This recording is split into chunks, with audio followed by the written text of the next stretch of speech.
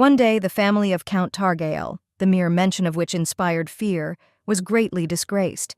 It was not just a mistake, but a major oversight. Erjanus, the eldest daughter of Count Targal, married by order of the emperor. A marriage of convenience. In Korea, it was impossible to imagine such a situation. The new man, Erginus, stated that once a week they would have to try to conceive an heir, and he would also try to have breakfast with the girl every day. If Targael had the same power as in the old days, no one would have allowed such a situation, and the lady did not understand why this happened in her generation. The guy said that in addition, he hopes that they will not cause trouble for each other, because besides, he is against the lady asking him to show love or express any affection. The girl was glad that fortunately, her new husband came out looking good, to which he stated that he would take full responsibility, but would not allow him to demand more. Erjanus understood that if she had been ordered to marry an old man, she would not have left a wet spot behind the Valois imperial family. But still, despite his pretty face, this man had a disgusting character. The girl concluded that he was already thinking that she had fallen in love with him. But still, in order to prevent any troubles from arising in the future, he insisted on concluding a marriage contract. The man, looking menacingly at his wife, asked if she wanted to say something. The lady suddenly realized that her life depended on this contract and began to read the document, because if there were any questions she needed to ask right now. Erjanus wanted to talk about sharing a bed, to which the guy arrogantly announced that they would limit themselves to once a week, and more was unacceptable. But she explained that this was not what she meant, and, on the contrary, she wanted to share a bed once a month, and there was no need to see each other in the morning, because the lady loves to bask in the mornings. And also, the girl demanded that more attention be paid to guaranteeing each other's personal time. The prince was shocked, but he was finished off by the fact that his wife even asked for punishment for the violation, in the form of monetary compensation. She began to reread the points and look for points that were beneficial only to him, without rushing to tell the guy about her dissatisfaction. Also, Erginus asked why the man speaks to her casually if her position is higher than his. The girl was born with memories of a past life, in which she lived in a rich Korean family, practiced martial arts, as she had a predisposition to it. Also, I took up fencing by chance, but at the same time became a representative of the national team. However, before the long-awaited Olympics, the girl was pushed down the stairs by her envious woman. It is very sad that she died at such a young age, never feeling the weight of the medal on her neck. She was reborn in a family called the Imperial Sword, since the children of this family had remarkable talent for fencing. But, unfortunately, there were fewer and fewer talented children, and the affairs of the county gradually declined. And so the heroine's younger brother, Aston, was born. But, unfortunately, he also had no talent for fencing. The children's parents, unfortunately, died before the eldest daughter's coming-of-age ceremony. But what's even worse is that their family went bankrupt and a huge debt arose. The girl turned to the emperor for help, but was refused every time. In the end, she even had to dissolve her family's knightly order. She sold everything for which she could earn more, less decent money, and somehow paid off the debt. Only the brother and sister remained in the mansion, who could only cry quietly in their arms because of the situation that had happened. But Erjanus hastened to reassure her brother, saying that knights do not cry. The girl realized that she had to earn money so that Aston would not starve, and in order to keep the mansion in her hands, she could simply marry a rich merchant. But she would not agree to this, even at gunpoint, because none of them meet her requirements, and the girl would not want to give up her usual life so easily. The lady thought that the talents of the count's daughter were useless when looking for income to provide for her primary needs, and maybe it was worth trying to master the art of fencing using skills from her past life. At the moment when she was thinking about this, she picked up a training sword. Erginus felt a slight trembling on her fingertips. A familiar feeling arose as if she'd been holding a sword in her hands all her life. Suddenly, the daughter of the late count suddenly realized that she was the one with the talent for fencing. The lady could not tell everything to her brother because he thinks that due to his lack of fencing talent, his family found itself in this situation. Since a woman would never have been able to become a knight, the girl chose to do what she definitely did, first cutting off her hair. She dyed her hair and decided that she would go to war to feed her surviving family, that is, her younger brother. In fact, it was easy to become a mercenary because there was always a shortage of cannon fodder on the battlefield. The lady became a mercenary without any procedures. She was not even asked where she was from. This was the place where she was born and raised, and it paid well, so being a mercenary on Val's side wasn't that bad. But as the girl thought, such a life was hard. But Erginus couldn't stop wondering whether Aston was eating well with the money she was sending. But the local men turned out to be animals, shouting that she looked like a woman as a guy, touching her butt and asking her to undress. But fortunately, those guys did not go unpunished, because the girl was successfully able to stand up for herself, leaving the guys lying around and spitting blood on the floor. After that, the fake guy got the nickname Handsome Monster, but she didn't care, because they would stop touching her buttocks. One man really became interested in the girl, saying that he would like to see this monster once, even if he was a man. The knights announced that there was already one monster named Sean. The Battle of Kirla took place in 994, according to the Inez calendar. In the battle, the girl concluded that no matter how much she fought, there was no end to the enemies. The mercenaries were at an extreme disadvantage, so at one point they ordered a retreat to save their lives. The girl decided that she could not die in such a wretched place, and at all costs, she needed to get out of here. But suddenly the girl saw two Valois knights, not understanding why someone like them was on their side. But suddenly, one of them attacked the other, killing him, saying that he needed to die. The mercenary wanted to run away, but her mercy did not allow her to simply leave. The lady looked at him, ran up, and asked him to look at her. Fortunately, the knight turned out to be alive and seemed to be breathing. She asked the guy to concentrate because she wants to help and save him. The knight lifted the second one onto her shoulder, trying to take him out of the battlefield. Having laid him on the seashore, the girl smiled, saying that she had successfully stopped the bleeding. She brought the flask of water to the knight's mouth so that he could wet his mouth. Delirious, the guy began to tremble and scream that he would kill and destroy them all. Erginus understood the guy because he cursed the comrade who betrayed him, but she did not understand what he had done to end up here. The knight clenched his teeth and whispered that all he had to do was wait and he would finish everyone off. At this, the girl grabbed the guy by the head, ordering him to calm down. As soon as he opened his eyes, the girl told him to cross her off the list when he interrupted everyone. He asked if it was a man, to which she replied that she was a man, or rather a mercenary. Then he asked why, if she was a man, his heart was fluttering so much. After that, the girl stood up and stated that she had done everything she could, and now the guy must figure out how to survive himself. The girl put a piece of loaf, saying that she would leave him some bread for the first time. But suddenly, the man asked what the name of his wonderful savior was, to which he replied that, according to the rules of etiquette, he should introduce himself first. To this, he quietly whispered that his name was Sean. Finally, Sean learned that his savior's name was Elle. She said that if she was lucky, they would see each other on the battlefield. Then the lady could not even think that the man she saved would become her husband, in a marriage of convenience. People said that Sean, the knight who moves up the ranks at the speed of light, and every time stands in the vanguard and always takes the initiative into his own hands. Suddenly, a red-haired man walked into the bar. He approached Elle and asked if they called him Handsome Monster. He decided to challenge the guy, saying that if he is so strong, then let him fight him. Elle decided to fight with 2 daggers, taking a fighting stance. Red asked how he planned to counter his attack using 2 blades. To this, the girl stated that he would not have time to do anything but fall apart with 1 blow. But he replied that his sword was longer, which means the swing was much greater. The guy tried to hit the second one, to which Elle jumped up, dodging the attack. Finding herself above the guy, the girl swung her blades and rushed into battle. People were surprised that there were fools left that dared to challenge Elle. Having followed the girl, he asked to become his subordinate, and after she refused, he decided to do the opposite. But suddenly one of the knights attacked the guy, putting a sword to his throat. The knight could not understand how the girl dodged the arrows.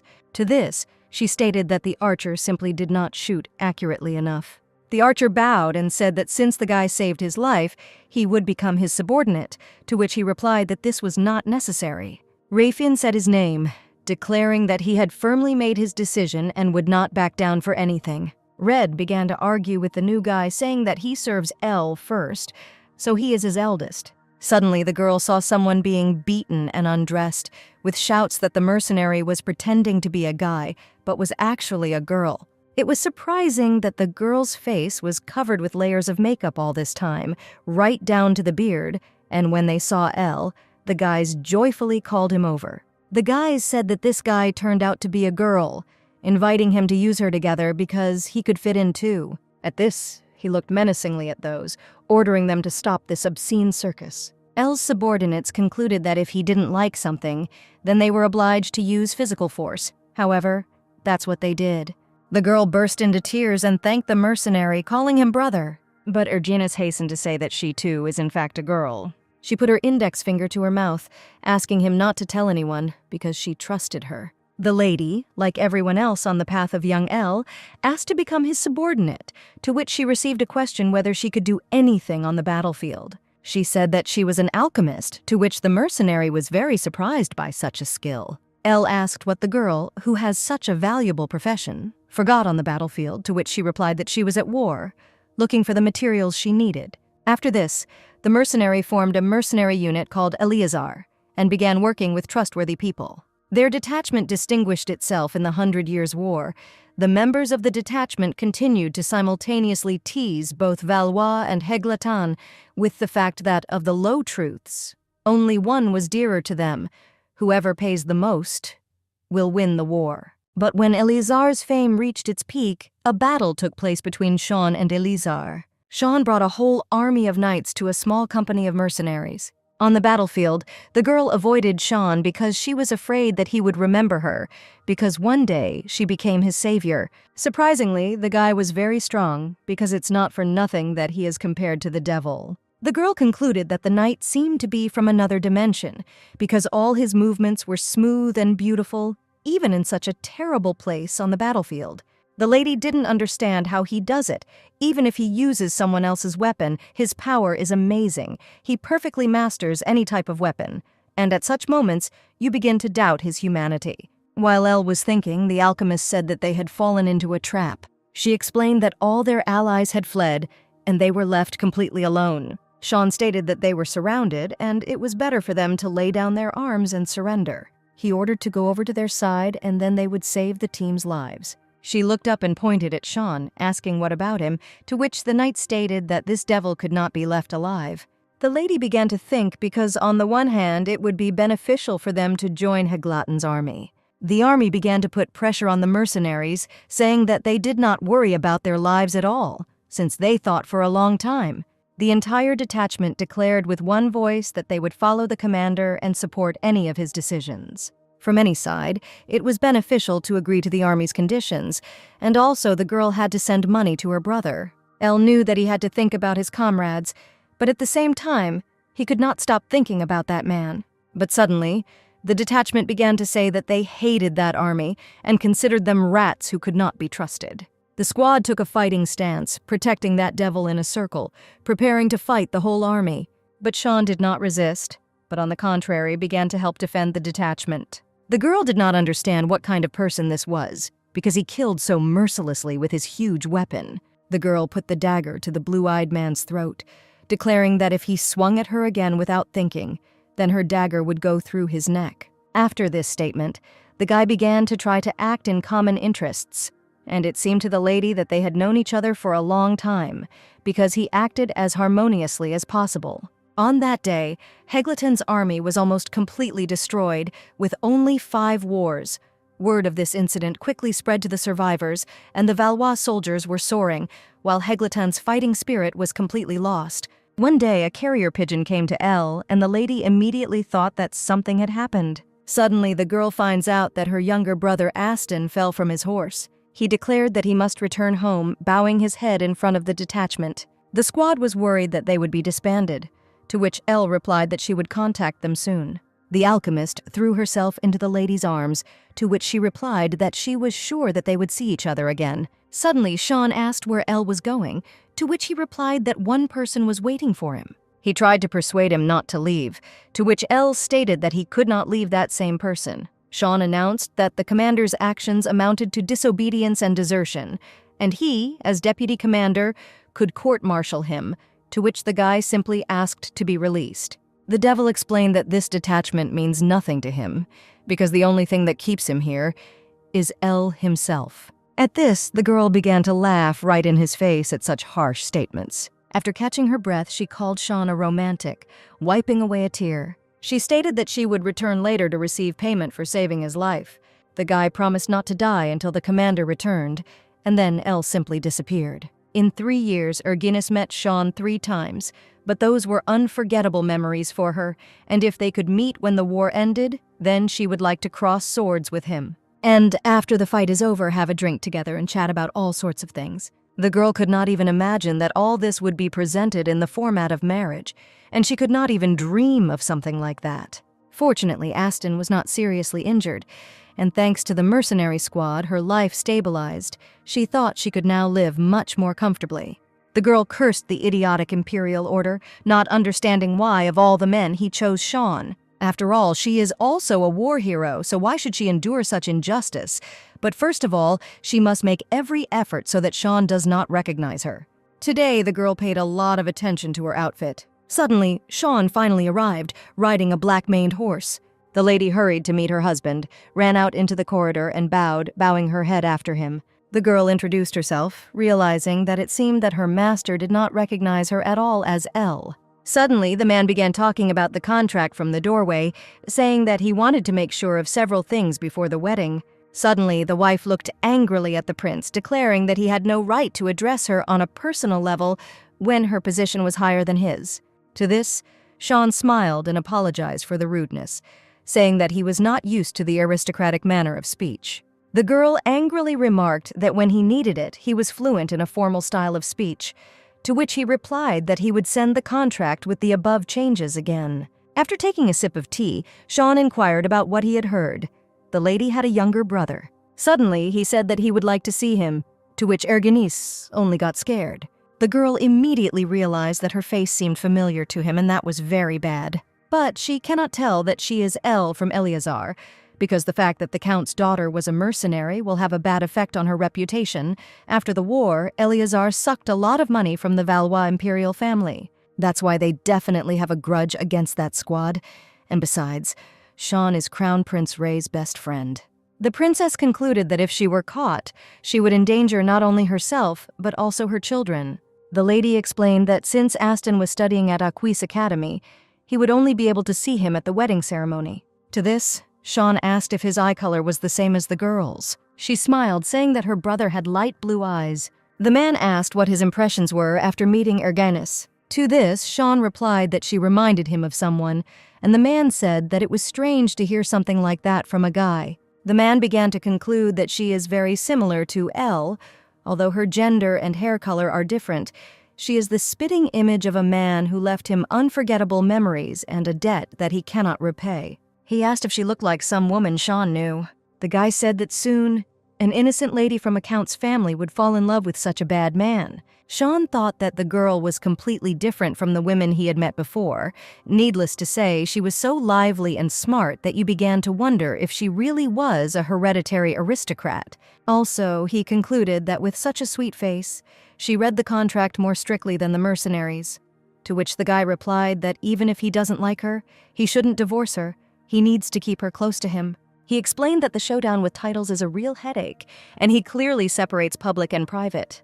The guy announced that he was looking forward to the day when he could call the guy Earl, and not just Sean. Meanwhile, the girl was riding in her carriage, asking to stop because she had some business to do. Erginus, as it turned out, returned to the very bar where her squad was relaxing. Upon entering there, strange glances fell on her, and only the alchemist, who knew that Elle was actually a girl, recognized her commander. Red asked who she was, suggesting that she was the commander's sister. The archer stated that he had assumptions that he was a woman, to which the swordsman was very surprised.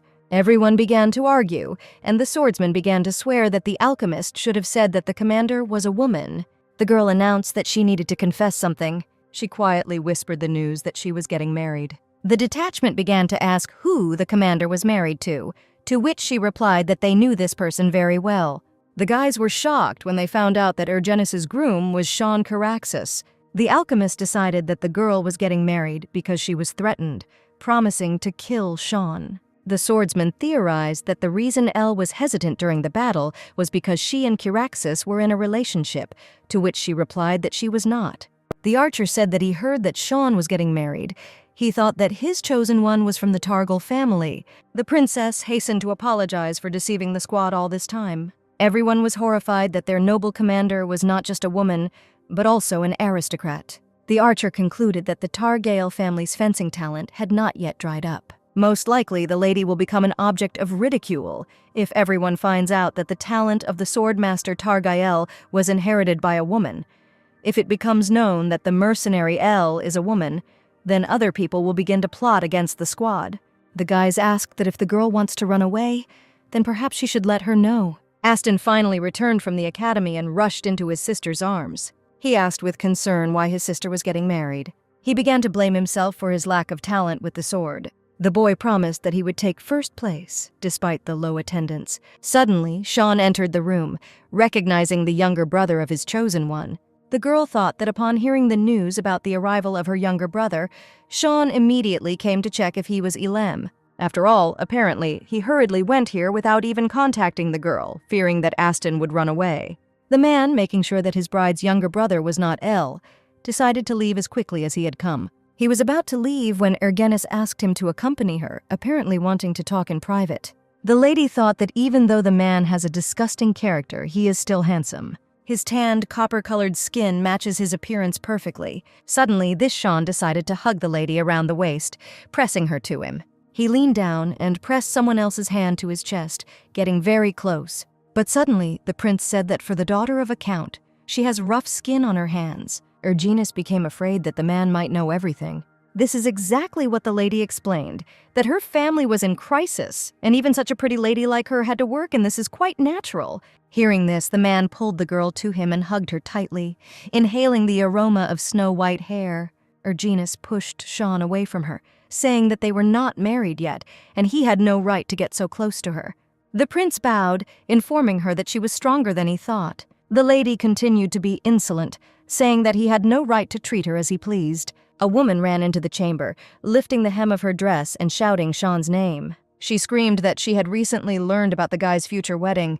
The girl began to express her dissatisfaction, saying that at the moment, the guy was marrying a woman who may have done business with other states, or even sold her body, to which he announced that she was going too far. The man asked, since when did Lady Celie have the right to decide something? He explained that there is a limit to any patience, to which the girl angrily ran out of the office. They say that Lady Celie recently quarreled with Count Epernon over rumors and a new wedding. The man urgently needed to meet with Reeve. The servant reported that Eleazar was still working without a leader, and it seems that some time ago they had a secret meeting, at which Elle was present. Jean suggested that the tuition fees at the academy where Ergenis's younger brother studied were quite high. Currently, all the servants are trying with all their might to find out where Elle is. The man began to think how everything would have turned out if he had kept the commander. Then he would have wanted to ask why the hell he saved him in the first place. And then see with what sour expression he would answer that it's just like that. Suddenly the servant asked if Sean thought Lady Ergenis was Elul. To this he said that it would not be bad to see how she holds a sword. But suddenly the man hastened to tell that Master Harbin makes rapiers and men. Goshi. He said that Master Harbin always checks the customer's skills before starting to use weapons, and he didn't even listen to him when he tried to place an order. The man at the weapons bureau said that he was very glad to see Ergenis. He said that he had forged a real masterpiece, asking him to wait until he showed it. He also said that he added decorations to make it look elegant, and also asked a friend to make a red case and belt. A year ago, she also came to this man, not understanding why he ignored her because she was a woman. He literally taught her how to use a baton and other various weapons, always shouting about what she was doing wrong. Then, Ergenis concluded that this old man was too meticulous. But suddenly she smiled and put the club to the old man's forehead, showing real skill. He stated that the girl was the second who was able to hold the weapon correctly, and the second was Sean. But as it turned out, Sean does not order weapons from him, because there is no need for this. Once he gets to him, the most expensive sword will become like a cheap iron rod, and, conversely, a cheap iron sword will be like an expensive one. The princess decided to order weapons for herself on behalf of the county of Targale. The man provided the girl with a beautiful sword, which she liked at first sight. But suddenly, the voice of Sean was heard, the man whom Ergenis was afraid to see here. Even though this grandpa was impudent to the lady, he covered for her and did not tell her that she was here. The blonde immediately realized that first, she needed to get out of here as quickly as possible. As it turned out, Sean came to place a new order, to which the old man replied that he could not make a sword for him. He asked what kind of sword he had forged earlier, to which he named the one he had just given to the lady. The man looked menacingly at the merchant and asked who ordered this sword. The old man tried to explain that in order to use this weapon, you need to have unimaginable fencing skills, because the execution of such a technique is impossible without high skill and some flair. To this, Sean replied that he had seen such art only once. He stated that he believed that the old man had obviously heard about this man, or, more precisely, about Al from the hunting party. The lady vowed forever not to forget about the service rendered to her. The girl wanted to wait until he left so that he could quickly leave, when suddenly the prince noticed that the back door was open. She covered her face with scarves and hurried to run. There were guards on duty outside the doors, but Ergenis decided to try. Running out of the merchant's estate, the lady rushed into battle, knocking down the guards so that they would not see her face and detain her. Having successfully completed it, she hurried to leave this battlefield and began to run, when suddenly she was stopped by Sean's scream. He asked why the girl was running away. Sean literally tearfully stated that he thought this guy was his friend. The man trembled and asked the guy to turn around and look at him, and also promised not to lie and not run away. The girl understood that she had put everything on the line, and would like to say that she is Ergenis, the one who will soon become his wife. But she cannot make such a decision alone, because if it becomes known that she is El, then she will be at risk will not only be her honor to the House of Targael, but also the members of her squad. Sighing and ignoring Sean's words, the girl left him, hiding in the darkness. An advisor came to the guy, saying that recently priests of Inez had been spotted all over the continent, to which he replied that he had not heard that Ylvis had died. It is said that the priests of Innis left the sacred city of Inesian. The religion of most countries is Innisism. The high priest Ilwoods hears divine revelations and conveys them to the people. The man said that he knew that they were traveling only to find a new Ilwoods. The advisor said that because of the war they had too many debts, and if they did not pay them, they could defect to Hegleton, because he had been interested in them for a long time. He realized that if the mercenary squad disappeared, they would have no reason to pay them. The guy explained that they would have to find out their location, and then said that he had to talk to Sean. Returning to the mansion, Ergenis exhaled, because she was afraid that as soon as she came home, Sean would grab her by the collar. Suddenly, the younger brother turned her away from the lady's thoughts, taking the girl by the hand. The lady saw scars on her brother's hands, to which she thought that she was the reason for them, or rather, that she had received a talent for the sword. Once upon a time, the boy convinced himself that he had no right to live because he could not save his family. He apologized for the fact that because of him she would have to marry for convenience, and if only the boy had a talent for the sword, then everything would be different. To this, the princess announced that it was her choice, and Aston was not to blame. The wedding day arrived, and Ergenis could not believe that she was really getting married. The lady wanted to eat, and her corset was very oppressive, while the servants were preparing her for the ceremony. Finally, the younger brother led his sister by the hand to the crown. He carefully passed her hand into Sean's and walked away a couple of meters, leaving the couple at the wedding. Ergenis began to feel very embarrassed, not understanding what was wrong with her, because it suddenly seemed to her that Sean was too charming. And so the witness began to say a phrase about kissing, because the moment of the wedding had arrived. Sean carefully lifted his beloved's veil and lifted her head by the chin. Their lips locked in a sweet kiss that Ergenis could never forget. The girl could not understand why the man was using his tongue, because he should have just lightly touched her lips. The bride and groom were blessed, declaring them husband and wife. The bride tried to convince herself that this was just a marriage of convenience and nothing more and nothing less. The lady was very worried that the wedding night began too quickly. She was taking a bath. She was provided with clothes that were very easy to remove. However, in other cases of marriage, grooms require proof of chastity. The girl has heard that some parents even watch how the wedding night is spent, and perhaps she should breathe a sigh of relief, because now Sean, not her parents, is not with them. The girl walked into the box, seeing a heart made of roses on the bed. The lady felt ashamed of this, and she began to remove these flowers. But suddenly, seeing a table with food and alcohol, she began to eat the food, since she wanted to eat from the very beginning. Suddenly, Sean entered the room wearing the same open outfit as his bride. Seeing him, Ergenis choked on her cookie. The wife awkwardly asked if the man would like to drink wine. Suddenly, the husband began to say that the girl should not hide anything from him, because now they are spouses, and they should not have secrets from each other. The girl grinned and asked if her husband was hiding something from her, to which the guy said that she was avoiding answering, and then threw the lady to the floor. He began to kiss her collarbones, saying that she really was a woman.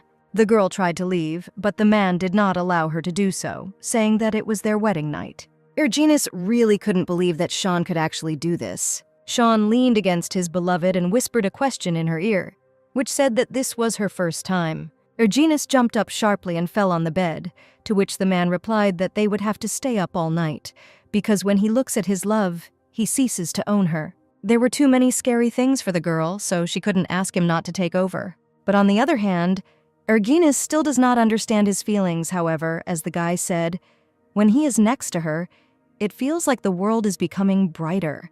But as soon as the girl looks into his violet eyes, she unconsciously begins to drown in them. The man said that the girl does not need to answer if she cannot, and that it is normal if this is her first time. During the process, Sean suddenly noticed scars on his beloved's body. Sean was given life by the mistress Kiraxis, who died. Then an accident happened to Mr. Kiraxis. He was called the devil who devoured his parents. His uncle and aunt also said that they could die from him, and from today on, he is their servant. The guy was forced to work faster to get food. Sean didn't understand why he was born if he lived in such a hell. But one day, a young lady met him and asked him to come to his room. There, the girl held the boy by the throat, telling him that this is how pretty guys should work, and if he wants to get a piece of bread tomorrow, he will do what he was told. Having learned about this situation, his uncle beat Sean with a stick, not understanding how he managed to get there if he provided him with a roof over his head and food. The young lady stated that Sean seduced her and raped her. Sean was angry because he was tired of a life where he had to sell his body. He decided to go to war, and it was better to fight than to live such a life. But despite the fact that he fought with all his might, Sean would die due to the betrayal of his fellow soldiers. Then he promised himself that he would destroy everyone, but at one point he met Elle, who asked him to cross him off this list. Then, for the first time, from birth they showed kindness for which they did not have to pay. Suddenly a guard ran into the room, reporting that Elle was behaving strangely. He explained that he saw Elle saying goodbye to his comrades with a luggage bag over his shoulders. Sean immediately dropped everything and rushed to him, asking him not to leave, and if he needed money, he would ask management to raise his pay. The man was ready to do anything to ensure that the guy didn't leave, abandon him, or give him credit. Waking up, Sean stroked his wife's hair, calling her beautiful, which behaves very strangely and is different from other women. To be honest, Sean just wanted to sleep with Erginus, but when he saw how she knew how to have fun on her own, he was led by his lust. The man had a guess that Erginus was Elle because both of these persons behaved strangely. But hugging his wife, he realized that even if this was the case, he didn't mind. The husband suddenly realized that when he is with Erginus, he completely forgets about Elia because he feels good with her. The girl looked at the man, thinking that some kind of unusual charm emanated from him. Sean woke up and wished the lady good morning when she realized that she had a strange sensation in her chest, and it was her heart.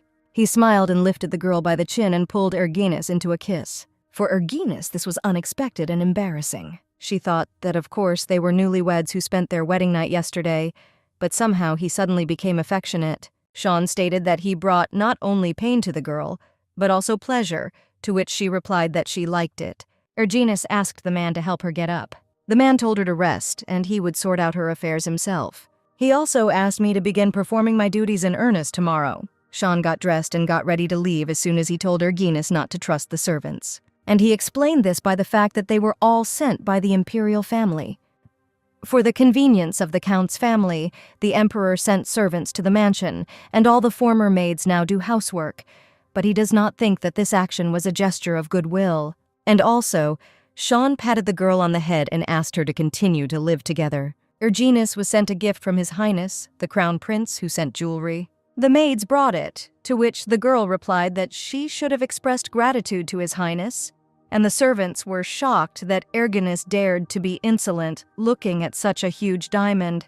They explained that after she became the full mistress of the Targale house, her duties included attending social functions. The girl had already made her debut in secular society in her youth. The influence of her family just began to weaken at that time, and no one was interested in her. In addition, the only goal of women in such circles is the attention of men. Here, they make dirty jokes and share vulgar situations from their personal lives.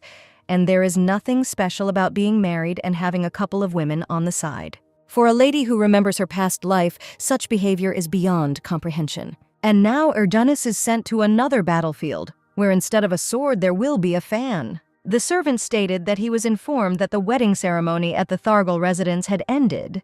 Erginus, however, is glad that she and Sean worked well together. On the one hand, he seems to do whatever he wants, but it's surprising that he respects the girl's opinion and shares his successes. However, the lady was lonely when it was already the second day. Sean did not come. After their wedding night, he remained in the imperial palace all the time.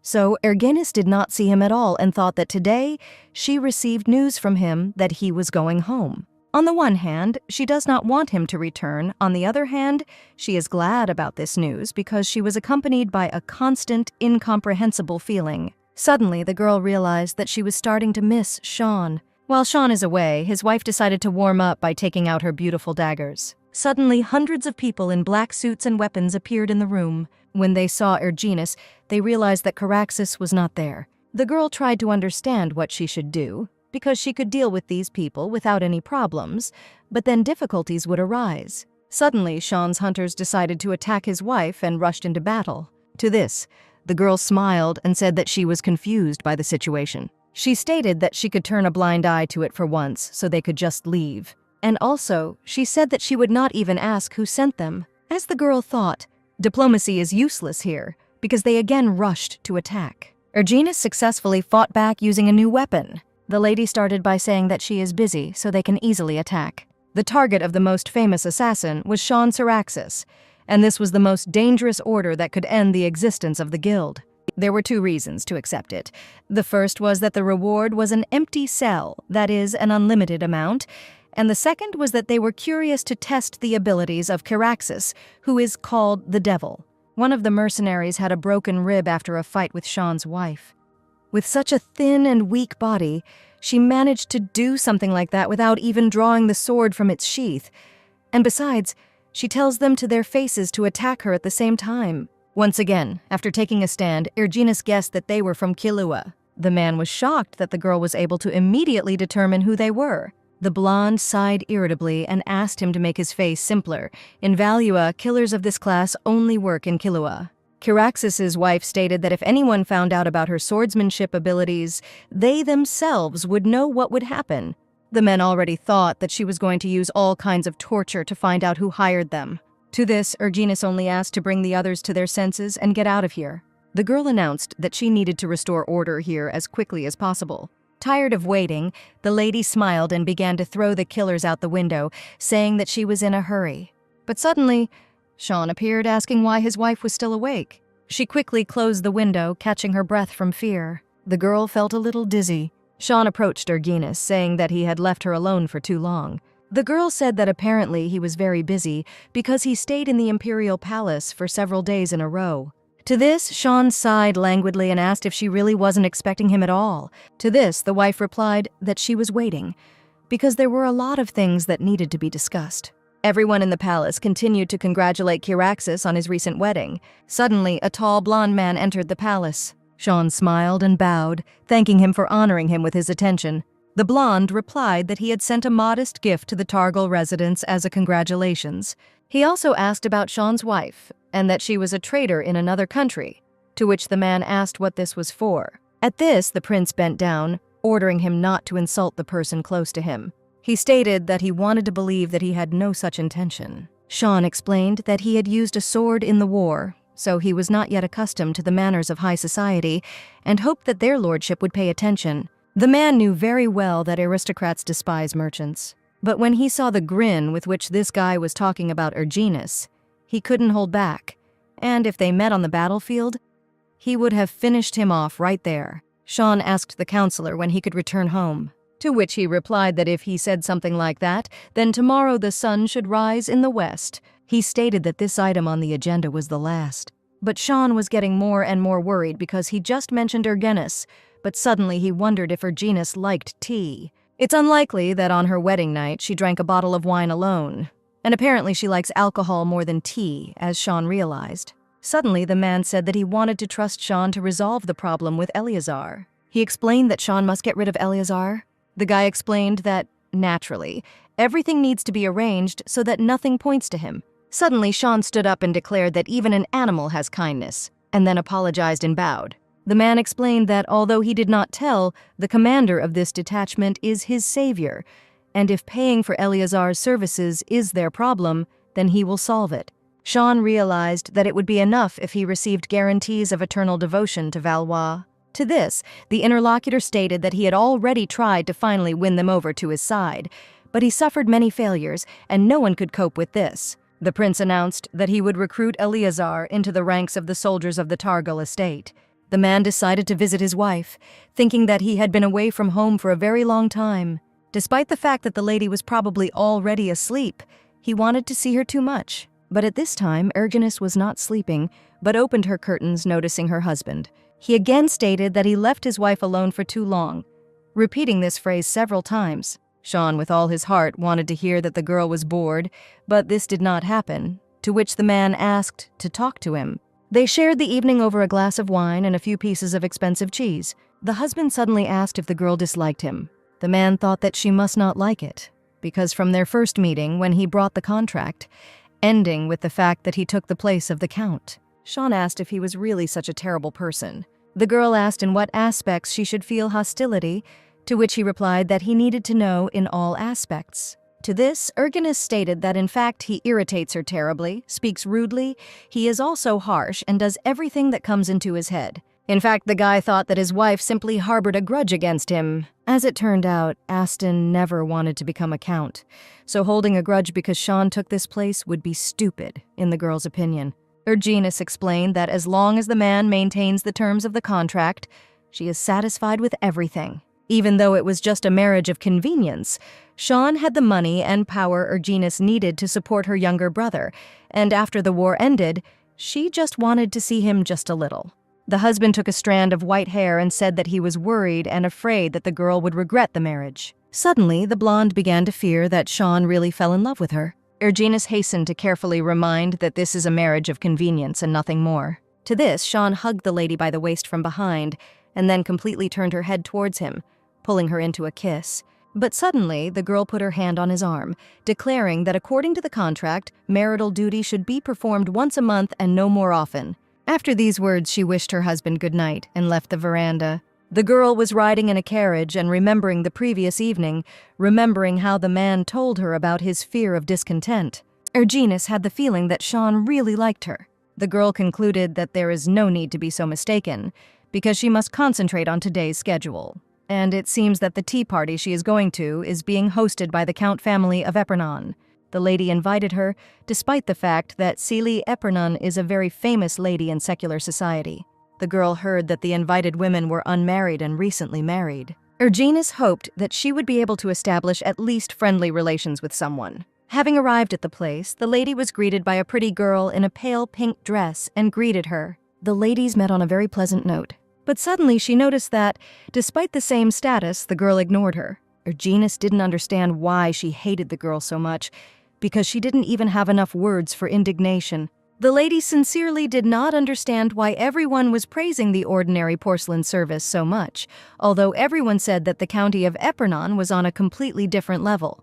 But suddenly everyone began to complain to Celie that the tea was too bitter, to which Erginus stated that it should be brewed when it had cooled, because boiling water caused the tea to acquire a bitter taste. Celie suddenly didn't understand how the lady knew how to drink such tea, since they were the first to bring it to the empire. The blonde didn't understand why the atmosphere suddenly became so strange. It seems that Erginus accidentally hurt this lady's pride, although on the contrary she wanted to help. She only knew that the Rio kingdom was similar to Korea in ancient times. They must have spent a lot of money to prepare such a tea set. Suddenly, Celie announced that thanks to the girl, they had safely enjoyed the tea party, inviting her to talk a little with her. Sitting down at their table, the girl smiled, and Celie just introduced her.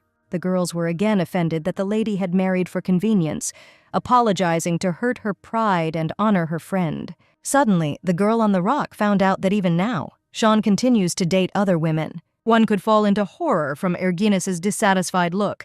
The blonde demanded to answer her question. According to Sally's idea, Erginus should have been confused, not knowing what to do.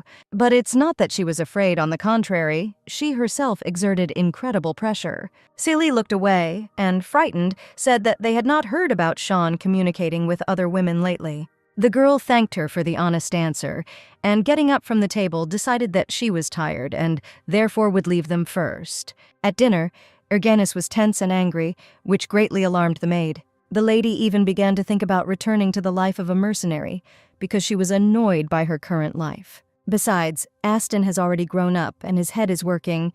He will find a way to feed himself after the academy.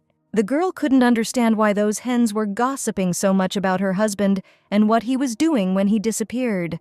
And this despite the fact that in Vala, there are quite freedom-loving people who do not consider having a lover or mistress something shameful. But for Erginus's husband, such behavior is not allowed, so the lady was angry. But suddenly, Sean visited her chambers, surprised by such emotions. The man said he wanted to say something. Sean said that no matter what happens, all the blame lies with him. Erginus asked if that was all he wanted to say, to which he replied that yes. Because of this, the girl pushed her away and asked her to get out. The jealous woman shouted that to calm her soul, she could also meet another man. Erginus stated that Sean has no right to be angry with her after what he did. The lady looked away and said that they didn't have the kind of relationship to pay attention to something like that because it was just an agreement and nothing more. She stated that they would not interfere in each other's personal relationships and also ran away. At this, the man took her hand, stopping her and asking her not to leave. He grabbed her by the waist and pulled her close to him. The girl promised not to leave if he told about everything he had done. The lady set a barrier for herself, because if she falls in love with Sean, he will leave her like other girls. The man swore to God that after the wedding, he did not do a single shameful thing. Then the girl asked about what happened before the wedding. To this, Erginus asked that she wanted to make changes to their agreement. The lady stated that she wants the marital duty whenever she wants, and the other condition is removed. But still, for some time they will sleep in different rooms. The lady said that they needed to take a break from each other for some time. This is the first time Sean has gone crazy over a woman, and he thinks about it and doesn't understand why he's so desperate to keep her, and doesn't even know if she's really Elle. The guy asked when they would join the ranks of the Targale Knights, because everyone was looking forward to it. He explained that, in particular, the head of the guild was so fed up with his position that he persistently demanded that he be given the position of butler, to which Sean stated that the guy talks too much. Liv said that he will find out the location of Eleazar, and it is not far from Manuaf Square. They are constantly there without any movement. He asked when Sean planned to go to them. Even though the members of Eleazar are war heroes, they are still mercenaries. If they began to serve in the Targale residence as soldiers, such a move would cause a huge outcry from the nobles due to their status. If Ray suddenly stops seeing Sean as an ally, if he has to commit treason, he still has to protect them. The mercenaries asked the master what to do. One of them said that even this time, but how about refusing the order? To which the other replied that it was bullshit and then they would all die. They couldn't even imagine that they would be beaten by the Countess, and this is of course true, but she is very generous. They understood that they had been beaten well, but no one died. In addition, she threw everyone out the window so that they could escape, and if they went there again, they would die by the hand of that Countess. And in the current situation, they will die both if they refuse the order and if they go to fulfill it. But suddenly, a wonderful idea came to the guy and he asked to bring a blank check. He offered to transfer this order to other people. They decided to entrust the head of Sean and that same Countess to the Eleazar detachment. The swordsman asked since when the killers give orders to mercenaries. The guy was embarrassed to talk about it, but recently, while fulfilling one order, they failed. They were surprised that they failed the task, asking what their goal was. He handed the squad a blank check, asking them to accept it, as well as the order. The guys began to look at the check, saying that if you need to kill someone, even Raffen alone can handle it perfectly, they agreed, because they could buy themselves some meat. But suddenly he reported that when they entered the residence, only Countess Targale was not there. They immediately attacked the guy, asking why he was going to attack the Countess. But if you think about it, the Duchess wields a sword, asking what he guessed. The guys wanted to kill him because he shouldn't tell anyone anything and use the check properly. The party noticed someone coming, ordering the killer to hide. As it turned out, Sean showed up at their meeting place. The killer looked at Sean from behind the barrel, remembering that he had a dagger with him. He was thinking that the man had come without a weapon, and his attention was completely focused on the Eleazar squad. This was the ideal moment to complete the task that had not yet been transferred. But for some reason, it seemed to the guy that he could not do anything against Caraxes. He concluded that Sean was just standing there, and energy was already emanating from him, which inspired extreme fear. But suddenly, the killer noticed that the squad received Sean warmly and even with humor, saying that he still had such an annoying face. The alchemist poured the man a drink at the expense of the establishment, to which the swordsman spilled everything on the floor, saying that here he would not drink anything. Sean decided not to delay and get to the point, inviting the squad to join the Knights of the County of Targail. The boy reported that they say that the priests of Innes have left the holy city. He also shared that he considers such stories to be complete nonsense, even though the beginning of the millennium is a special event. But noticing that the gentleman was always thinking about something, he concluded that he and his mistress had had a fight. Suddenly, Sean asked a question about what women like, to which he replied that jewelry and flowers. In general, many aristocrats were obsessed with the Count, but he didn't even give one of them a speck. Surprisingly, he treated Lady Erginus completely differently, and everyone saw it. But suddenly, the guy suggested that the man enlist the support of her relatives. As it turned out, the girl's younger brother studies at the Akvis Academy, and there are 2 student festivals held there every year, and during this time, outsiders are allowed to enter.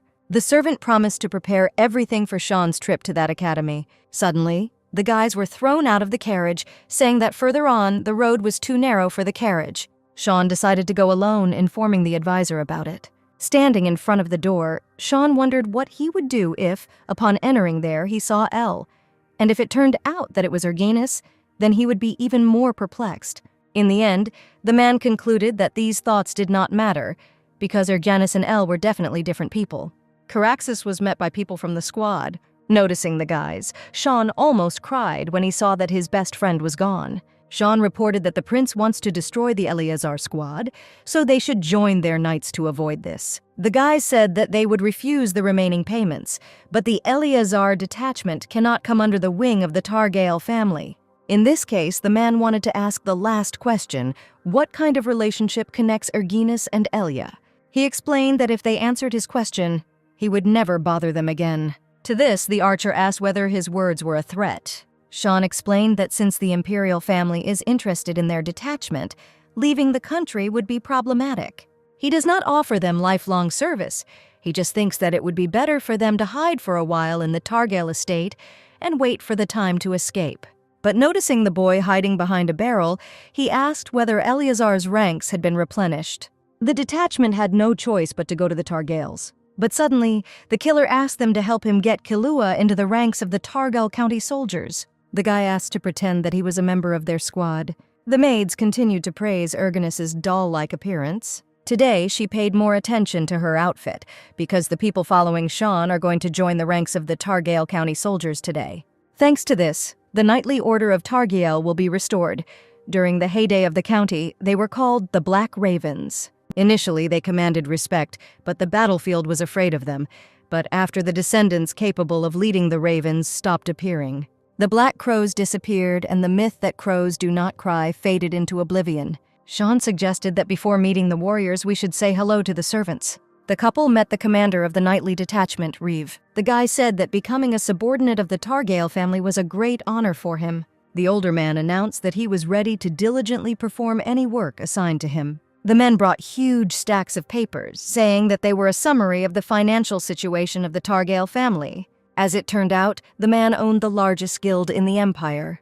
Sean stated that Erginus is the mistress of the Targail estate, and therefore, in the future, he does not want to hide anything from her. The external owner was Mark, and the real master was Caraxes. Mark himself was from a family of merchants, but fate brought him together with the master, and they founded the Marchances Guild. Erginus found out that fate brought them together during the 100 Years' War, to which he replied that Sean saved his life. And after that, Mr. Caraxes obtained from Valois exclusive rights to military edits. It is surprising that they survived the same war, but Sean is different from the girl. She fled the battlefield a year earlier to settle household affairs, refusing the money that Eleazar sent. The girl was surprised by the large number of people who were ready to join the ranks of their knights, to which the man began to bless them all. Everyone joyfully began to shout and rejoice the name of the ruler. But suddenly the lady saw Eleazar's detachment, surprised that they had come. The girl would have liked to grab them by the chests and interrogate them thoroughly, but she could not do that. All that was left was to point them side to side. When night fell, Erginus saw under her window a detachment coming to her to explain. Kilua's Ethan was also with them, introducing himself. He was so delighted with Lady Targael's use of the sword that he decided to enter her service. The squad hurried to tell them that Sean had come to them, saying that the imperial family was targeting Eleazar, and to protect them, Caraxes offered to join the Targael Knights. The lady hugged the guys from the squad, praising them, realizing that they could have gotten a knife in the back. Also, the archer said that Mr. Caraxes guessed about Elle's true identity, and the girl should be more careful. In any case, Sean suspected her from the very beginning, and perhaps, to some extent, he was able to be convinced of his suspicions. They said that Ethan was the guy who visited them before Sean arrived and heard the whole conversation. That guy knew about Erginus' secret, and they would have more problems if he told anyone. The archer offered to finish him off. The swordsman reasoned that the commander had already spared this guy when they snuck into the estate, offering to make him her servant, to which the alchemist objected that he was their subordinate. The boy promised to serve the girl, and it couldn't be any other way, because their commander has such a kind soul. The detachment said goodbye to the commander, promising to see him in his dreams, when suddenly there was a knock on the door. Opening the door, the girl gasped, because she saw not a maid on the threshold, but Sean. The lady thought that the man was worried that they were sleeping separately, and probably this time they would discuss business again, because recently he had only talked about work. But suddenly the husband asked if Erginus wanted to go to Britain. Erginus heard that Aquis Academy will soon host a student festival. Hearing that the girl would be able to see her younger brother, she covered her mouth with her hand and thanked the man in a whisper. To this, he said that he did not want to see how sad his wife was. The agenda for today's meeting was very good. The man asked the prince if he knew that the Eleazar detachment had joined the ranks of Targael.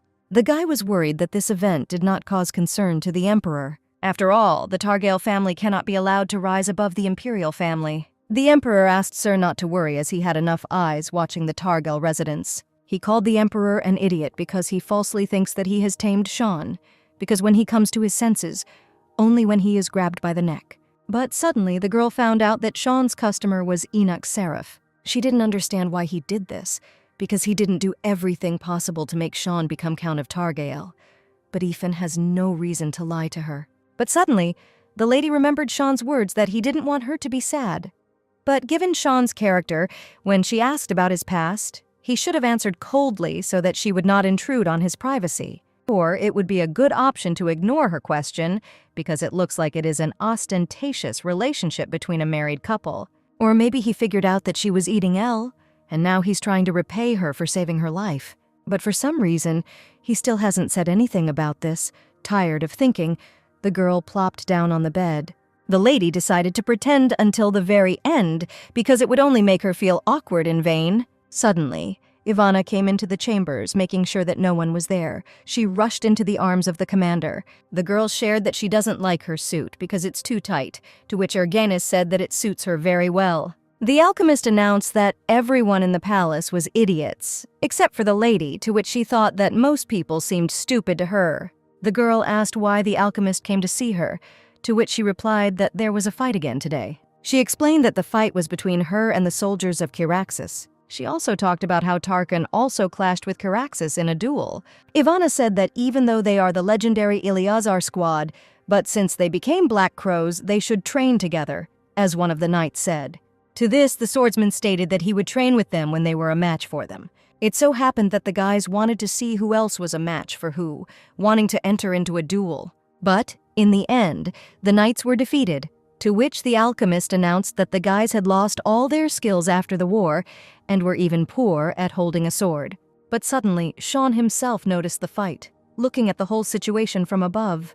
The advisor suggested pouring cold water on them so that they would all come to their senses. The advisor was surprised when the swordsman challenged Sean, offering to fight once. To this, the man took his sword, to which the guy asked to take care of his own health. The archer and the alchemist had already begun to place bets on their own salaries. The swordsman himself personally bet his salary on his victory. Charaxus looked at him and, standing up straight, asked him to attack first.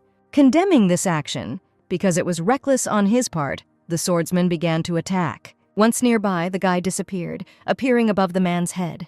He wanted to hit him from above, but missed and simply hit the ground next to the gentleman. To this, he said that it would be better for Sean to fight Elle. But with these words, according to the lady, it all ended. She said that, to be honest, she believed that in order to cross swords with Charaxus, you had to be as much of a swordsman as the commander. A maid walked into the chambers, saying that the Count had asked her to come to his office. He wanted to talk to her about the trip to Britain. Having gone there, the girl felt her husband's anxiety when he said that today there had been a small skirmish between their soldiers and members of the Eleazar detachment. To this, she asked if he wanted to talk to her about a trip to Britain. To this, he explained that now they were in the same boat, so he told her about Marchance. The man asked if she really didn't want to tell him anything.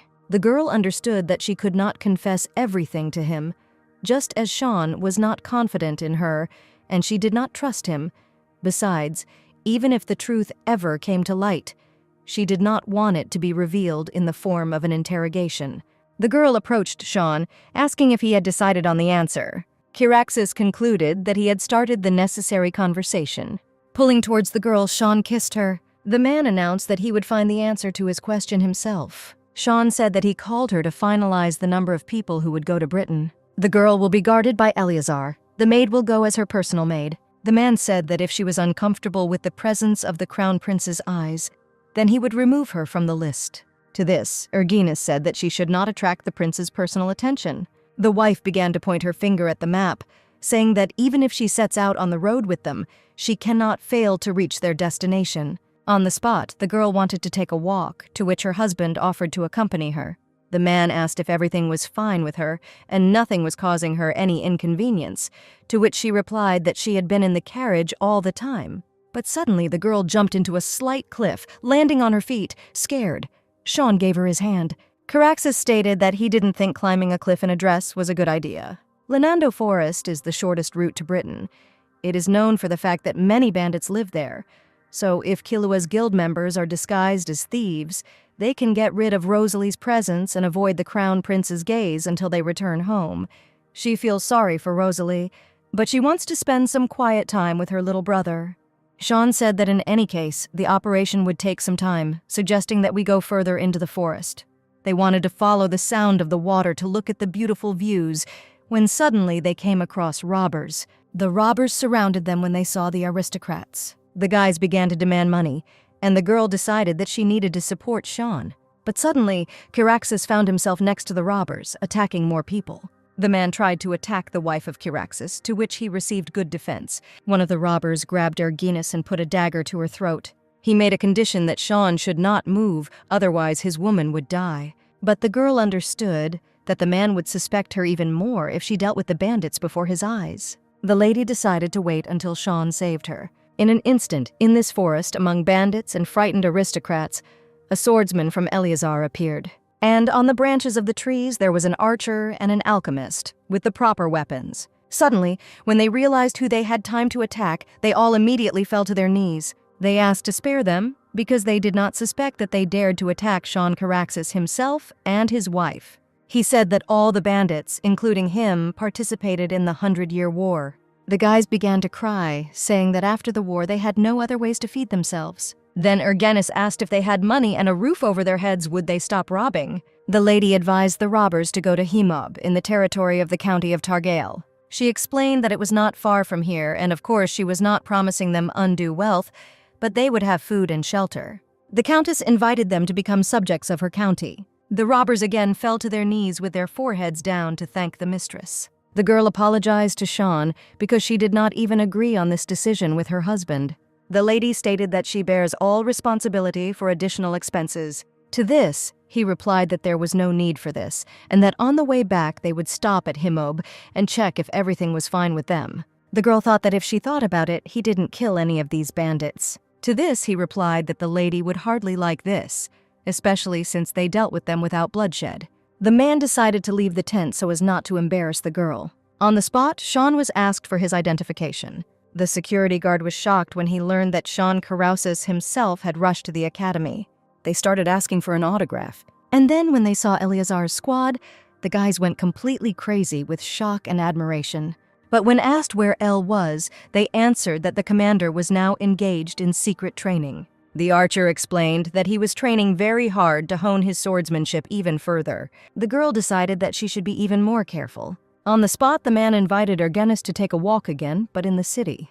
To this, Ergenis stated that they would go wherever she wanted. The lady was thinking where to go, either for coffee with pretty pink desserts or just wander around the city. But suddenly, the young family came across the priests of Inez. Sean didn't understand why he was so far from Anesian. One of them bowed and prayed, saying that the Lord would be with them. They wanted to say something, when suddenly Curaxis took the girl by the hand and quickly walked away from this place. No one understood why they were running away, if receiving a blessing from the priest Inez was a great success.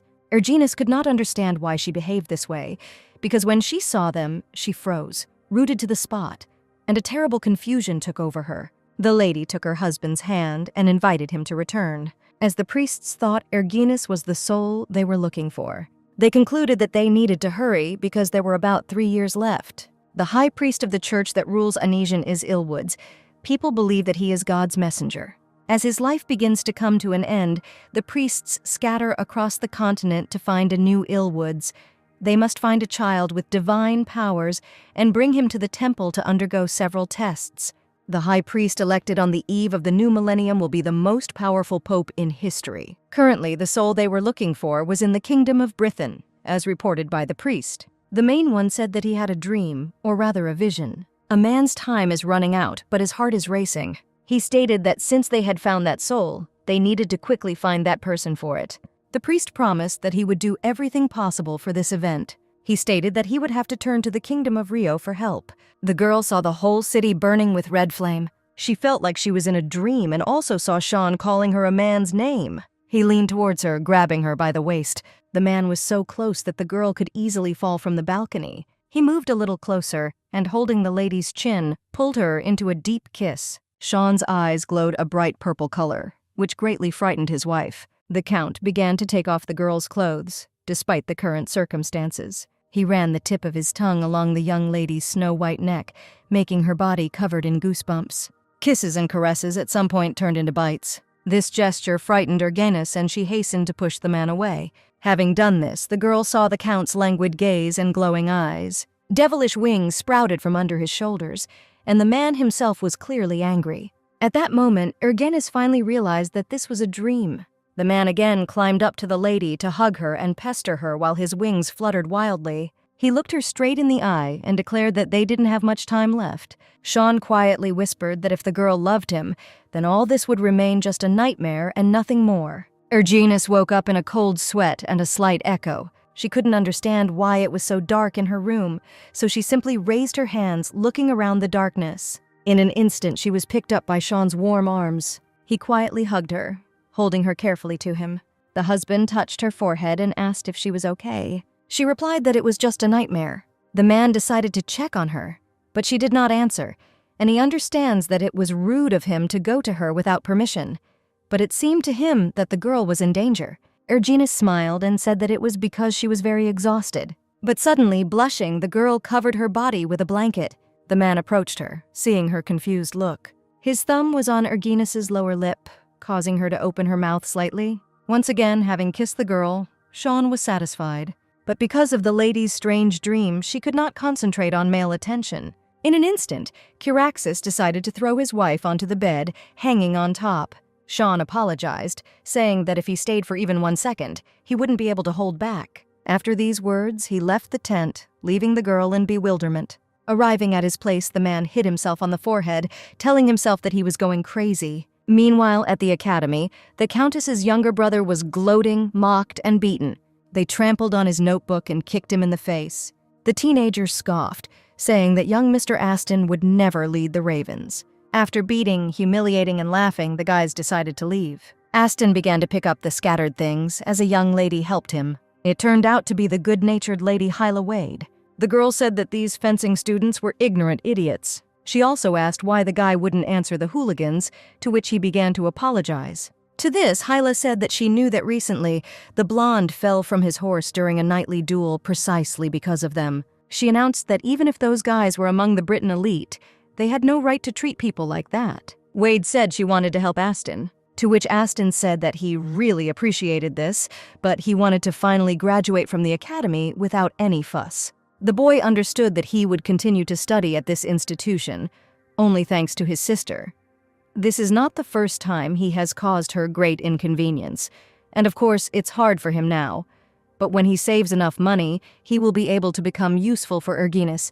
But first he must graduate from the academy. Aston bowed his head and began to apologize to the girl in case his actions had offended her. This attitude irritated the girl very much. Saying that she was disappointed in him, the girl left the strange place. The student festival was soon to take place, but the guy realized that if his sister saw him like this, she would probably be disappointed too. Erginus asked Ivana how her dress was, to which she replied that the commander looks great in any outfit. The girl was incredibly happy that she would soon meet her younger brother. The lady began to roughly braid the girl's hair, saying that at such moments she began to be jealous of the commander of Aston. To this, she stated that she and Aston are different people and she loves them equally. When Ivana was satisfied with the answer, she decided that she would dress the girl up so that she would shine brighter than anyone else.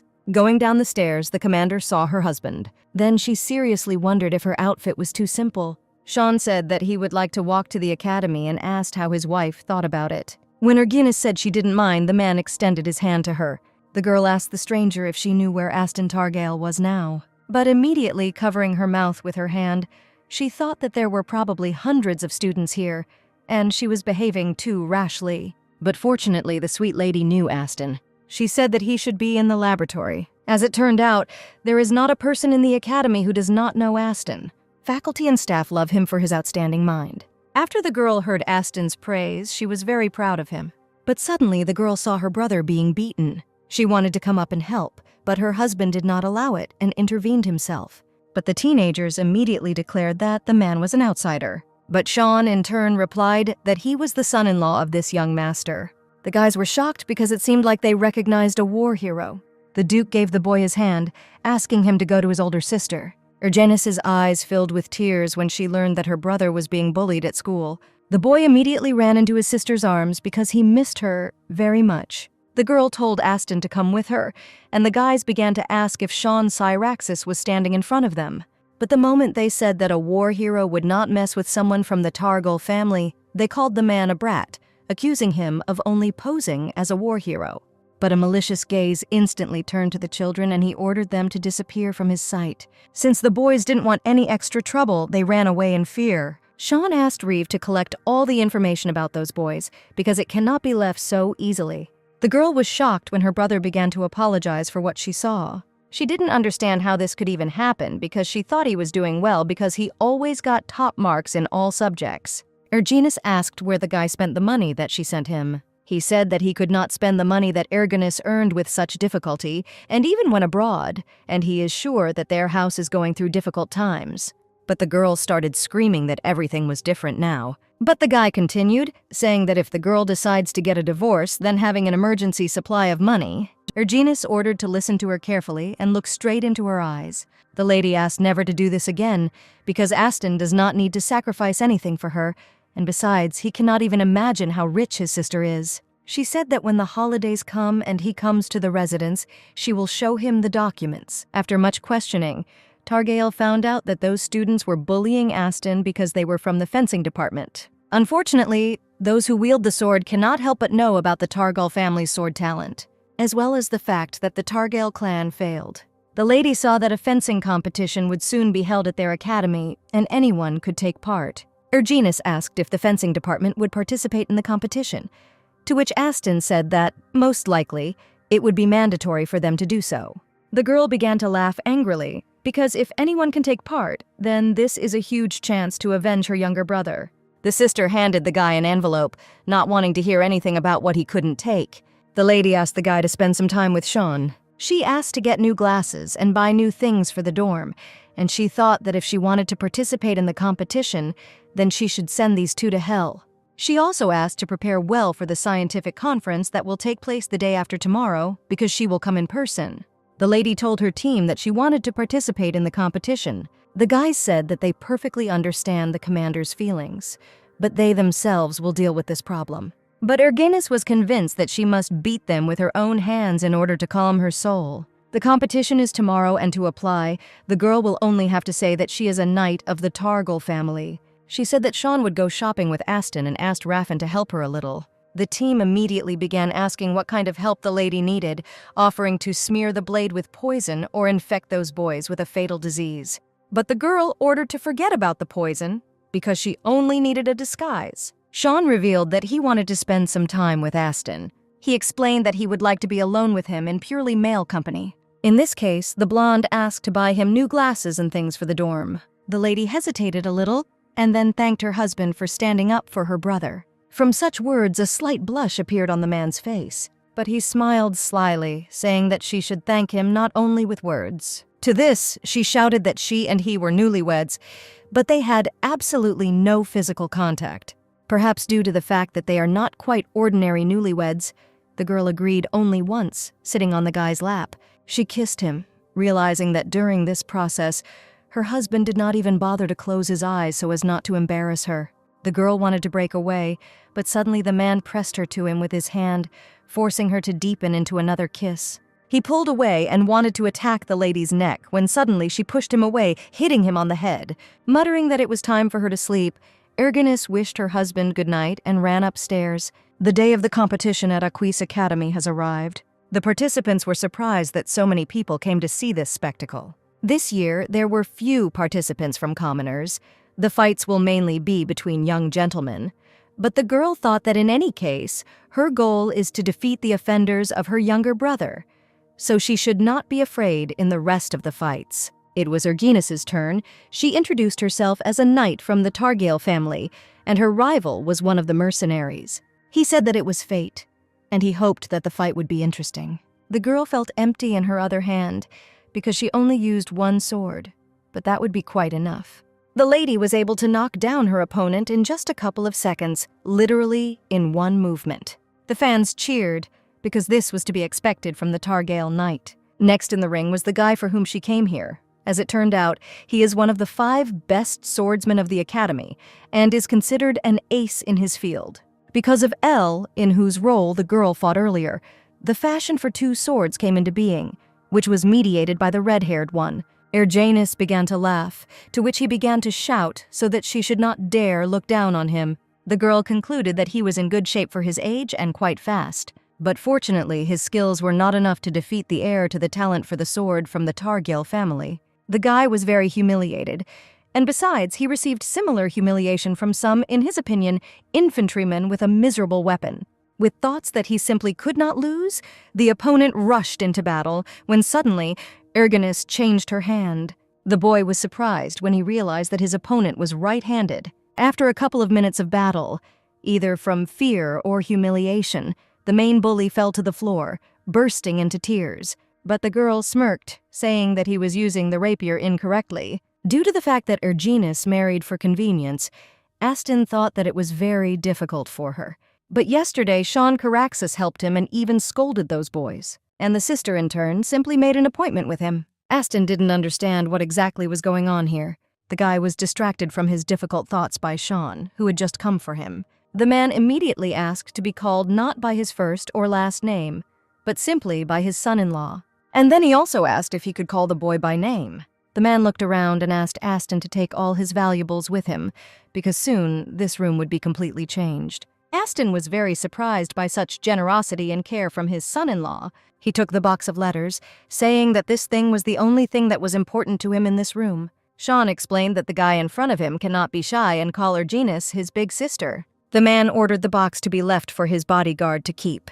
Reeve introduced himself, saying that he was in charge of commanding the Knightly Order of Targal. The boy was taken to an expensive place, where a kind woman began to take measurements in order to find the guy good clothes in the right size. The son-in-law said that, to start with, they would order 5 sets of casual clothes, one formal suit, and one formal business suit.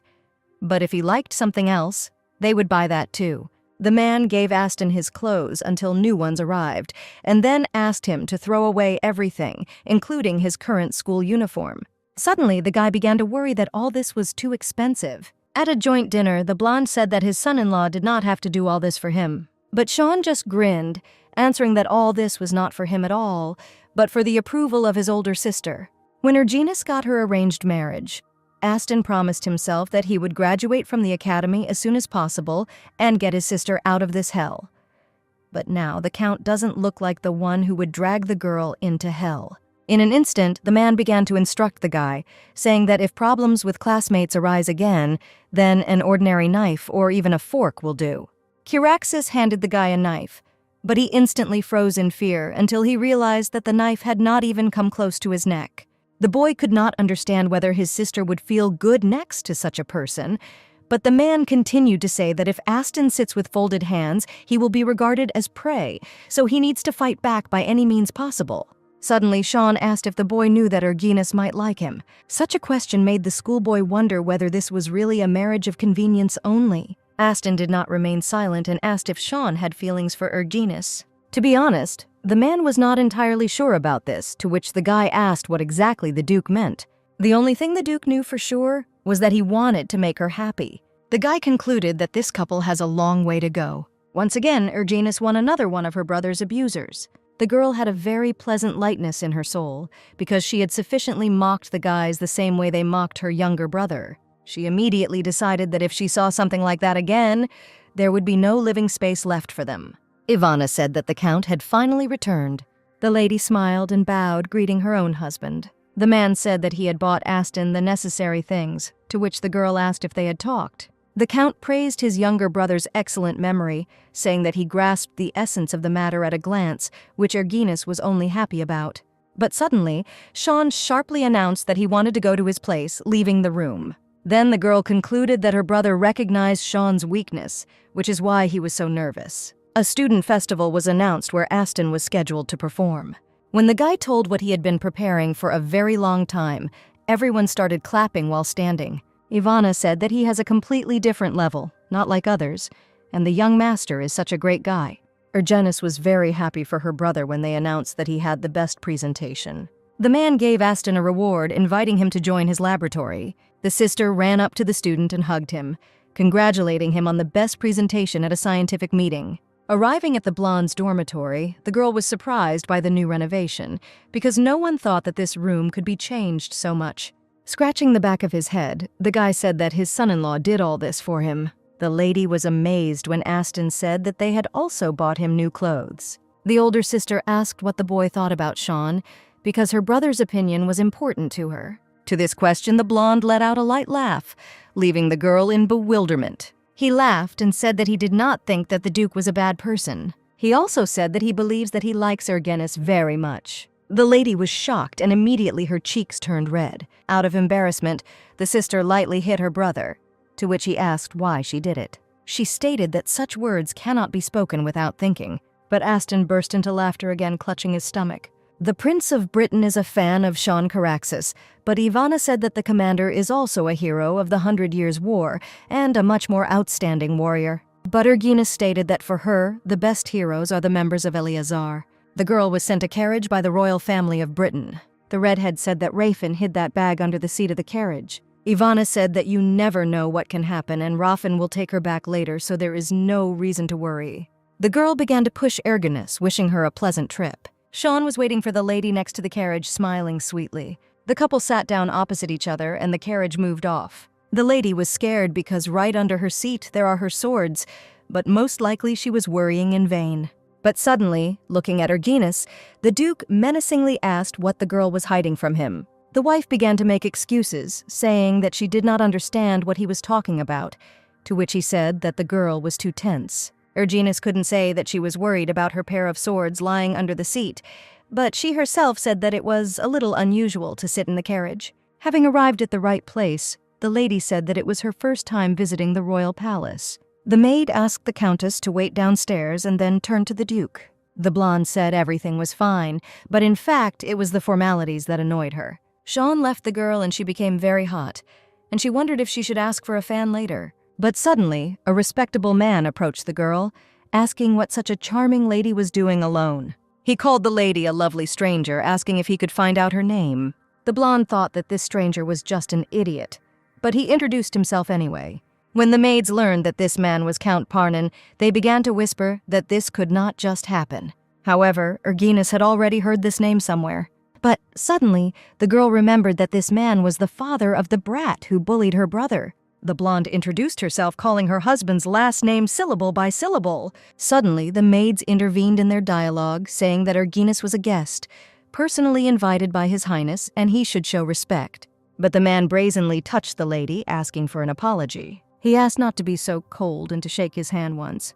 To this, the girl concluded that he was definitely a crazy person and as impudent as his little son. She understood that if there were no extra eyes here, she would have decorated him well with her fists. The impudent man began to ask the lady for a handshake, until Sean himself came down from the floor and took his wife by the waist. He asked what business the man had with his wife. He was indignant about this unexpected man who had ruined all his plans for the lady. After the Duke said everything, he took the girl by the arm and led her away so that no one would pester her again.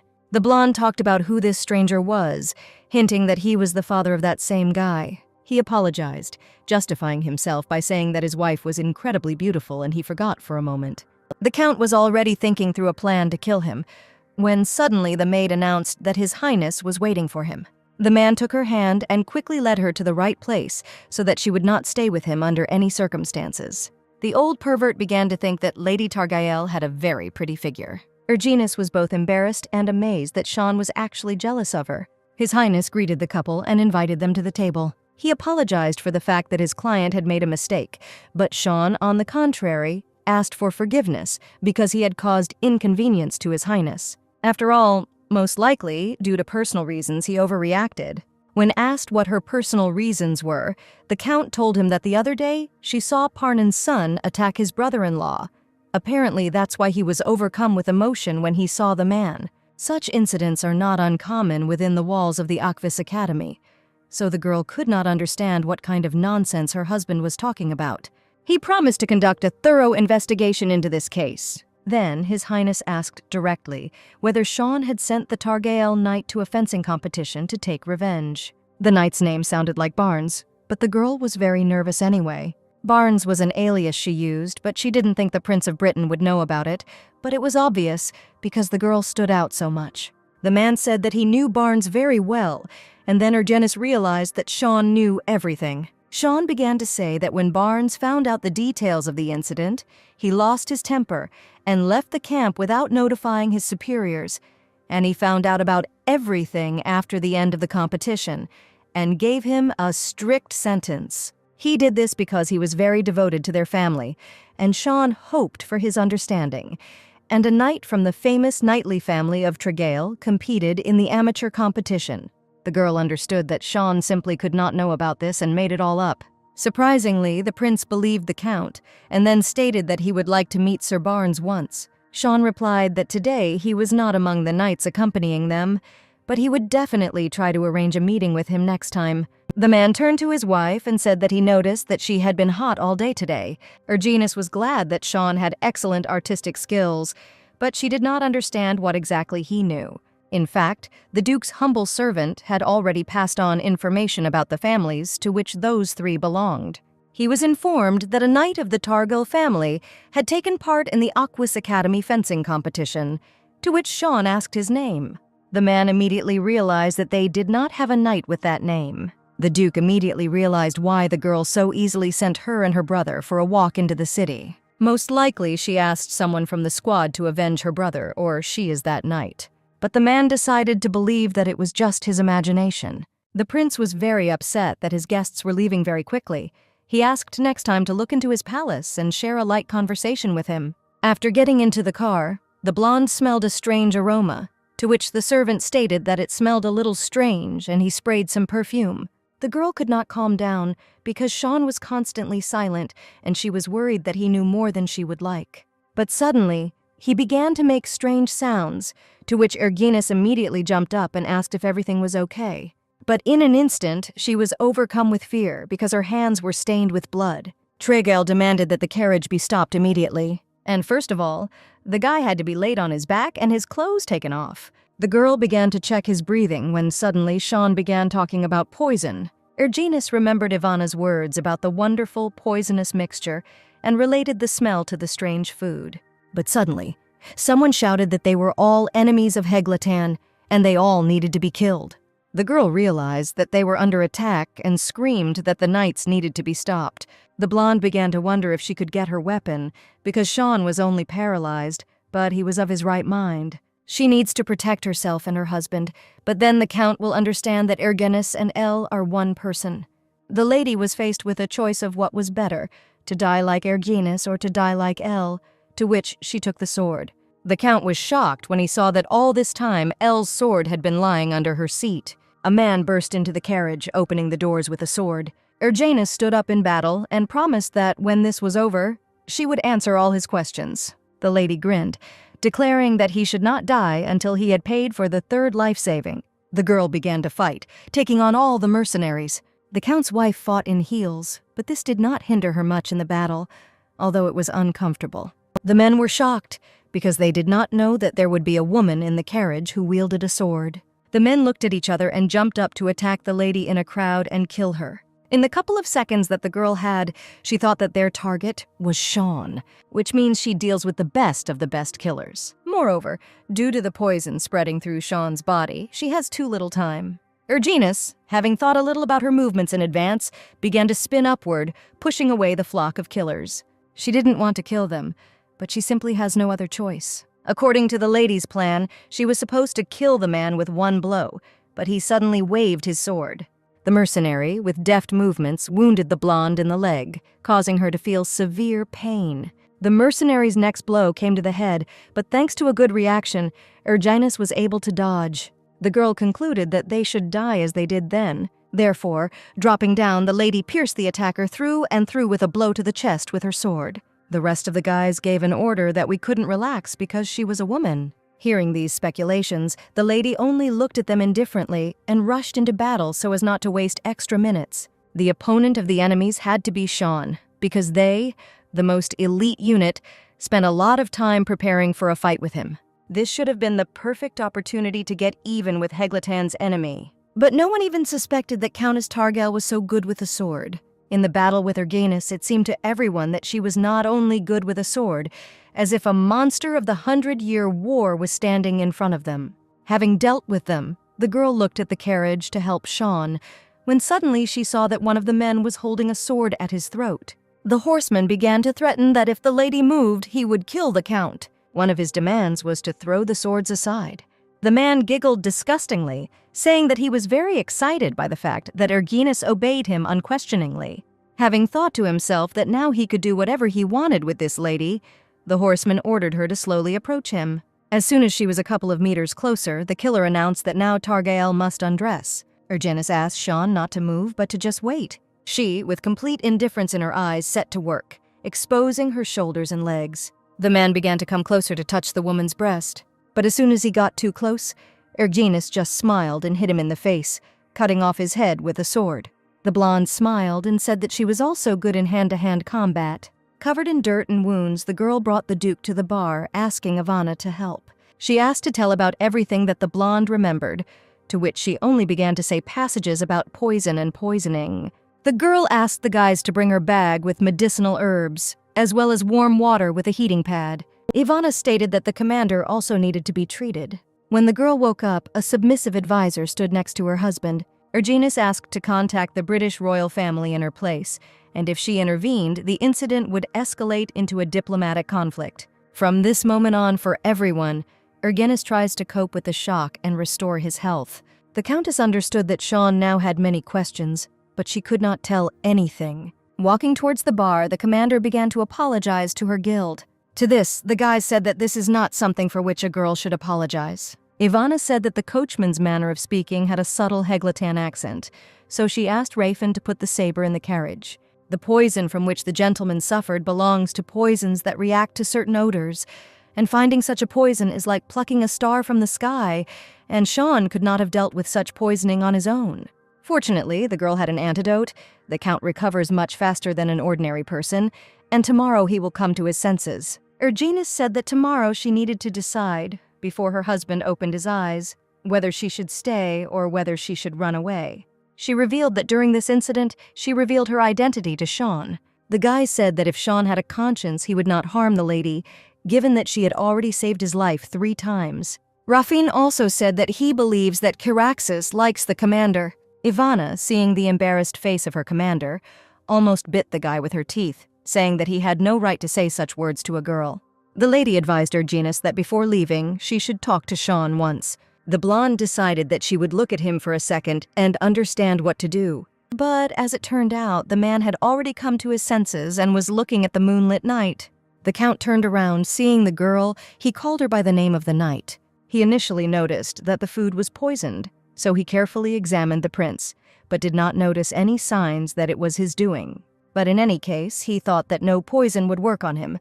But the criminal found enough information about Kiraxis. Previously, he did not care about death. He was ready to welcome it with open arms, but today he did not want to die. He was very bothered by the thought that something might happen to Erignis. The man recalled with fear the moment when his wife went into battle, because then he only guessed that she was Elle. Once again calling her by her cherished name, he hugged the girl tightly. Sean guessed about his wife's little secret, but he was very happy when he was convinced that his guesses were correct. There were a lot of questions, so Sean started with the fact that Erginus lied to him.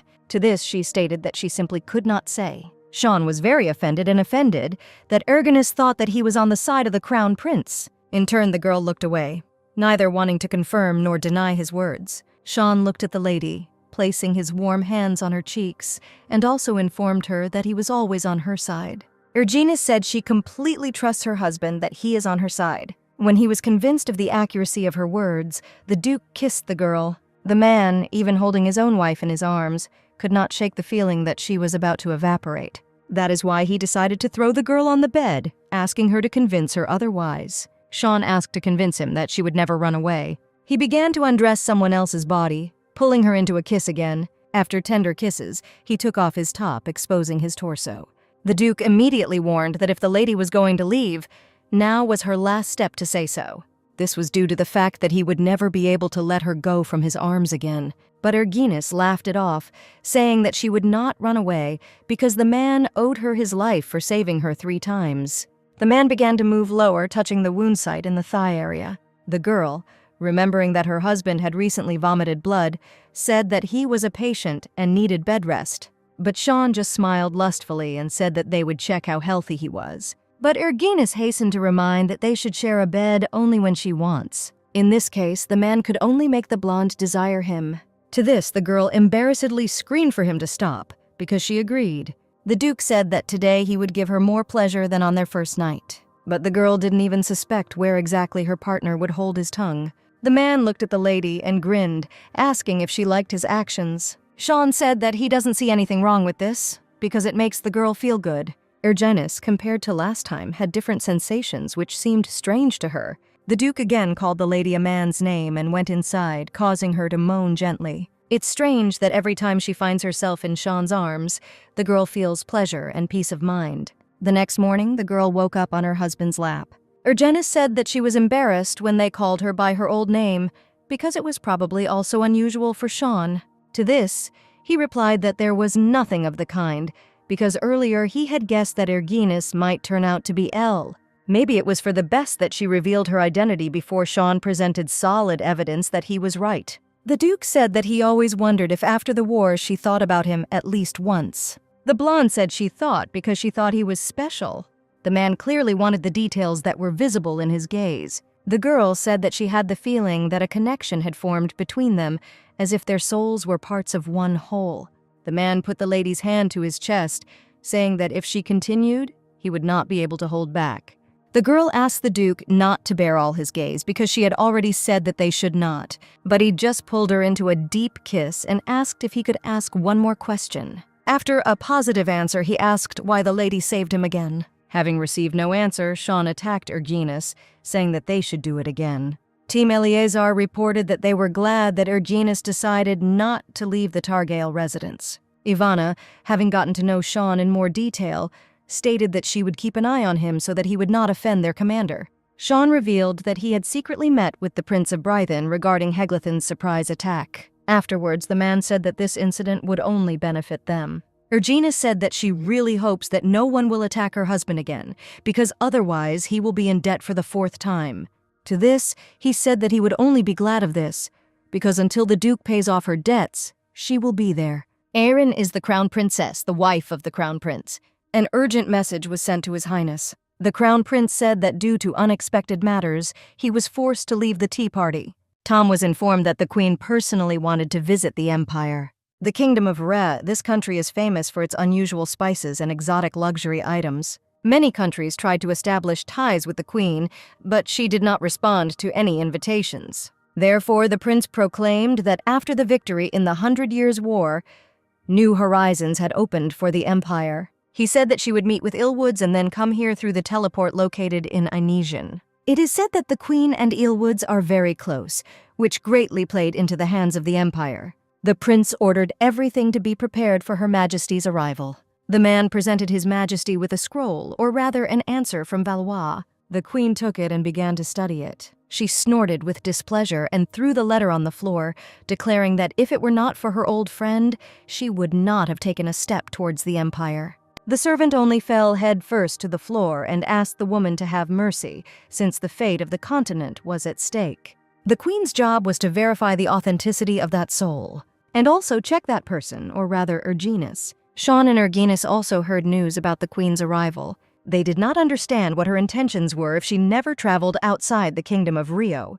The girl was upset when she realized that they would not stop at Himab on the way back. Seeing the blonde's disappointed face, the man said that they would have time to visit their property. The couple set off on horseback, and it seems they even made it in time. According to recent reports, problems have arisen here due to the huge number of thieves. The girl concluded that this is why he sent the robbers here. The men, noticing the silhouettes, began to shout something, but suddenly they saw that the lady was standing in front of them. The robbers began to rejoice that Erginus had finally visited them. At first, one of them began to greet Sean, thinking that he was their master, but he instantly directed the guy towards the lady. The mercenary asked how he was. To this, he stated that he was very pleased to meet the Targale family. Erginus asked what happened that they couldn't sleep in the middle of the night. The people said that recently they have been attacked by bandits very often. The reason is that Kibam has become the richest settlement in the area, and the thieves decided that there is something to profit from here. Recently, they fought with the strongest bandit gang, Red Wind. Fortunately, they quickly formed a militia and fought back thanks to the people Erginus sent, but they cannot be sure that the bandits will not return. The man said that he did not understand the situation well enough, and also asked what measures he had taken. Demi, confused, said that the first thing that needs to be done is to strengthen the entrance with wooden beams. Sean said menacingly that Demis, as the person in charge of this settlement, receives a salary. Then the Duke chuckled, saying that his wife was very merciful compared to other lords. When the guy confirmed these words, papers flew at him, with the words that he should bring reports, not this garbage. They explained to Sean that Demis comes from the common people and doesn't really know how to govern the territory properly, so there was no need to take it out on them. But the man replied that if a person has no chance of success, he needs to let him know about it right away, then there will be no serious problems in the future. A meeting was held in the fortress of the Red Wind Bandit. They talked about how the people from Himab are no match for some village militia, and this is a completely different level. The head said that there really are such people there, but there are not many of them. Himobi is a separate place, so communication with the capital is delayed, and besides, it is not such an important point to send volunteers there. He decided to gather all the robbers and go to storm Himab. Erginus was worried that those people would not be able to adapt here, but it seems in vain. Ivana called the commander to her, telling her to quickly follow her. The girl showed the horsewitch flower. It must be collected before the night dew fades and processed, then it will become a powerful hallucinogen. Due to recent events, Erginus and Sean have developed a very ambiguous relationship, but the only thing that changed was that she revealed herself as Elia. And every time Sean called her name, for some reason her heart beat faster. The lady was thinking too much about her husband, when suddenly she noticed that Ivana was missing. In fact, she was dragged into the bushes and held by the throat by robbers. They covered the girl's mouth with their hand, ordering the others not to move. But the guys just smiled because the redhead managed to bite their hands, shouting that they stank terribly. Raffin laughed loudly, saying that there was no point in running away alone. The guy's sonorous laughter was interrupted by the menacing voice of the head, who asked if they were residents of Himob. He said that meeting such a beauty in such a remote place is a treat for the eyes. He called her feud's concubine, appreciating the girl's chiseled figure. Then the robber became angry when Ergenis hurried to kill him. The blonde grinned and declared that she was the mistress of these lands. Their militia is divided into 12 detachments, and orders must be given to each detachment commander separately. Sean ordered the number of detachments to be halved, and if the guy was to uselessly split the militia into detachments, difficulties would arise with the transmission of orders. Suddenly the bell rang because the movement of the torches looks organized. Madame was nowhere to be seen, although she had gone outside the stockade with Eleazar's party. Realizing that Milady was in danger, Sean ordered Reeve to lead the knights with the militia and protect Himob. He said that he would find Ergenis along with Eleazar, and then they would break through. And if suddenly, during the battle, a dangerous situation occurs, then it is worth abandoning Himob and directing all your forces to protect the inhabitants of the feud. The robbers said that this was complete nonsense, because a woman could not be the owner of land. Also, the man stated that Himob would soon belong to him, because his robbers had already launched an attack. Ergenis hurried to get her weapon, saying that she needed to deal with them and return to the Duke. Since they do not know how many of these robbers there are, Ergenis ordered to save strength. Then she declared that she would rescue Ivana herself. The robber said that he would not spare her, even because she was a woman. But the blonde replied that she was also merciless towards men, or rather she grinned. Angry, the commander of the robbers ordered to kill all the men and take the woman alive. The lady went on the attack, hitting him in the chest. Scarlet blood splashed out from his belly in a huge liquid stream. The lout began to cry, either from pain or from fear, and he shouted for his robbers to retreat. The girl thought that he had some kind of trump card since he led himself. Targael suddenly sensed an unusual energy. A man was standing there, and she didn't even understand when he managed to get closer. She got into a fighting stance as he came out from behind the bushes. Rafen said that if the robbers want to resist them, then there must be at least 100 of them. Ergenis asked how Sean ended up here, and in an instant she wrapped herself in his arms. The Duke said that he was worried in vain, because she was Elle from the Eleazar squad. The man offered to deal with the problem from the outside and then return to the camp. But unfortunately, there were more warriors than the detachment expected. But Rafen confidently declared that they simply needed to be finished off, and also rushed into the attack. Ivana used her chemical bombs to blow up most of the bandits. The husband and wife also performed well, cutting their enemies into pieces with their swords. The man turned to Elle and said that this had not happened for a long time. And then he explained that it had been a long time since he had fought with her side by side. The lady smiled and said that she was pleased to be reunited with him after so much time. Their conversation was interrupted by the red-haired man, who said that they had eliminated all the enemies. In this case, the couple only has to cope with a small part of the robbers. The squad shouted that they first needed to destroy the one throwing the explosive mixture at them, but Ivana was faster and threw a solution at them, thanks to which everything was covered with water. The archer said that this was too cruel, because if she left everything like this, the robbers would die, turning into a bloody liquid. But suddenly, the man immediately noticed that one of the enemies approached Rafen from behind and accurately shot him in the head. The robbers did not understand why they were losing because they were 50 times more numerous. On top of that, Sean never drew his sword, which is why the guys considered him a monster. The guys decided that they would win if they all went at once. But one movement was enough for the Duke to wipe those off the face of the earth. Following all these actions, the man put down his blade, and the robbers decided to attack again because now the monster is vulnerable. But how wrong they were, because in an instant, Ergenis flew out from behind the bushes. No one even understood how it happened. But Targael's skill was enough to protect Sean. At the moment when the blonde showed herself in all her glory on the battlefield, she noticed Reeve, who saw it all. The girl apologized to Sean because she was distracted by the advisor who was looking from under the bushes. The husband demanded that the lady not leave him, to which Ergenis stated that this was not necessary. She explained that she had not been in danger before either. The Count suddenly asked why the girl smiled so radiantly at Sir Collins, asking whether she felt free. The robbers began to give orders that, first of all, they should kill the blonde. Everyone got ready for battle, but only Sean asked who their leader called a bitch. Erginus was amazed at how quickly all the enemies were killed. Not a single intact sword remained, and the rest began to hide in horror behind the treetops. In an instant, Ruffin asked the commander whether it was worth keeping such a monster as a spouse. The guy explained that he wants the girl to divorce him because he is dangerous. She covered his mouth with her hand when he said there were many places to run away to. She turned his head to the malicious Sean, who was coming on the attack, and asked what he thought would happen if she demanded a divorce. It was dark in the forest, and when they fought, the locals did not see Erginus, but she was very frightened by the fact that Reeve now knew about everything. Residents of the city thanked Targail for killing all the bandits. Sean demanded that every effort be made to restore and develop these territories, and they urgently need to go to the capital. The girl's back was literally burning from the look of the advisor, who was still in shock. Erginus asked him to stop, and then Caraxes said that he would sort everything out himself. Arriving home, the lady decided that she would immediately go to the bathroom because she was very tired. But suddenly, Sean decided that he would take a swim first and began to take off his clothes. Erginus was overwhelmed with shame and embarrassment, although this was not the first time she saw him without clothes. Since the girl also wanted to take a bath, the man suggested going together. The girl screamed that their subordinates would not understand, to which he said that he would order that there should not be a soul in the immediate vicinity of the ablution room. He picked up the blonde and said that they were just taking a bath and there was no need to complicate things. The lady was absolutely sure that this would not end with a simple wash. Still, they lay in the hot bath while Sean hugged his love.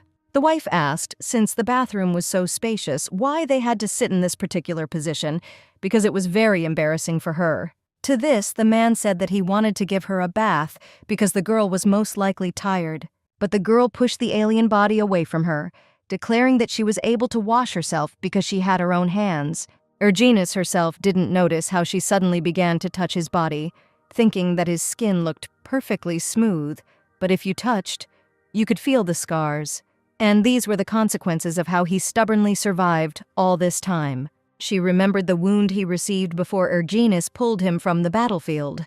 The girl was about to leave the bath when suddenly her husband stopped her, asking where she was going.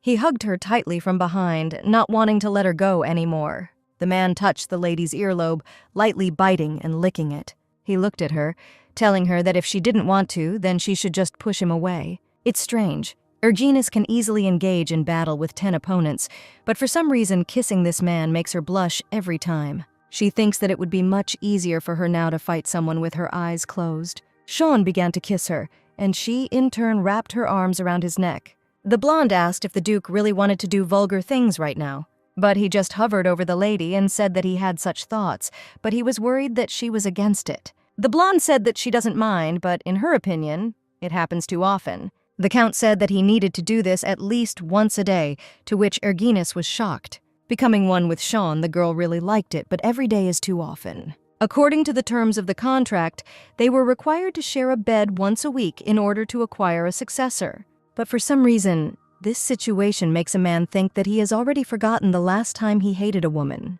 The Count made a decision for himself that he wants his wife as much as he loves him. The lady sincerely did not understand why she turned into a weak-willed idiot as soon as she looked into his eyes. The man asked the blonde to talk to him because they rarely talk. He asked if there was anything the girl would like to receive. Sean asked not to be stubborn because if she wanted something, she could share it with him. The Duke's look said that he would fulfill any request of his wife. But the girl hastened to laugh, saying that he had such an expression on his face, as if he was ready to bring the Valois Empire on a silver platter if she only mentioned it. If that was her wish, Sean asked what about the uprising. Erginus became very tense, hoping that the man was just joking. But his look and the whole atmosphere that he himself created made it clear that Caraxes was absolutely serious. They say that if she makes even the slightest movement of her head, the county of Targail will instantly become the center of a rebellion against imperial power. But the lady decided that now she needs to figure out what she wants to get. The blonde said that she doesn't need an empire. She wants a bouquet of flowers because she adores them so much. In fact, the girl blurted out the first thing that came to mind. The man asked what flowers his wife wanted, but Erginus said that he could bring whatever he wanted. Sean, having dressed at night, got ready to go about his business, or rather to fulfill the blonde's desire. He went to Mark, saying that he was a great butler.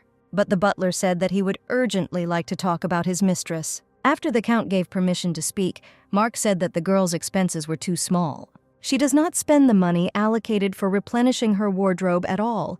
She says that she does not see the need to spend on luxury goods since she does not attend social events. Mark said that such a situation should deserve the attention of Kiraxis. Sean immediately realized that this was true because she barely said that she wanted a bouquet of flowers.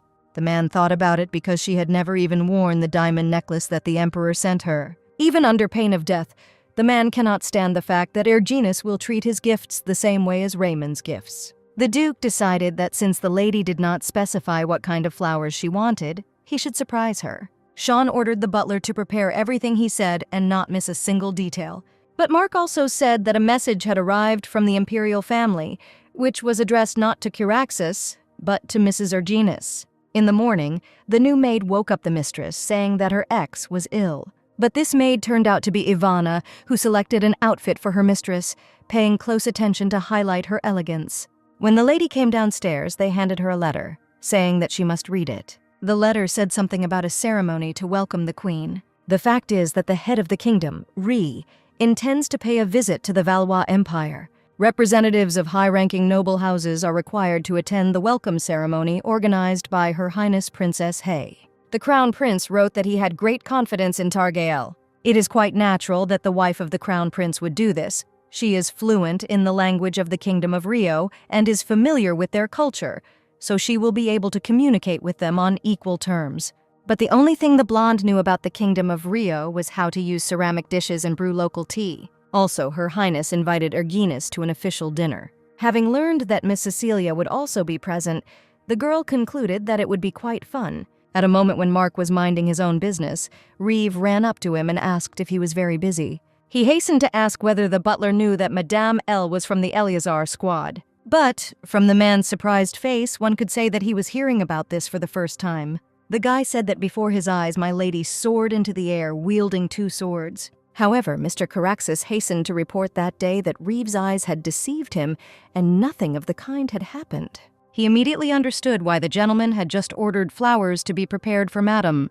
Since this was a very romantic order, the guys concluded that the Count loved this girl very much. In the morning, Erginus woke up alone, thinking that Sean had worked late today. She was very angry that he was busy every day. But suddenly, the girl was shocked because Sean came out to her instead of the maid. She asked why the man did not go to work, when suddenly Kiraxis handed the lady a bouquet of flowers. This was the first time the blonde had received such a bouquet from someone.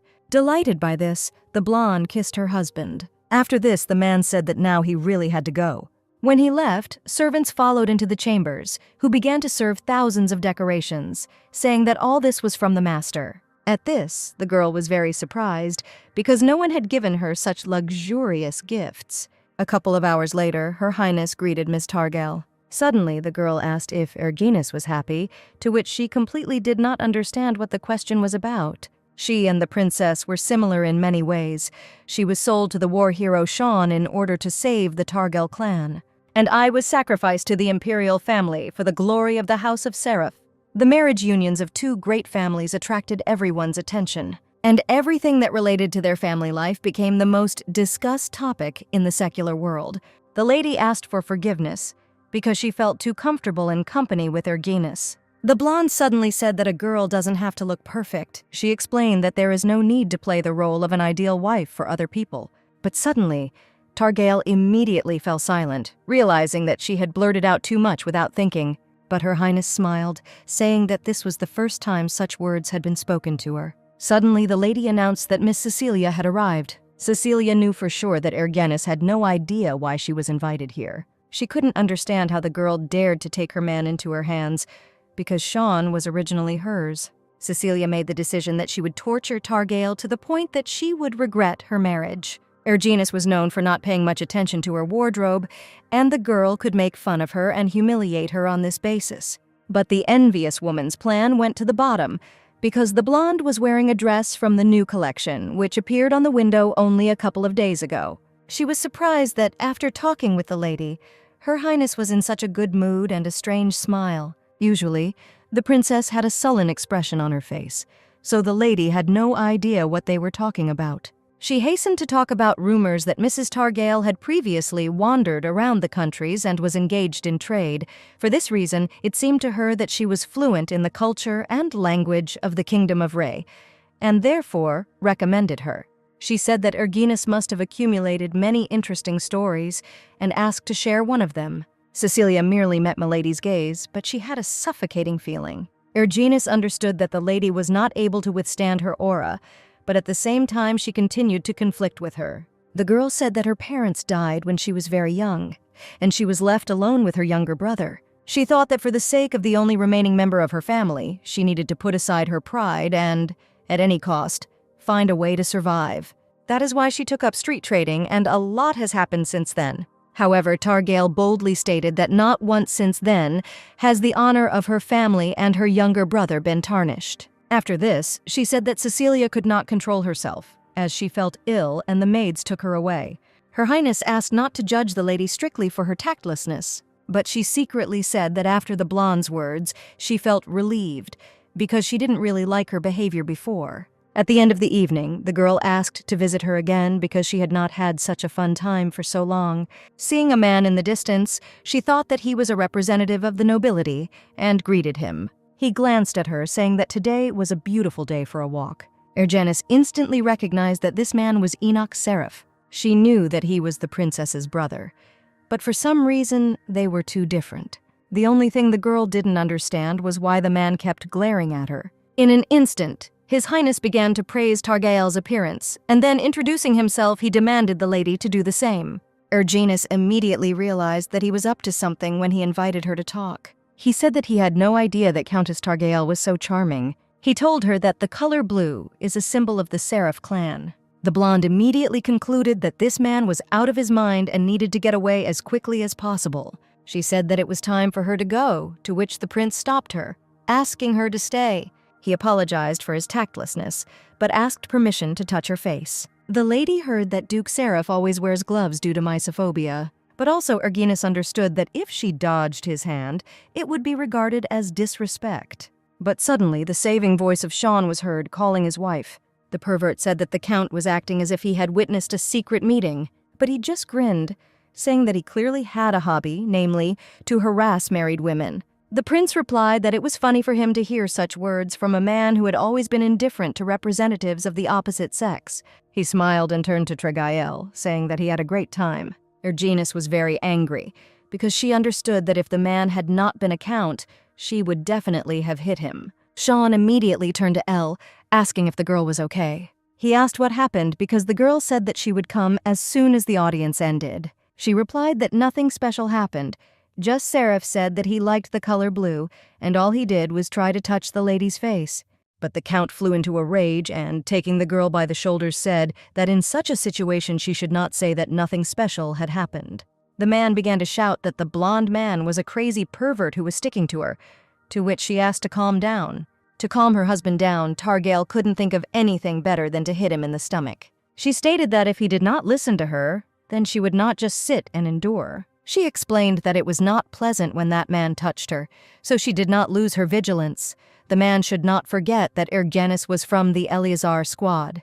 To quickly change the subject, Erginus asked what Sean thought she looked like now. This question was important, because this is the dress that he gave her. Saying that this outfit looked charming, Caraxes hugged the girl. But suddenly, through the hug, Sean began to kiss the lady's shoulders, asking if she was wearing underwear, which he also sent as a gift. He picked her up, saying that he would like to begin examining her entire outfit. But Erginus was able to dispel lustful thoughts by telling that Miss Cecilia was present at the official dinner. She asked why the girl was behaving this way because today she again got into an altercation with her. The lady hastened to finally finish off her husband, saying that today everything like that is prohibited. But also, she considered it necessary to take him by the hand and lead him somewhere. At the tea party, the elder brother asked the princess if she had noticed that Miss Targale had beautiful eyes. But suddenly, the girl screamed, asking the man not to touch her. She said that Erginus was her friend, to which the blonde asked whether Her Highness often suffers from nightmares.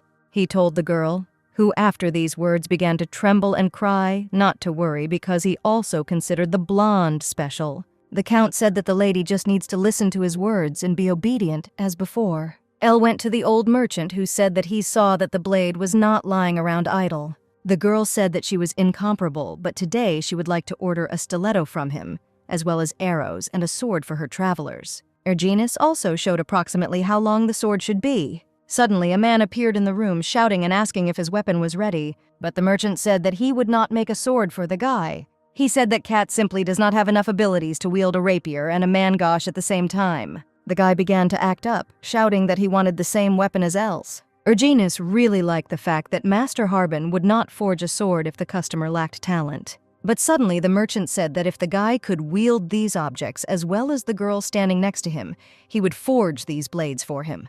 The stranger hit the table with his fist, saying that he wanted to humiliate him because this was a lady, not some mercenary. The blonde had a bad feeling because every time she comes to that place, something happens. But the man was not one of the timid, and as compensation, he would make swords for free, plus add a couple more weapons. The enemy began to say that although he was far from the Targale family, which was famous for its fencing skills, he was the head of the Lovell family, and their people had been considered excellent warriors for many generations. He also asked to know the girl's name, but she refused to divulge it. With just a little force, the lady was easily able to change the trajectory of her opponent's blow. Targale only had a couple of minutes for the guy to be lying on the ground, with a blade pointed at his throat. The stranger did not become sad and angry. He proudly thanked the girl for her instructions during the battle. The guy remembered this lady forever, wondering who she was. The queen stood in an unusually beautiful place, apparently at the meeting place with Illwoods. The man asked if the woman had actually found the same soul. This soul was Count Targale, the hero who brought victory in the 100 Years' War. Illwood said that he suspects several personalities. Firstly, there are rumors that Duke Seraph of Valois has the blood of an angel, but they are still checking this information. Rio asked if the guy believed in these fairy tales, but he replied, taking off his bandage, that he was ready to grasp at every straw, and he had a request to the girl. He asked to touch Duke Seraph, and they would find out if these rumors were true. The blonde also explained that the queen will only have one chance. But if the man turns out to be not the one they were looking for, then they will have to start the search again. Everything is fine because they still have a lot of time. Having learned about everything, Sean concluded that it was necessary to finish him off then. The servant was shocked when Erginus said that this was unacceptable, because it was necessary to kill him unnoticed. She began to select options for painful deaths, such as decapitation, poisoning, burning, or burial alive. The Duke asked Effen if he had proof that Seraph was the customer. The guy said that he had no evidence, because he himself received this information by accident. And also, he explained that Duke Seraph specially organized a leak of information so that they would not refuse. Sean was very infuriated that a person like him would not leave a single piece of evidence. Suddenly, an advisor entered, announcing that an urgent message had arrived from the Imperial Palace. The news was that the teleporter suddenly activated. No one can use the teleporter because it is activated by Illwood's divine power, and the only ones currently planning to use the device are the envoys of the Rio Kingdom. In other words, Queen Rihan arrived in Valois. She didn't understand why the situation seemed so familiar to her. All the ladies who stood in that place, all the men, it felt like the heroine was watching a drama. The prince greeted the queen, saying that they were all glad to see her. Erginus bowed with everyone else, when she suddenly noticed that the newcomer was looking at her. She didn't know how best to express her feelings because day after day she saw eyes of different colors. But now, when he saw the black eyes, he felt that he had met a person from his native land. Her Majesty, in a rude tone, in her native language, asked why everyone was staring at her. Erginus was very surprised that the queen had just spoken to her in Korean. Local noblewomen were discussing the fact that Sir Syraxis would attend the reception today with his wife. Targale had never appeared at a social gathering before, and everyone was wondering why she deigned to show her face. Many assumed that the whole point was that the girl did not look good. But what was their surprise when Sean came into the room with Erginus, a girl with an unusually beautiful face. The blonde concluded that a place like this requires a strong nervous system. Caraxes, however, smiled and stated that it was the first time he had seen a lady so nervous, and apparently she preferred to stand on the battlefield. To this, the wife replied that it was her first time attending such a reception. The Duke, in turn, grabbed the girl by the waist and said that such techniques were a mere trifle. Also, he asked to remember that he is always next to his beloved. The aristocrats were surprised that Sir, whom he nicknamed an impregnable fortress with a cold heart, was able to smile so much. Erginus said that the other day she learned that she might be an expert in the kingdom of Re. Gossip continued to circulate around the palace that no one could have imagined that Erginus was such a beauty. The girls smiled welcomingly because she had more or less adapted. But suddenly, one of the girls accidentally spilled 2 glasses of wine right on Targel's dress. But fortunately, she easily dodged, and the glasses fell past, and she, in turn, held the girl in her arms, asking if she was okay. Fiora was ashamed, for which she asked to forgive her and also introduced herself. The blonde understood the girl perfectly, saying that she had stumbled because the floor in the hall was slippery. But suddenly, a concerned duke ran into the hall asking the girls what had happened. Erginus said that for a moment it seemed to her that they wanted to stab her with a knife. Kiraxis understood perfectly well that these were women's wars, and he could not interfere because all this was not done by chance. Finally, the long-awaited king appeared in the hall, who was announced to the whole hall. Following him, Duke Seraph was announced. Erginus, as a member of the Targael family and the Eleazar team, was extremely disliked by the crown prince. The man was surprised that Targael came to the event, so he hurried to compliment the lady. Sean smiled sweetly and asked if it seemed to the count that he was showing too much attention to his wife. The heir had already managed to surprise Sean, who was always cold towards all women, but he never expected that Duke Seraph, who considered all women vile creatures, would also behave this way. He didn't understand what attracted them so much to this woman.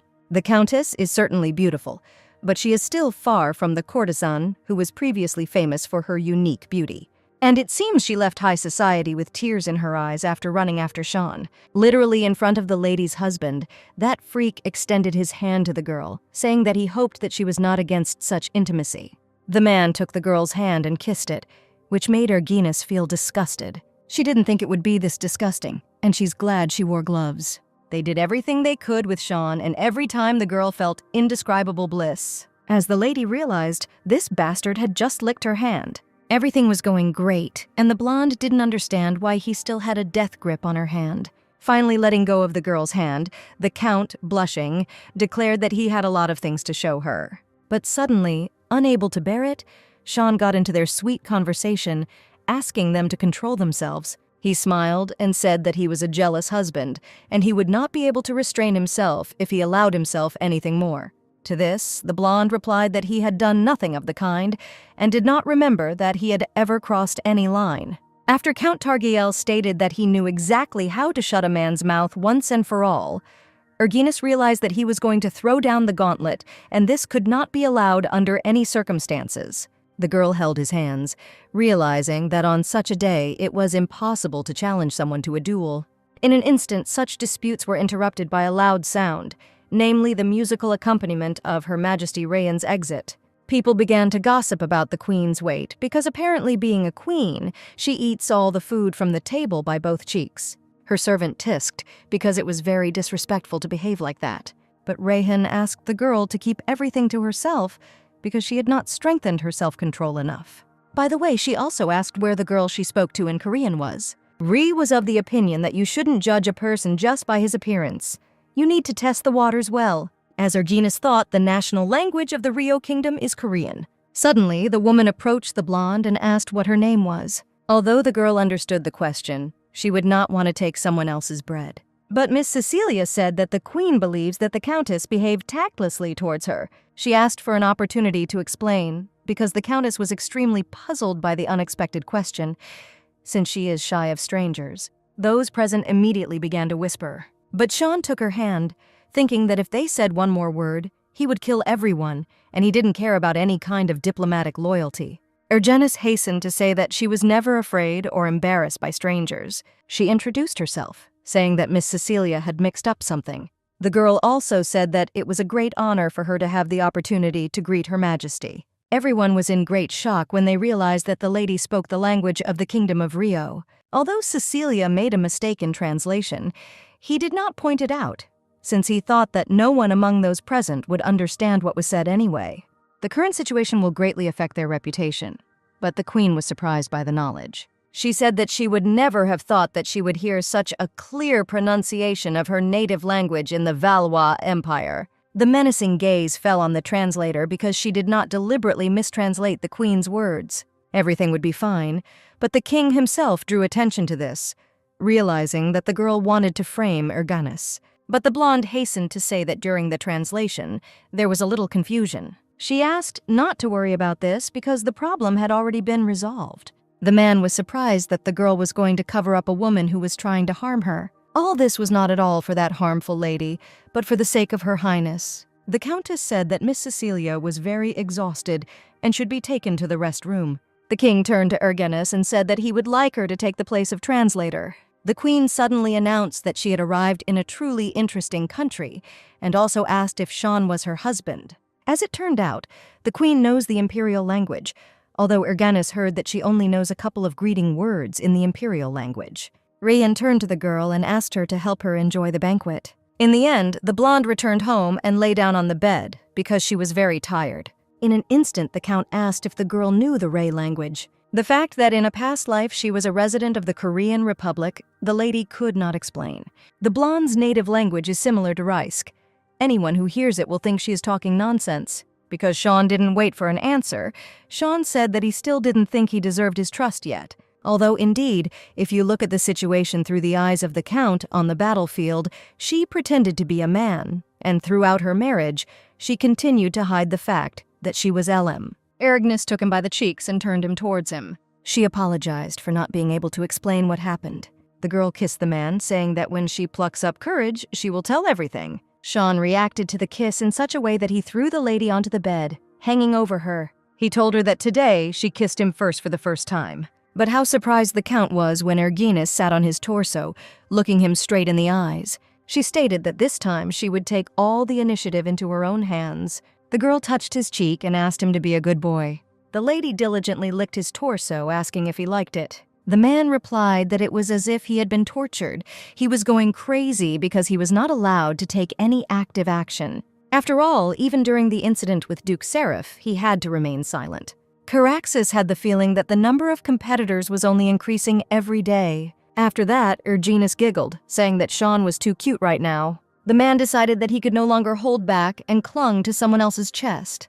But the blonde hastened to remind the terms of the contract, because they share the marital bed only when she wants it. Caraxes formed a plan that he should burn the damned treaty. The girl understood that today she couldn't just give up. Sean ran his hand over the lady's body, saying that he wanted to leave a mark on it. Mark said that the Crown Prince will hold Epernon accountable at the end of all planned events, but he will most likely continue to act as an interpreter for all subsequent receptions. The butler stated that if necessary, he would create something that could be used to put pressure on him. He must be prepared to star at tomorrow night's ball, but the Crown Prince and his wife have announced that they will not be able to attend. While Queen Rio and her inner circle are planning to attend this event, Duke Seraph also confirmed the invitation. This masquerade where everyone enjoys a festive evening, hiding their true identity. The banquet opens at night and is presented as a place where love is in the air. Sean didn't even understand why this creepy misophobe was going to take part in such an event. The man would not like to take part in this, but he cannot refuse, because the queen has confirmed her participation. He knew about Seraph's stupid obsession with blue eyes. For this reason, countless girls with blue eyes went missing. He never touched busy people, so Sean was somewhat calm. But such behavior is not quite like Seraph. Realizing that this man was so passionate about Elle, the Count hit the wall with his fist in anger. Mark hastened to reassure him, saying that supporters of Duke Seraph began to dig at them from all sides, but this news only finished them off. When a hidden treasure comes into view, everyone has a desire to get their hands on it. The Duke accepted that if this freak tried to do something at the event, he would stop him at all costs. When Erganis began to get ready, her husband asked her to wear a different dress. The girl asked if she really looked too strange, but that was not the problem. Erganis was simply too beautiful. Arriving at the banquet, the couple noticed that Cecilia and Count Epernon were trying to show with all their appearance that they repented of what they had done, because they were not wearing a single piece of jewelry. The man told the lady that if she approached the queen now, she would be forced to work all night. The blonde was surprised that it was quite quiet and calm here. Targail noticed that the table with alcohol and snacks was located too far away. Sean asked if he should get something from there, or if maybe the lady wanted to sit in the break room. But the husband was caught red-handed, because Erganis understood that he specifically wanted to send her to the restroom. The fact is that the man understood that a series of glances fell on the girl, and as soon as he moved away, she would be attacked like a herd of jackals. Syraxis suggested they go get some drinks and see how things unfold. But suddenly, as soon as her husband left her, the guy she had met in the workshop ran up to her. He said with admiration that after his fateful meeting with her, he realized that no matter how great the lesson taught that day, over time, the memories of the experience only become more painful. In an instant, Sean appeared from behind, and Erginus asked to give her glasses. The boy began to talk about how the stranger should immediately let go of the lady's hand, not knowing that this man was her husband. Sean said that the lady hates annoying leeches. The girl was simply shocked, because a glove flew at Sean, which meant that the wanderer challenged him to a duel. The guy said that he would show what success he had achieved. Syraxis introduced himself by removing his masquerade mask. The blonde realized that she was mistaken, because the man had completely lost his mind due to the rage that had taken hold of him, although Erginus herself for a moment wanted to finish Cat off when he asked for the glove. The guy was shocked when he realized who he had challenged to a duel, and Sean suggested going outside. Queen Rio reappeared, asking what the commotion was all about. She said that something interesting was coming up. She always wanted to see what the Valois Knights were like. The man was indignant because knightly pride and honor are at stake, and for her, this is just entertainment. Even if the blood rushed to Kat's head, Targail still didn't understand how someone could be so crazy. Rihan smiled and suggested that she become the judge of this fight. All the people seemed to have completely lost fear and began to expect a duel between men for Countess Targail.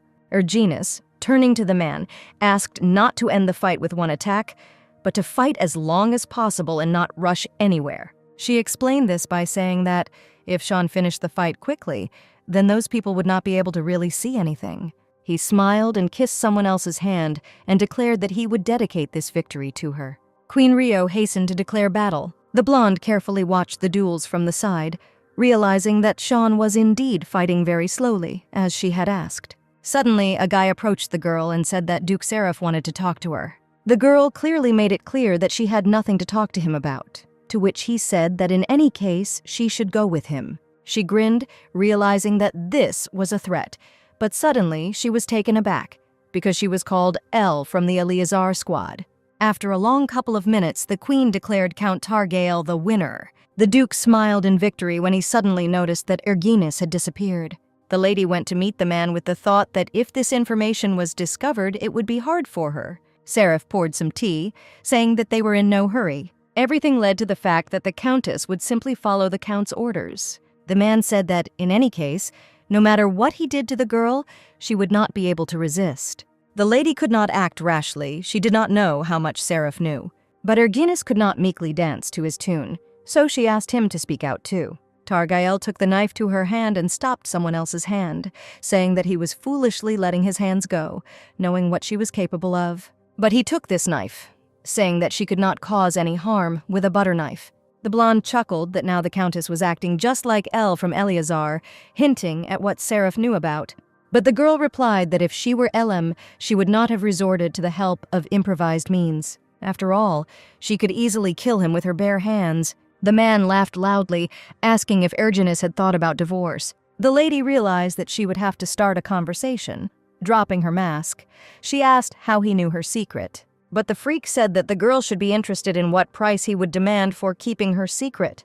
He said that for the first time in his life, he saw such clear blue eyes as a girl's. Seraph explained that it's not just the beautiful color of her eyes, but the fact that these eyes reflect an indestructible will. The thought of how her eyes sparkled with happiness, pleasure, or anger made him feel bliss. Erginus assumed that the man was a pervert, but this level was already beyond her understanding. That is why the blonde would like to propose marriage. He said that of course he was not waiting for an answer right now because she needed time to think. This is exactly what he will prepare that will help her make the right choice. The girl got very angry and slammed her hand on the table and refused. But he was only concerned that the blonde did not touch the tea because he had prepared so much. The lady said that there was no point in pulling the cat by the tail because in any case her answer would be the same. The blonde grinned and gave an example that even a cornered mouse can bite a cat. In her hands was a table knife, which she managed to stick into the table, declaring that if he decides to do something,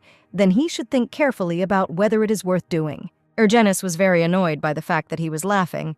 Targael understood that if it became known that the Countess served as a mercenary, then whatever contribution she made to the victory as Elle, she would become a laughing stock. If it seemed only to Erginus, then she would not have worried. The only thing the lady was worried about was that this information would hurt Aston. She returned to the banquet when the queen asked who she was looking for. Rhaen talked about Sean winning, but the Count did not want to enjoy the laurels of the winner because as soon as the girl disappeared, he immediately left the place of the duel.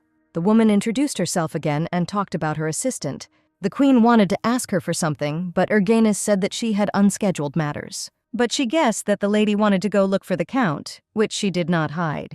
The woman asked if she loved that man. Erginus was embarrassed, saying that she liked Sean. At this, the queen drooped, saying that it was better not to give him her heart. She was about to name the reason, but suddenly she was distracted.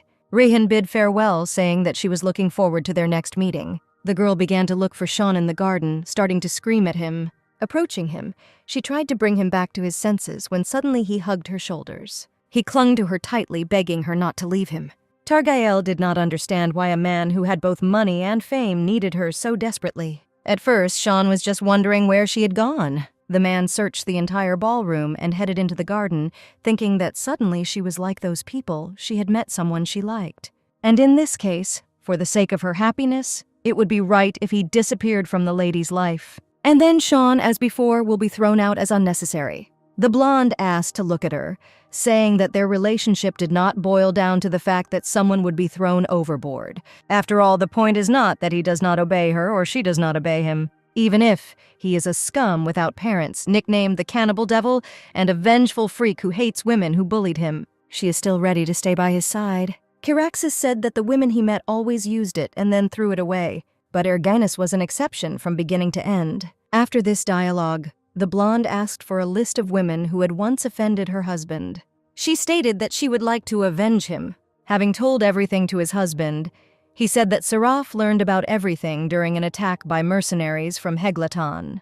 Then Targael asked if he was planning to threaten. Then why did he make his move only now? It seemed like she was too into him for him to act like that. However, this alignment suggests that Seraph has teamed up with Heglaton. The Seraph clan is legitimately connected with the imperial family. Then why should it unite with the enemy?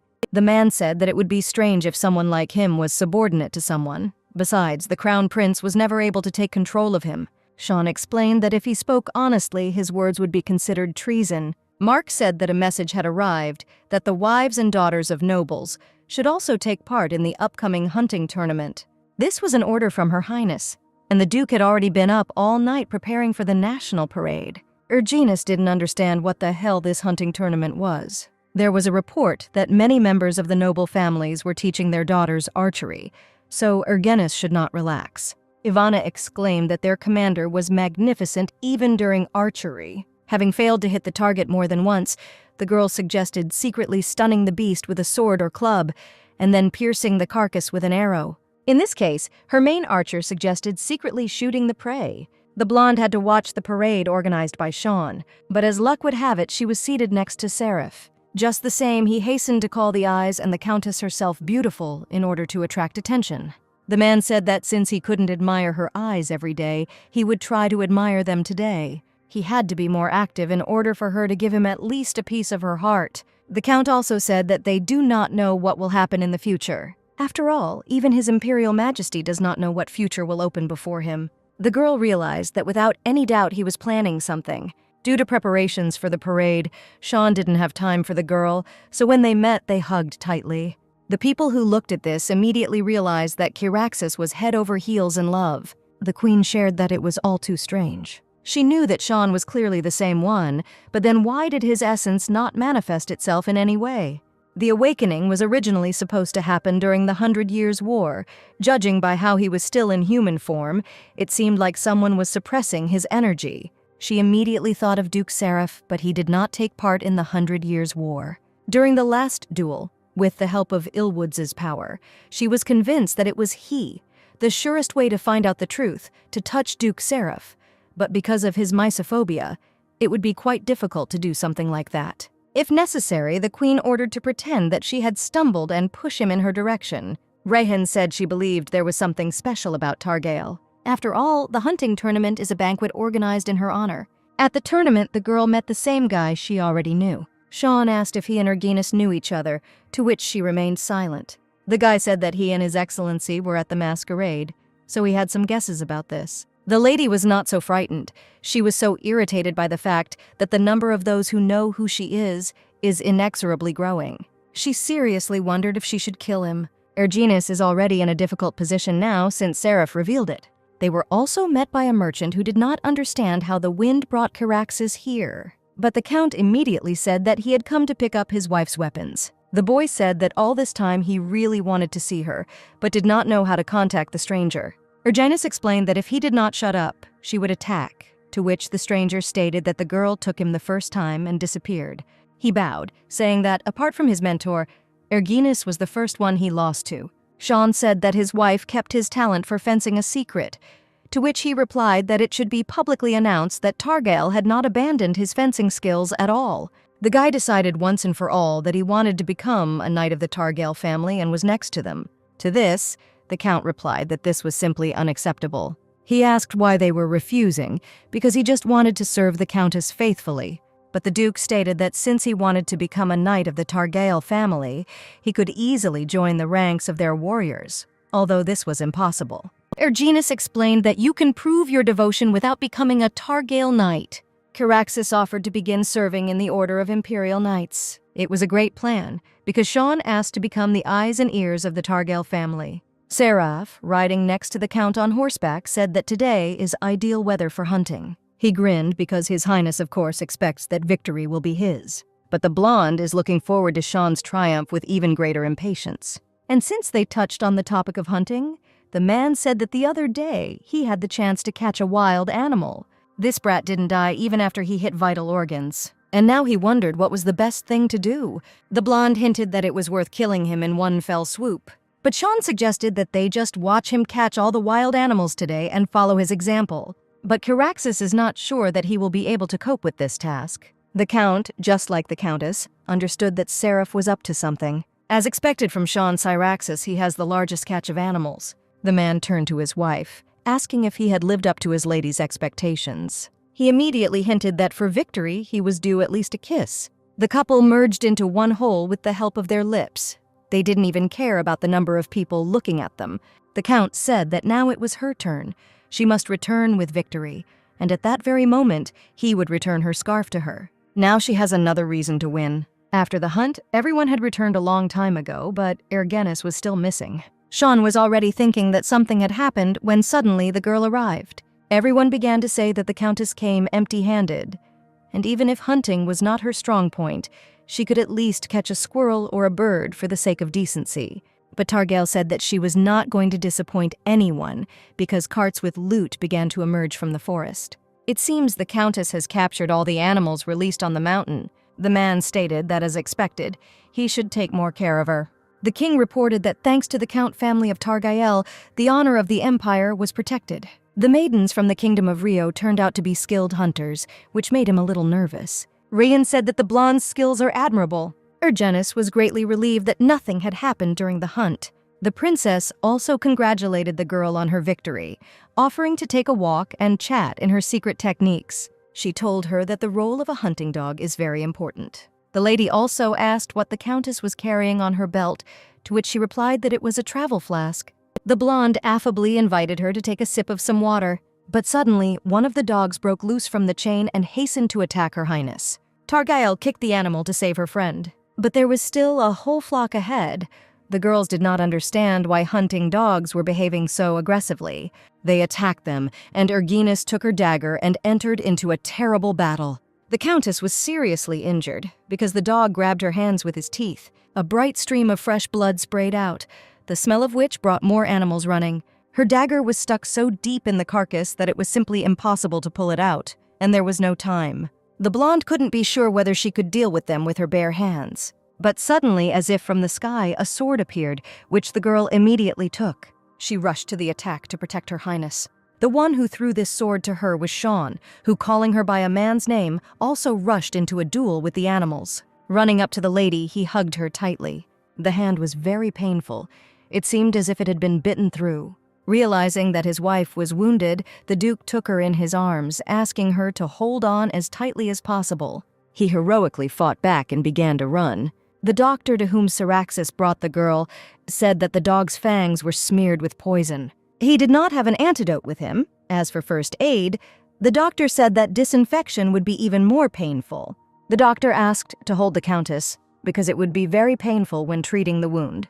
He apologized before the lady was hurt very much, so painful and unpleasant that my lady lost consciousness. Sean in turn promised to find who is behind this. Having learned about everything, Seraph was extremely disappointed. He asked his servant if he realized that he was guilty. The man began to kick him in the head because it was not Sean who suffered, as he wanted, but Erginus. He called Caraxes a freak because he gave the flask to his wife, which he should have used himself. The blonde stated that he should be the only one who could hurt her.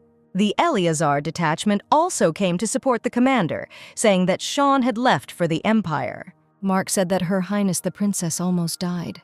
The squad stated that without Eleazar would cease to exist. In an instant, the Count burst into the chambers, asking how the lady was feeling. He asked him to never sacrifice himself for others again. To do this, at least for his sake, because it was because of the heroic kindness of the girl that she suffered. Erginus asked if the culprit had been found, to which Sean stated that Count Epernon had been convicted. But the Duke assumed that he was not the real criminal. He could explain everything, but not that he attacked the princess. The couple guessed that the real criminal was Duke Seraph. The entire time Elle was unconscious, Sean had the feeling that something had broken inside. Given the current situation, the Targael family has no reason to help Epernon. The Count said that it was wrong to punish a person for a crime that he did not commit. After all, he has an assumption that this incident is the work of Duke Seraph. Everyone has noticed that Duke Seraph has been acting extremely strange lately. Sean will help them, but in return, after Count Eperon's life is saved, he will still have to be stripped of his title. The man asked if they were ready in this situation to unite with him. It felt like signing a contract with the devil. They shook hands because they agreed, and Sean finally realized that Seraph was cooking something against him. It was a mystery what could be in this psycho's head, because if Elle had sunk into his soul, then why would he have put his sister in danger? In any case, Caraxes will take the opportunity to permanently remove both Count Epernon and Duke Seraph from Erginus's entourage. Her Majesty was smoking when the maid asked to take care of her health. The woman began to think about visiting Lady Targael. After all, to be honest, when the wolves attacked the blonde, she was watching the Duke. The Queen approached him as she thought it was a good opportunity to test his essence with the power of Illwoods. But the lady saw his strange, distraught look. She was sure that he was looking at Erginus, but for some reason Sean, who is the embodiment, scares her much less. Rihan doesn't think that a person like him can be that soul. And even if it is confirmed that Count Seraph is he, she will never be able to admit it. The girl said that a person cannot lament the will of God, to which the Queen began to shout that someone like him could not be her. Then, the servant suggested contacting Mr. Illwoods and asking him about other candidates. To this, the woman said that there were no other candidates, when she suddenly remembered Erginus and her battle. The man helped Countess Targael eat until she could not use her hands properly. He even washed her feet, surrounding her with care. They started kissing, when suddenly Mark came in and immediately apologized. He reported that the Queen had arrived at the residence. The woman asked how Erginus was feeling, to which she received a good answer. Also, by the way, she said that the girl's husband was not particularly happy about her visit, to which the blonde Inca asked Sean to make his face simpler. Rihan had prepared and already handed the gifts to the lady. Erginus had not held a calligraphy brush for a long time. The Queen suddenly changed her face and told that she saw Targael wielding a sword. The Queen was nearby at that moment. This was not surprising because then many people followed Sean. The Korean woman said that she would no longer ask about anything. Each person has his own reasons for doing one way or another. Rio had another gift, namely the divine power of Illwoods, which would heal the girl's wounds in the blink of an eye. But suddenly the Duke grabbed the Queen's hand, asking what she was doing. Divine power is difficult for even royal families to obtain because it is too valuable. But it didn't matter to him what the woman would demand in return, and he asked to cure his wife. She asked him to give her his hand, but as soon as she touched it, she was taken aback. Because Erginus is the same soul. The Queen suddenly asked what year it was to check. She whispered something about the fact that there were about 3 years left and asked if Sean loved this soul. The Count replied that he was in love with her with all his heart. The woman held her head, not understanding why he tied the knot. Her Majesty waved her hand and announced that she was returning to Rio. The blonde could not understand what was happening and what the queen was talking about, to which she only whispered that they would see each other again. What was even more interesting was why this woman was so hostile towards Sean. Kiraxis hugged the lady, saying that for a moment it seemed as if the queen wanted to take her from him. To this, Targail stated that she would not go anywhere without him and from him too. But for some reason, Sean couldn't shake the feeling that Ella was slowly disappearing, even when she was nearby. Rayhan arrived at Illwoods, revealing that Sean Syraxis was indeed him. And she also found that soul. The man thought it was Seraph, but it turned out to be Ergenis Targail. He said that the woman worked hard, and that means fate worked out this way. He also said that preparations for something had been completed. Illwoods contacted the right people with divine power, saying that the devil had appeared and would destroy the continent. At the academy, Aston was told that the onset of a new millennium was approaching, and a devil had appeared who would destroy the continent. The guy replied that it was quite difficult to cross paths with Inez's priests, even once in his life. But that was the case before. In fact, it was a gold mine for exploration. But suddenly, the blonde began to call on a girl with whom he was already familiar. He asked for what purpose she had come, to which she asked to move to a quieter place. The redhead asked if everything was okay. The girl began to talk about Countess Targail, and from Estina's violent reaction, she realized that she had not told her anything. She said that the Countess was wounded during a hunting tournament. The guy was very excited and said that he urgently needed to return home. But the lady stopped him, saying that the session and exams were coming soon. But this was not important. For the blonde family, that is, his sister, was more important than studies and exams. The red-haired girl handed him a letter, asking him to give it to her father, who is in the Empire. Also, she asked not to use any intermediary, but to give it directly to him. The girl was somewhere in the dark void. Nearby, Sean was touching her pale skin. He kissed her, to which Ergenis realized that it was all in a dream. The lady felt ashamed of what she was fantasizing about in her sleep. But suddenly the man said that Elle's choice was his. He began to slowly let her go, asking her to choose him. Kiraxis had the black wings that the girl saw last time. The girl began to hear someone's voice, which said that the devil had appeared and would destroy the continent. And his name is Sean Kiraxis. The Countess woke up in a cold sweat, barely breathing. Sean was not around, so Targail became very worried. The girl rushed into his office to see what condition he was in. The man approached her and asked why she woke up, but the blonde only pressed herself against his chest, unable to say that she had a nightmare. There is not much time left before Epernon's trial, and they, together with Duke Wade, are trying to remove false charges from him, but it is not so easy. The Countess wondered why Queen Rhee behaved so strangely. The Count also tried to find out what was going on, but it is extremely difficult to search for information in the Kingdom of Rhee. Sean reported that the Queen looked as if she wanted to take the girl. The girl smiled and said that no one would take her away because she wanted to be close to him. At this, the husband knocked his wife onto the floor. He whispered her man's name and declared that he wanted her. He began to directly demand permission to touch the girl like a faithful dog. Sean said that they hadn't had something like this for a long time and he missed it. However, the man was glad that he was not the only one who was excited now. Kiraxis said that he loved the lady so much that he would go crazy if she was not around. A couple of hours later, the couple was told that Aston had arrived at the residence. He rushed towards his sister, shouting that he had heard that she had been hurt. The boy began to cry when he said that he was very worried. My sister also shed tears because she didn't even think about her brother's feelings. But what a shock Aston was when he learned that Ergenis was cured by the Queen with the help of divine power. He didn't understand how this was possible, since only priests could receive and use the divine power of Illwoods. Little was known about the Kingdom of Rhee, so it is possible that Rheen could have been a monarch. To distract the teenager, the girl suggested going somewhere, but he said that he needed to fulfill one request. He needed to send a letter to Duke Wade's residence. The girl wrote that Aston is a man of outstanding mind and big heart. She thinks that she could be with this man for the rest of her life, so she asked for help to marry him. His only daughter, who grew up without a mother, refused all potential suitors all this time. The man suddenly asked if Lord Aston had thought about a wedding with his daughter. The Duke Wade family proposes to the Count Targail family to enter into a marriage alliance between Hyla Wade and Aston Targail. The older sister was shocked when she realized that her brother had been sent a marriage proposal. Sean promised to go to the Imperial Palace and meet with him to personally discuss this issue. Ergenis said that Her Highness the Princess had summoned him. A couple of minutes later, Ivana knocked on the door and went to the commander. The red-haired woman said that she gave Ethan Margus's flowers and instructed him to sort everything out. This flower has hallucinogenic properties. In moderation, hallucinations and torture are a fantastic combination. The princess said it was a huge relief because she looked healthy. Erginus asked if maybe something had happened to Her Highness because she was so pale. She said that lately she has been tormented by nightmares, so she doesn't really sleep. The girl lowered her gaze and asked Erginus to fulfill one request. She asked to spend at least one night in her palace. Later, the lady told her husband about this. Targael said that it seemed to her that the state of the crown princess was somewhat strange. The girls drank tea, which relaxes and promotes good sleep, but so far the princess has not been able to feel this effect, and Erginus gave up tea altogether. In the evening, the girl was also sent tea, asking her to taste it. Seeing that the tea contained flowers that were used as a sleeping pill, Targael poured the tea from the balcony. At night, the maid even checked whether she drank tea or not.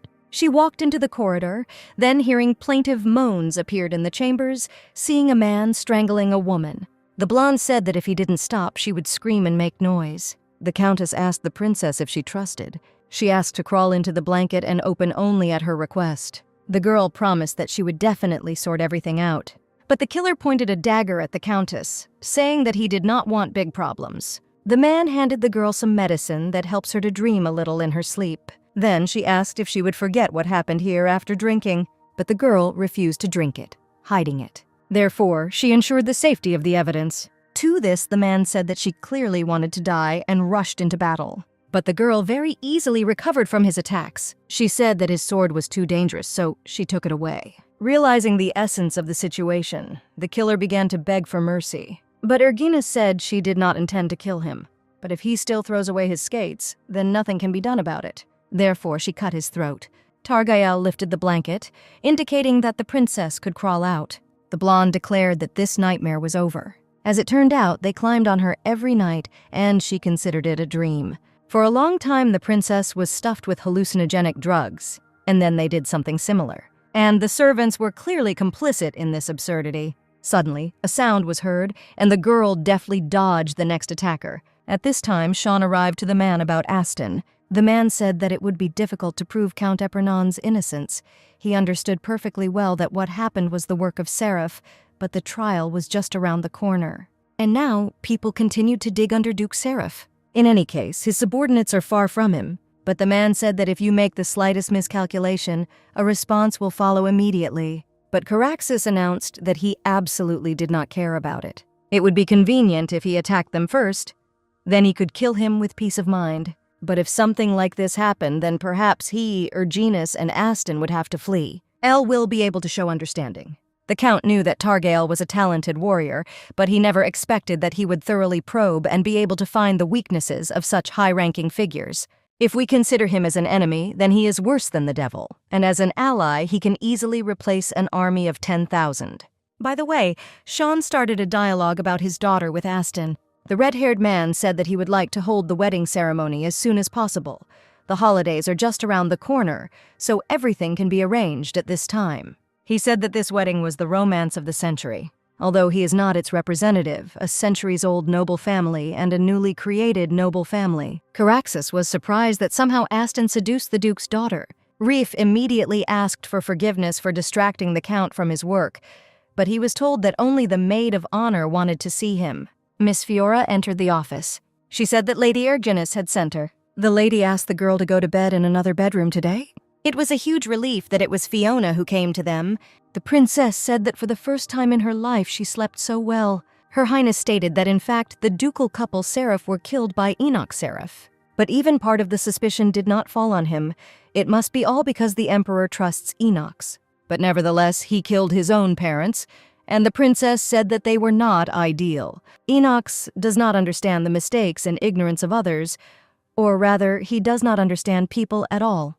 There will be no forgiveness for anyone who puts even a tiny stain on the name of Seraph. And also, the princess said that she and Enoch's are half-brother and sister. When her father brought her to the ducal residence, Enoch's tried to kill her, saying that such precious blood had been given to some insignificant, illegitimate child. Later, he spared her life, deciding to marry her to the crown prince. The girl said that the Duchess also hated her. She didn't look like her or the Duke. She was an illegitimate child. Every day she squeezed her neck and tried to kill her. Fortunately, the lady is still alive, but yesterday's incident made her realize something. Enix continued to remind her of the pain she had experienced because he wanted her heart to be broken. Her Highness said that he turned her into a doll that was unable to resist. She never truly lived. But the Crown Prince was not at all interested in her. For Erginus, there was nothing surprising here because she also married for convenience. The princess promised to change because she no longer intends to be a toy in the hands of Enox. Therefore, the girl asked for help. Soon, Erginus was taken by Sean. She asked if he was very worried. At first he was worried, but after seeing how flawlessly she dealt with that servant, his anxiety subsided a little. To be honest, he didn't particularly feel sorry for Her Highness the Princess either. It seems to Sean that every time they meet, Erginus's life is in danger. But the girl said that this time she took something interesting with her. She began to undress, taking out from under her chest a bottle that she had hidden in the palace.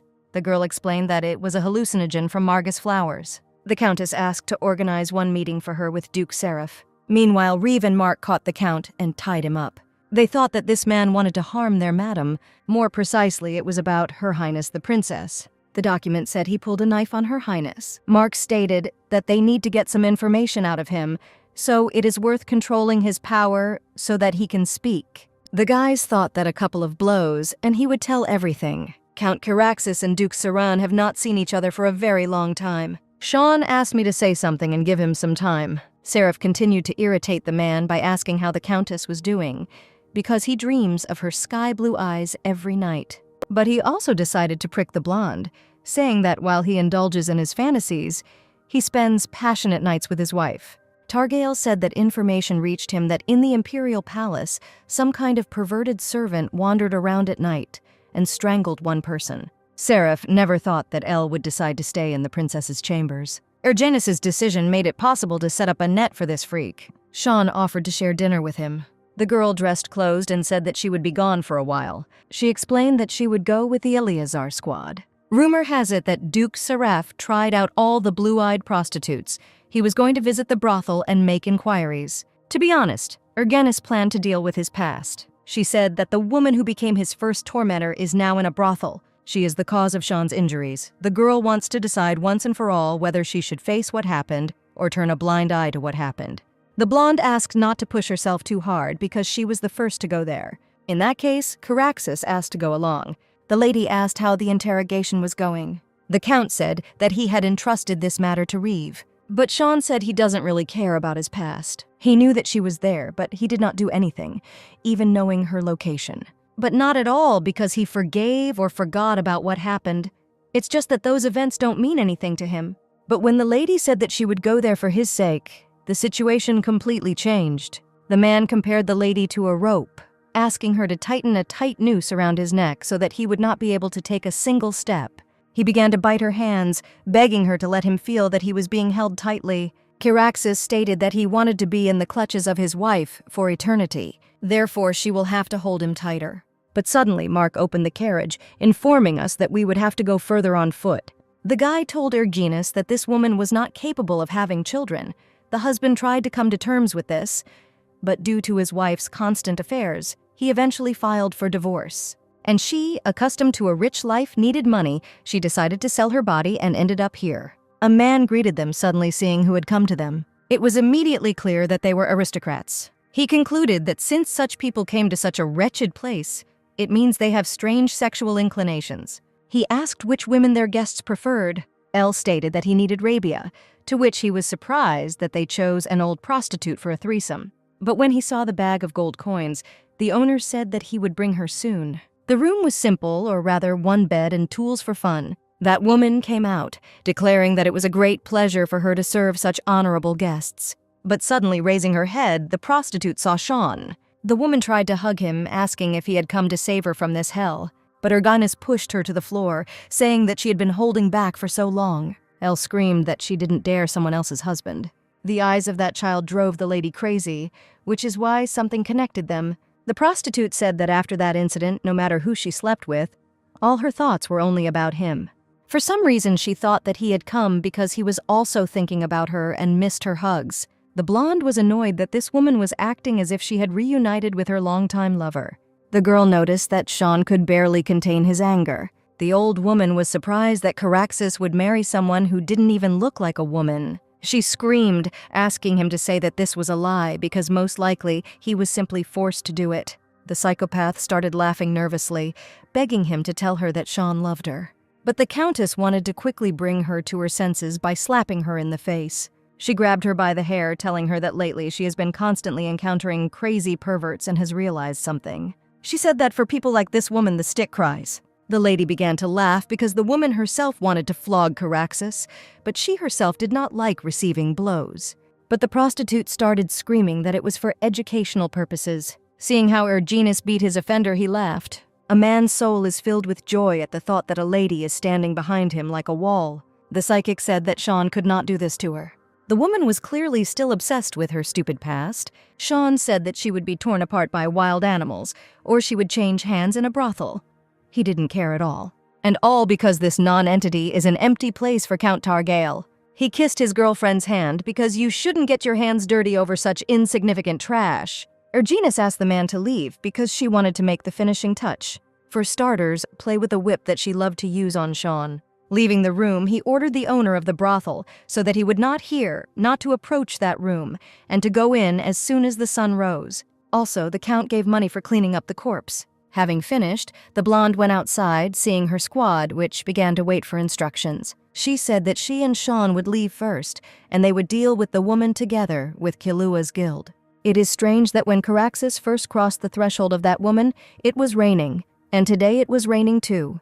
The man understood that if someone else had done this, he would have said that it was a stupid and useless act. However, Erginus is a different matter. He really liked the fact that the girl decided to deal with her for his sake. The next morning, Elle dressed up, to which Caraxes said that it was not necessary. But the blonde said that she had prepared herself to properly push Seraph against the wall. The girl said that it turns out that Sean is a real rich man, and she will soon burst with envy. The lady asked to keep a tight rein on her, because her fists would itch as soon as she saw the impudent face of Duke Seraph.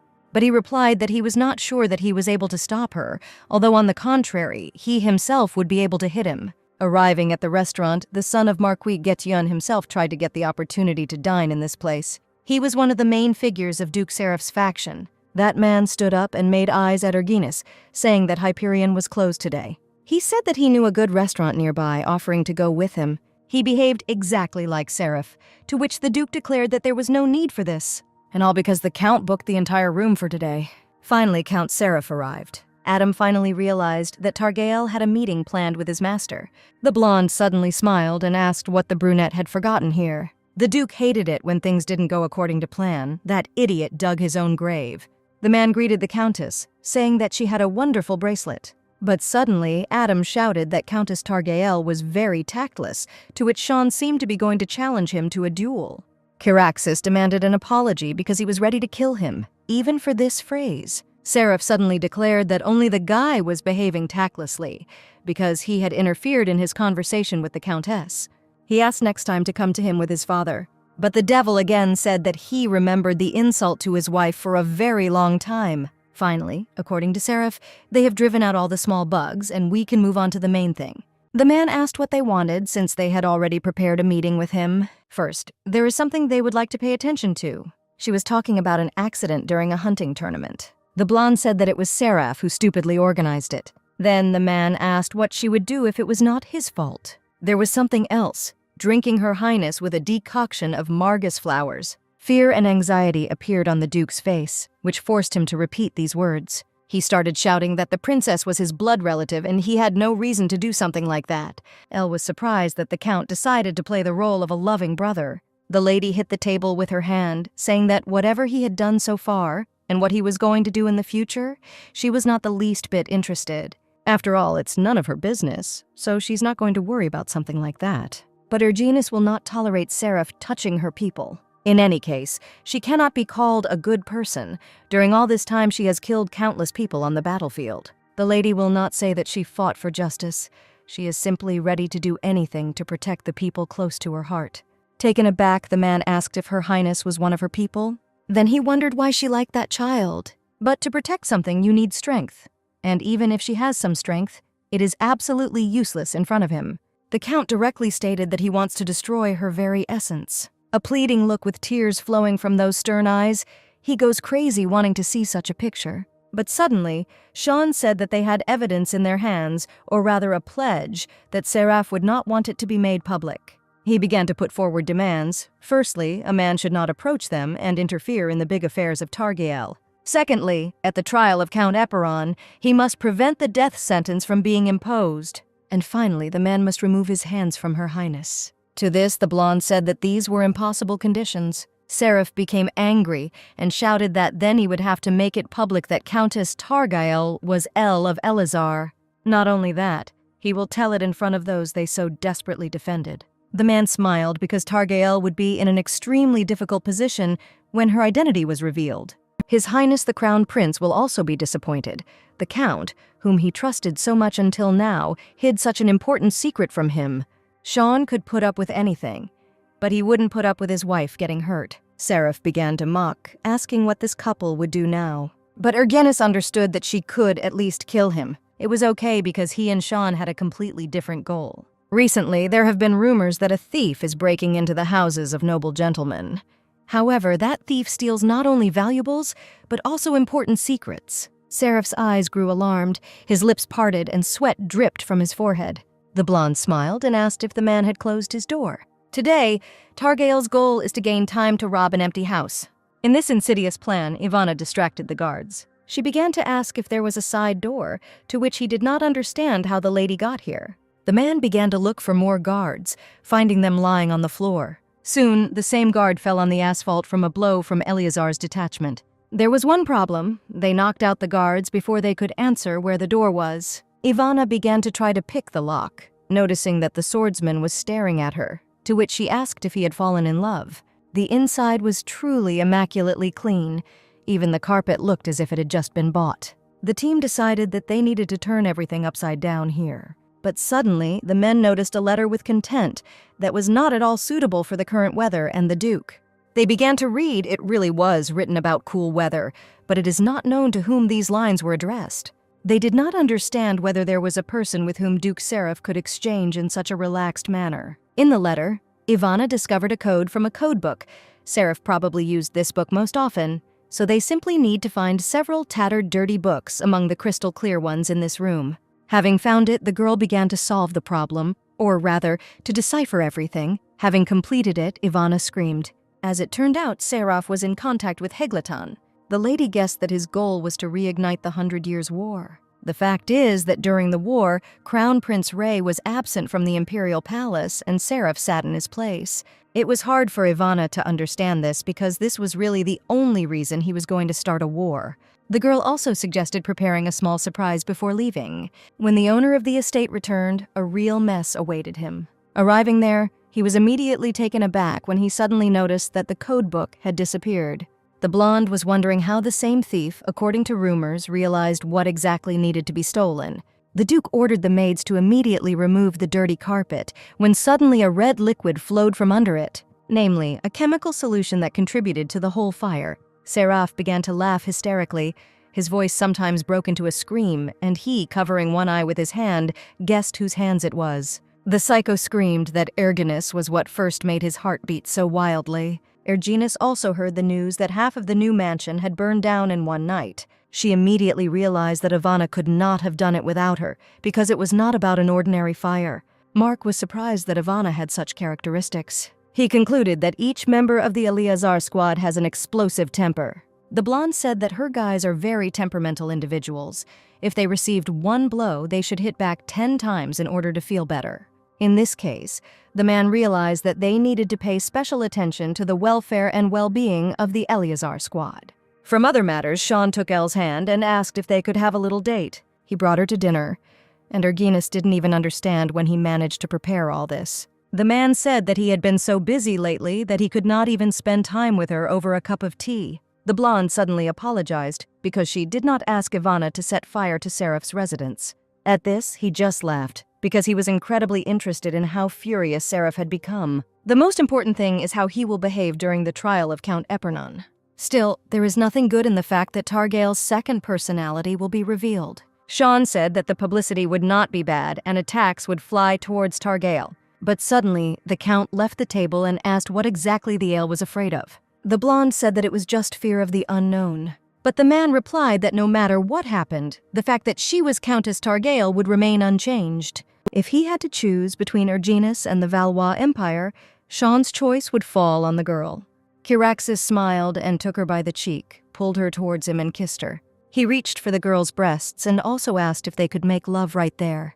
To this, she screamed that Sean was talking about some kind of nonsense, and he, in turn, took her in his arms and carried her somewhere. He put her on a sheet that was lying on the ground and said that none of the servants would appear. The man sank a little lower to the lady's knees, asking if he still couldn't do this. Sean said that he just wanted to please her. The Duke asked to be allowed to touch her, right here and now. Erginus asked him to change his position, and sitting down in front of him, she wrapped her arms around his neck and began to kiss him. He gently bit her breasts, not paying attention to where they were. But suddenly the girl declared that she was completely ready and that all these foreplay would be enough. The Count asked if she wanted to take the initiative into her own hands. During all the depraved acts, Sean mocked, saying that Erginus should be quieter. After everything, the lady decided that they should establish a taboo on doing something like that during the daytime, because Sean had already overdone it. Finally, a report came from the Eleazar squad and Killua's guild. The content was very entertaining, but suddenly El came across information that that freak was trying to start a war.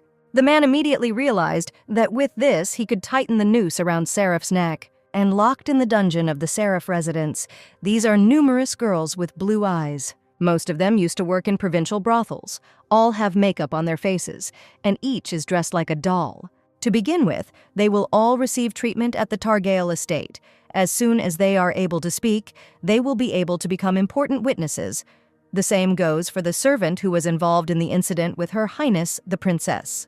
Most likely, this will be enough to defeat Seraph. Although everything looks perfect, their opponent is not so simple, so Sean has the feeling that they are missing something. The trial of the Count of Epernon began. Count Epernon has lost a lot of weight. His Highness the Crown Prince and his wife arrived at the event. Seeing the girl, the blonde exhaled, because the lady no longer had to hide her neck. The trial began. Firstly, Count Epernon committed a terrible crime, daring to assassinate Her Highness the Princess during a hunting tournament. From this it follows that it is local to rebel against the Imperial Majesty. Suddenly, the man shouted that Count Targail could not defend the defendant in court. The reason he is not eligible is because he deceived the Valois Imperial family. Everyone was shocked when the Count called Sean a sinner. Elle also sat in court and was not left with a feeling of anxiety. But suddenly, in front of everyone, it was announced that Sean Targail's wife, Erginus Targail, was the commander of the notorious Eleazar detachment LO.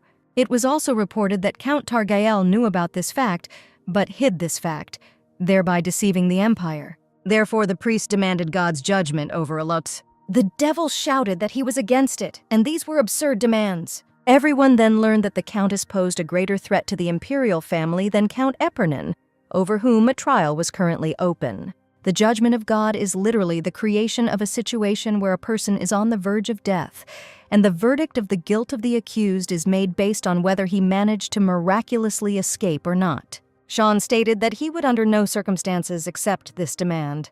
The lady was depressed, especially when Aston was nearby. But the Crown Prince became curious and asked Erginus to explain.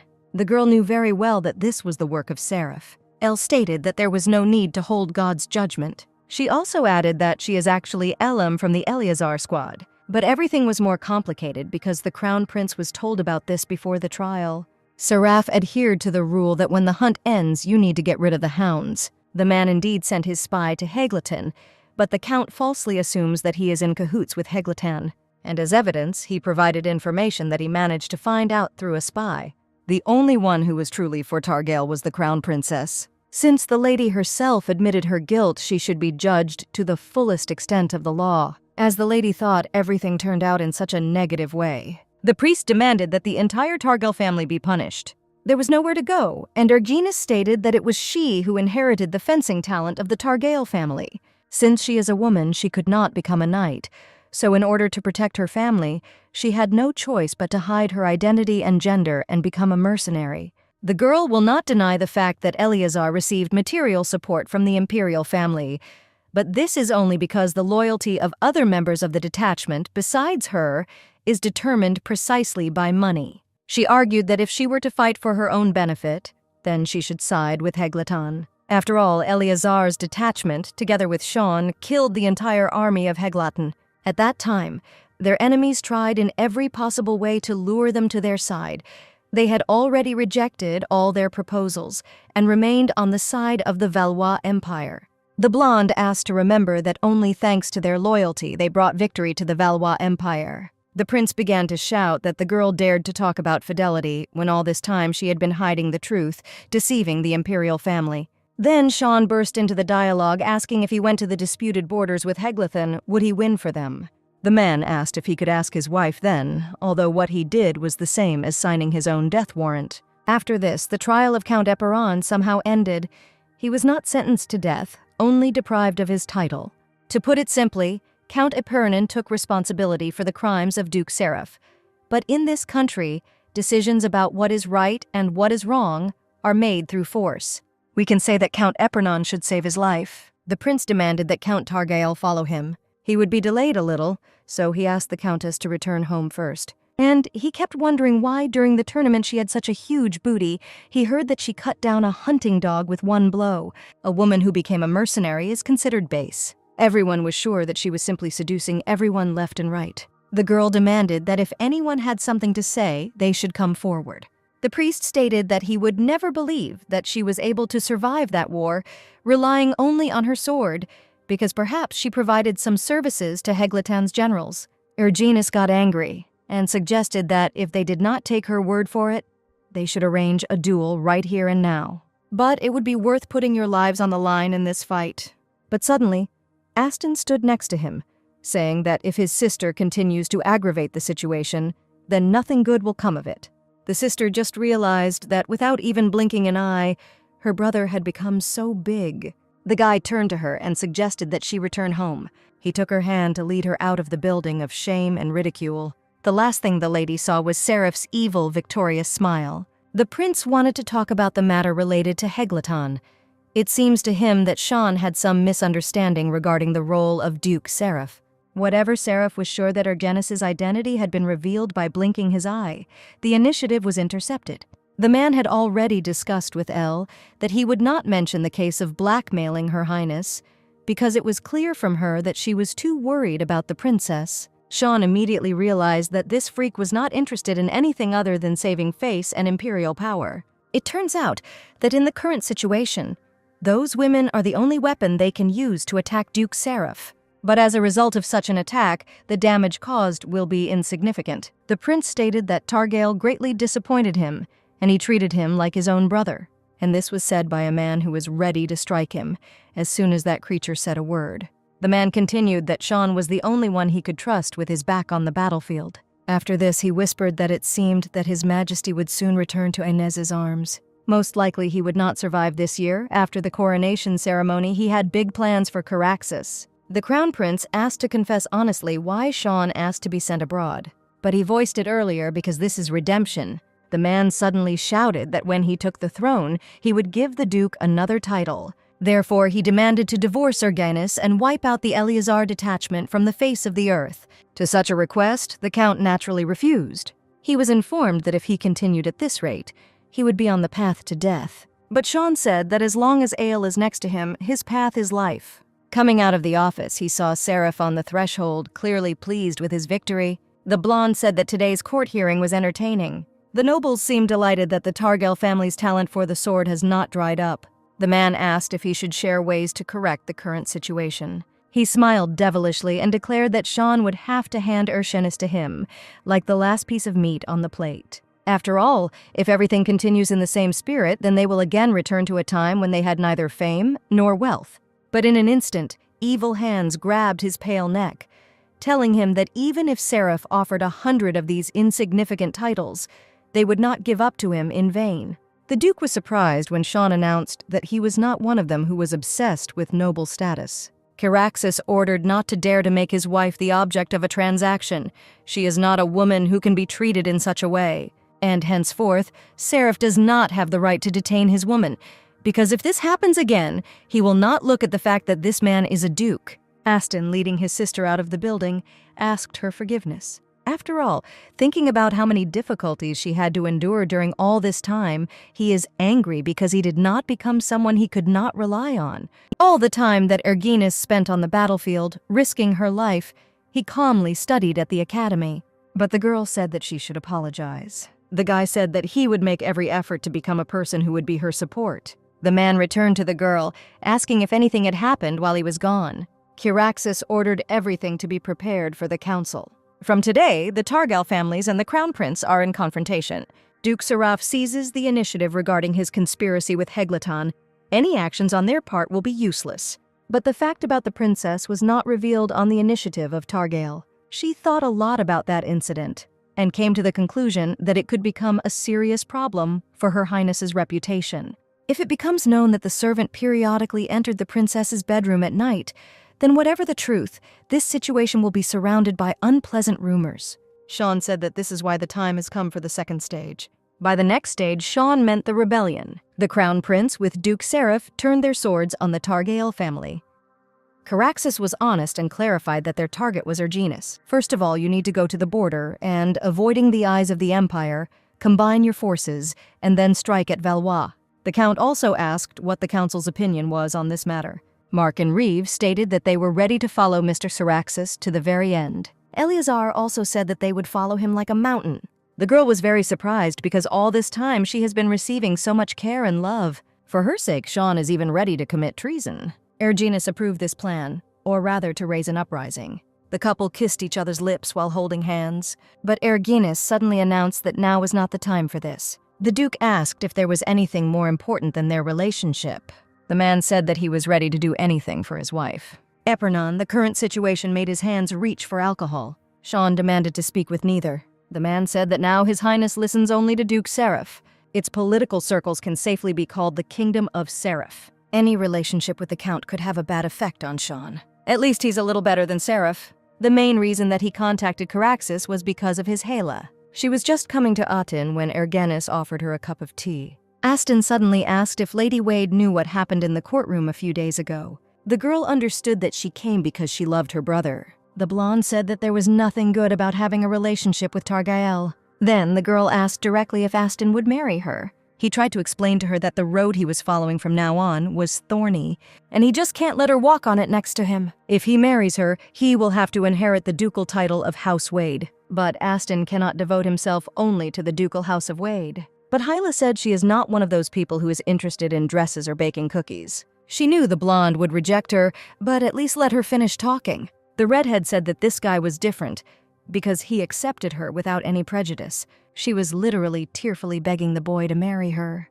And so the long-awaited answer was heard, which included an apology. But these apologies were not for refusal at all, but for the fact that it was not he who asked her to marry her. Aston also has feelings for the lady, which is why he did not want to take her on his thorny path. After this conversation, the couple decided that they should get married. Given the circumstances, the engagement ceremony will be a simple exchange of rings. Wade, with all his appearance and actions, made it clear that he agreed to marry Targael. After their departure to the border of the Empire, they are about to blow up a scandal about Duke Seraph's sexual orientation. Most of the nobles are deceived by Seraph's false identity and follow him.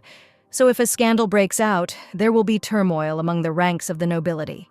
The Count asked him to take over patronage. Sean said that he was only serving the Empire faithfully. Seraph reported to the Emperor that Sean Caraxus was about to point his sword towards His Highness. Therefore, he must definitely be killed. His Highness was informed that a glow was emanating from the portal, which meant that Illwoods had arrived. Everyone was surprised that the High Priest suddenly appeared in Valois.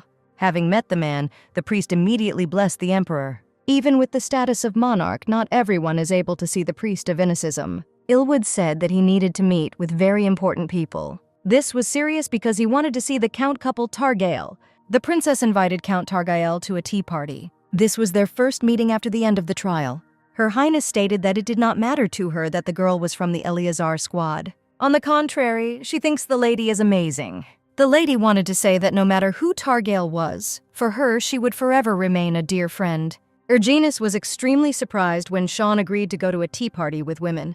The princess also demanded that her scandal be made public. To this, the girl said that this cannot be done because there is no need for it. Then the crown princess said that even if she no longer had nightmares, she was still in his power. The fact is that she became the prince's wife because of Enoch's and never in her life asked for this place. And if there is such an opportunity, then she wants to acquire freedom. Elle understood that in order to gain freedom, the lady would need to give up the title of princess. She asked if she was ready for this. She replied that this was, of course, and also asked if the couple had any plan. Suddenly, the tea party was interrupted by a maid who said that the Inez priests had arrived here. The princess asked to postpone the conversation with Erganis to another day. But suddenly, a couple of men ordered the count to go with them. But he grinned because it seemed as if they were about to drag him away by force. Going to the emperor, Erganis was surprised to see Illwoods because she had not seen him before. But what shocked her even more was that she somehow knew his name. Illwoods sensed the man's aura, which made him feel disgusting. He stood and bowed to the girl, telling everyone to greet the savior. The priest sat down on his knees, inviting the girl to go with him to Anesian. The emperor began to shout and explain that that woman was just a countess. But the lady suddenly became curious, which is why she asked why she should go with him. He replied that it was because he personally brought the savior here. The blonde asked what he was talking about and where he brought the savior from, that the girl heard something about South Korea. The countess almost fell to the floor, because Illwoods named the country from her world in which she lived in a past life. Due to a series of changing events, Erganis completely forgot that her memories of her past life were deeply buried in her soul. She thought that this had nothing to do with her, so she did not realize the nuance. I just couldn't hear the Korean language being used in this place. The girl considered this a kind of privilege for a person from another world. Illwoods explained that the blonde was a savior who was destined to be born into the world from the very beginning. But a small problem arose, which is why the girl's return was slightly delayed. The man was ready to answer all her questions, because meeting him was a call of fate. The lady really wanted to go because she had enough questions. She wanted to know why they called her the savior here. And for a moment, Sean declared that no matter what choice the girl made, he would accept it. The Duke understood perfectly well that this was very important for the girl, so he did not mind letting her go. Only in return, she must tell him everything when she returns back. Sean said that even if this place turns out to be hell for him, then Erganis decided that she would not go anywhere. The fact is that the past is in the past and the present is much more important for her. Because of her past, Elle cannot give up the time she can spend with the person standing next to her. Then the man said that she didn't even know about his real identity. But suddenly, Illwoods took off the blindfold and began to apologize for his tactlessness. And the girl immediately realized that Sean was in danger. He used his divine power to fix the problem. Illwoods High Priest, this is a place given by God. When the previous generation's Illwoods dies, the next generation takes over their mission after receiving God's power. The Illwoods of this era came from the slums, and he was also an orphan who struggled to survive. One day, an orphan boy grew long silver hair, and despite people's ridicule, he wandered the streets calling himself Illwoods, so rumors slowly began to spread. He told a prediction that an attack by the continent, or rather an attack by the devil, was approaching, and the savior is in another universe. Transported by the previous Illwoods from another dimension, Rihan. She was not a savior. He found that soul, but its lifespan is short. He used his power to bring her here. However, the boy did not know who exactly she was on the continent. Erganis woke up in cold water and began to look for a way out. She walked into one of the rooms when she saw a man. The girl began to scream, asking where her husband was. Using his divine power, the man showed Kyraxis chained to a cross. The day has finally arrived when Illwood's 1,000-year mission will be accomplished. The man also woke up chained to crosses. None of them understood what was happening here. The man said that the savior would judge the devil and put an end to the disaster. Apparently, God prophesies to make devils out of normal people and kill them. As Sean said to all this nonsense, the blonde said that Sean himself should understand that he cannot be classified as normal people. Strange things really happened. How he, who had never studied martial arts, was able to wield a sword so skillfully on the battlefield. On the contrary, he had the feeling that he had spent his whole life fighting, and when he gradually began to lose his self, forgetting that he was a person. Then she pulled him out of this whirlpool. Erganis. A man is ready to give up everything for her. Therefore, he decided to rebel and risk his life. The girl began screaming at her lover to come to his senses. Hearing her voice, he used physical force to break the chains and rushed to her. He rushed into Ilya's arms, asking if she was hurt. But suddenly, Illwoods interrupted them, ordering the devil to move away from her. He again used divine power to get rid of Kiraxis. The Countess instantly screamed because the priest was doing something unthinkable. The savior is the one who will pacify the devil and save the continent. Illwoods again tried to explain that the one who now stands in front of the Countess is the devil. She did not believe him, to which the man began to give examples of fire and Sean. He gave her an argument about her dream, which in fact was a message. The blonde said that they did not have much time left, therefore Erginus must kill Kiraxis as soon as possible. El said it hadn't even happened yet, and he didn't even let Sean say a word. To this, the priest stated that this was a prediction sent by Ines, and the fact that Kiraxis is a devil remains unchanged. The Sacred One did not understand why Erginus was against his fate. The girl announced that she was not a savior at all, but Erginus Targael. As evidence that Sean is the devil, Illwood cited the fact that he is now having difficulty breathing. He tries to avoid death by tying himself to a girl in marriage. But will Erginus admit that she loves this devil? When he finds out what a freak Sean really is, Kiraxis thought that El would feel afraid around him. In this case, the girl had no choice but to solve the whole problem by force. He possessed divine power, but nevertheless, despite the fact that she is standing next to Sean, the power does not affect her in any way. The attacks must be affecting Kiraxis because he is a devil. But in an instant, the demon began to laugh, greatly surprising everyone present. The man hugged Targael to him, kissing her on the cheek. He hugged his wife tightly. Saying the right words at that moment, he declared that he loved her very much. Sean loves the lady so much that he doesn't even mind falling by her hand. But after saying that Erginus wanted to solve everything by force, the Count also wanted to join. Then the Divine One asked if they really thought they could solve this situation with force. Illwoods asked the Savior to face the truth before it was too late. Elle understood that if everything went in the same spirit, the Duke could really die, but the only way out of here was through those stairs. And even if you go down, you won't be able to escape. It seems that they are moving with the help of divine power. Tagrael had no idea what to do now, because they were surrounded by priests on all sides. She thought about capturing Illwoods and using him as a hostage, but suddenly her thoughts dissipated when Sean became ill. The blonde said that even if this person is a devil who will destroy the continent, then he is clearly going too far. After all, he is going to kill a person for the sake of a great cause, to make a sacrifice for sins that he has not yet committed. Erginus realized that words could not convince him after he said that Sean was not a person at all. Then she jumped forward, telling Kiraxis to leave Illwoods to her.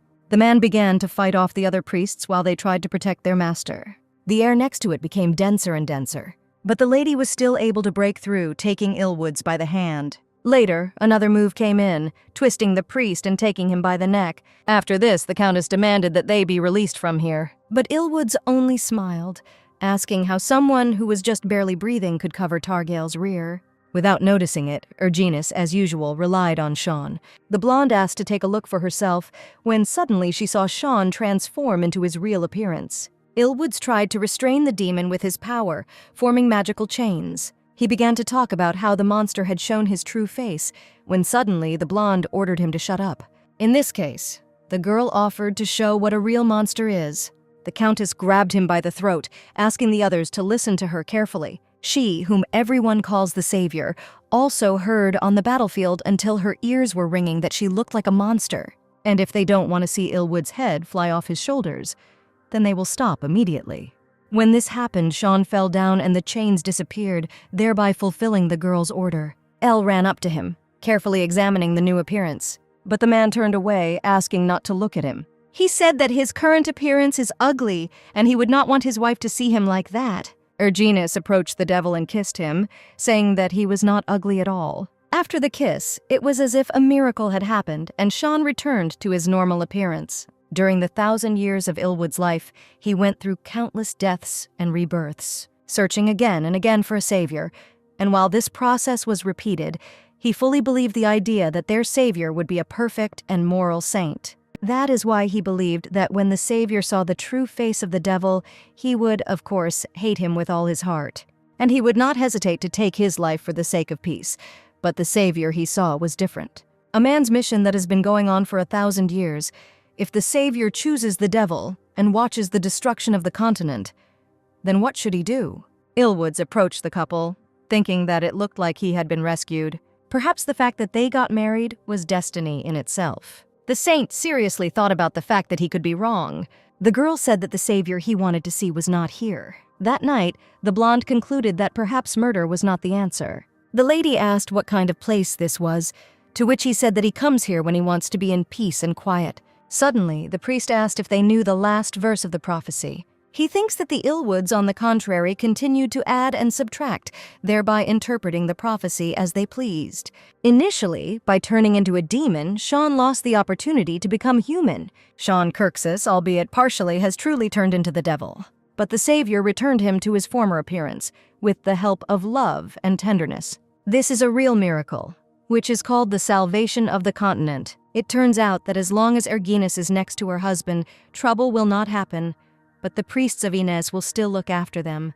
Illwoods promised that if Sean suddenly turns into the devil again, he will reveal his true essence to the whole world. Suddenly, the man put the bandage back on himself and the air changed. Erginus was very surprised when Illwoods said that they would see each other again. That's exactly what she thought, but she didn't think so. He was the priest who would watch over the Targael family, so he was again sent to their estate. Seraph handed a bouquet of flowers to Miss Targael, saying that his heart yearned for her. The man said that they were just roses, and then leaned over and said that he would wait for her. In the carriage, Sean trampled these flowers with his foot, saying that black roses ruined the whole mood. The girl arrived at a snowy place where Illwood stood next to the horse. The lady allowed herself to introduce her comrades, or rather the Eleazar squad. They said that they had been together since the 100 Years' War and had become family to each other, so he told them everything. Ivana thought that she had serious problems because the priests did not favor alchemists. When Erginus introduced the girl, he said that he couldn't believe his eyes. He approached her and said that it was amazing to know such a truth at such a young age. Illwoods called the lady wonderful, which made Ivana feel calmer. The red-haired woman invited the man to try the anti-fatigue potion that she had prepared. This town looked like it made doubts appear in my soul. The guy even gave a couple of coins to one child. But the blonde did not allow this, saying that the boy's hands were too clean for someone who asks for mercy, and there were no signs that he was exhausted from work, and his face was completely plump for someone who was starving. The girl asked if money was really what he needed when suddenly the boy ran away. Mark noticed that this place is really strange. Although the town is on the outskirts, the buildings are terrible, and there are no people. In an instant, Reef reported that a message had arrived from the mansion, saying that they would be provided with food and a place to stay for the night. Sean asked the guy to keep an eye on the situation while they went to check the mansion. Targael decided that she would take a weapon with her just in case. The Duke also thought that this mansion looked suspicious. There are no adults, and all servants, without exception, are children.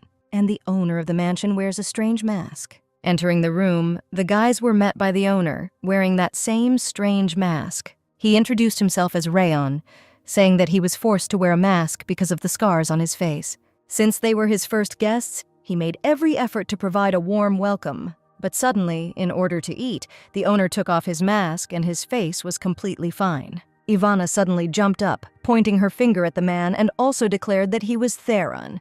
The man smiled, saying that they had not seen each other for a long time. The blonde was very surprised that this couple knew each other. The lady immediately shouted that none of her friends should touch the food, under any circumstances, because it could be dangerous. But someone she already knew began to laugh at the girl's reaction. The man said that unfortunately Ivana was very late. Suddenly, there was not enough air, and the girl fell to the floor, losing consciousness. Erginus wanted to help, but she couldn't move from shock, because something strange made her also lose her balance.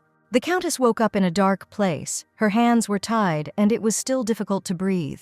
The girl understood that these were dirty machinations with all sorts of chemicals, which forced her to be neutralized. Ivana was also unconscious, and her hands were tightly tied to each other. When the lady finally came to her senses, the blonde asked what her relationship was with Rayon. The only thing she understood was that he was also some kind of alchemist. Then the redhead asked if the commander remembered their first meeting. The reason she took all possible risks and went to the battlefield was because of the dreams and goals of alchemists. The essence of the truth is that any metal can be turned into gold. Her teacher was a great sage, whom the whole country glorified. Rayon was Ivana's senior friend. and this man always mocked her. Whenever the teacher was not around, he said things that undermined the girl's self-esteem. He also intercepted the research she was conducting, made ridiculous accusations, and punished her. When the teacher passed away, Ryan immediately kicked the lady out. Therefore, Ivana also began to participate in the battle for the creation of the Philosopher's Stone. The method of making this stone is extremely vague. It is carried out in 4 stages by dissolving raw materials with different properties in mercury. This is all that was known. The girl said that that's why she decided to see if she could make a philosopher's stone from corpses on the battlefield. She immediately rushed to reassure the commander, saying that she was not doing this now, because after meeting with her, she realized that she had acted wrong, and now she liked life in the Eleazar squad more than chasing a stupid stone. The alchemist looked down and asked if Erginus was disappointed in her. But suddenly, their dialogue was interrupted by a man who also entered the room. He touched Erginus's face, hinting that she was most likely uncomfortable. He also added that most likely this is because she is a noble woman. But Ivana also began screaming for this freak to take his hands off her commander. The alchemist began to humiliate the girl, saying that such a dummy had no right to raise his voice at her, and for this lady, he would be much more useful than him. That's why Ivana tried to experiment with corpses from the battlefield. But the blonde suddenly declared that this man was an idiot for making her Ivana cry. He was surprised that the noblewoman was friends with the commoner. Ran suddenly stated that it did not matter because in any case here the girl had no choice but to obey him. And later he added that Erginus deserves to be the queen of his kingdom. But she grinned, asking if he was afraid of her husband. But the man called Sean a damn idiot. But even Ivana said that this man was more significant than that. Rayon said that he had found a good sponsor, and he got rid of their teacher's laboratory. It was painful for the redhead to hear because that place held memories with the teacher. But the chemist said that in comparison with this, he had achieved a lot.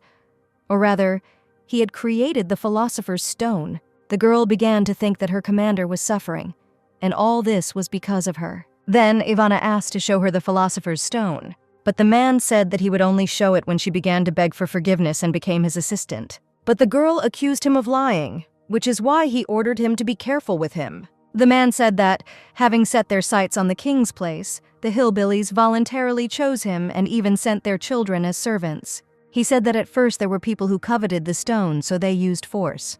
But Ron decided to take advantage of the fact that Ivana is very close to that noblewoman. He removed the floor under Erginus, saying that even if she lost one leg, he would attach her back. In the pit, under the girl, there were hungry dogs that could easily kill the lady. The psycho suggested that before dying, Ivana would want to save the blonde. With such manipulation, the man wanted to get an oath from Ivana that she would obey him. Targail asked to wait 5 minutes and suddenly untied her hands and jumped towards the hungry dogs. The girl said that the chemist would lose only because of his ignorance. They also asked if the blonde knew what Eleazar was. In the event that they were left here alone, the alchemist offered to talk frankly. The lady said that the Philosopher's Stone is just a symbolic expression, and no one knows what kind of material this is. Ivana asked to answer the question what shape his stone had. She started asking a bunch of questions, and then asked to show him how he made gold before her eyes. He wanted to say something, but the girl said that if he really succeeded, then she would lick his disgusting feet. But the man only got angry and grabbed the lady by the throat so that she would talk less. At the time, Sean woke up much later than Ilwoods expected. He said that this was the price of his arrogance, because Caraxes put the savior in danger. The man began to get nervous, realizing that he would only feel calm if he saw Erginus now. But if El was absent for a long time, he would turn into a demon again. But suddenly, he was quickly brought to his senses, asked to control himself. After all, while there is no savior, the blind man will not hold back like last time. But Sean promised that nothing like that would happen, so that he would have to use divine power. The Duke asked if they should get out of here first. They were about to come up with an escape plan when a huge beast attacked them. Taking out a knife, the Count with a deft movement stopped someone else's attack in his direction. Ilwoods said that there are many such creatures, but not to say that this labyrinth is difficult, but it seems to be designed in such a way that they will constantly encounter wild animals along the way. Sean asked how the priest felt about the fact that he would kill the owner of the mansion, to which he replied that if it was for the sake of salvation, then you can do as much as you want. Eleazar's squad also fought monsters using their usual weapons, But at one point, they realized that there was simply no end to these animals. The men began to discuss the fact that during the 100 Years' War, everyone fell for Ergenis's bait. Rafin said that they must find her before Sean goes berserk. One of the guys said that he would like to ask something. The archer asked if Rafin liked Ivana, to which he was embarrassed and shocked. He asked how he knew about it, but he himself clearly showed it, so that any fool would guess. The guy said that since Ivana secretly relies on him, she seems to like him too. Also, the friend asked if he should just confess his feelings to her. Deciding that they should hurry because they might be too late to prove themselves, the guys set off to look for the ladies. Meanwhile, Ergens, having pulled out her dagger, was thinking about how she could land carefully. She flew straight into the belly of the monster, which immediately made her jump away. Mutated creatures began to attack her, trying to destroy her. The blonde realized that there were too many of them, and she, by the way, was alone. But having decided that she needed to calm down, she thought that they clearly had an Achilles heel somewhere. Everything turned out to be much simpler, because the weak point of these creatures was their joints. Ergenis decided that now, knowing their weakness, she could cope quickly enough. But suddenly, sensing a wild stench, the Countess found a laboratory where there were monsters in test tubes. As it turned out, that man conducted experiments on animals. But suddenly she realized that there were also people in these cells, or rather children. Children with blue eyes, in a beautiful wrapper and an unfocused look. The girl was shocked when she realized that Rayan's sponsor was Duke Seraph. Come to think of it, Seraph's skills with drugs were surprisingly good, just like during the assassination attempt on Princess Rin. So it was during the incident with the hunting dogs. It's funny that one crazy person met another crazy person and united into one. Walking a little further, the lady saw the Count, who was also fighting monsters. Sean asked his guide not to go far, because if they made the slightest mistake, they both could remain in the afterlife.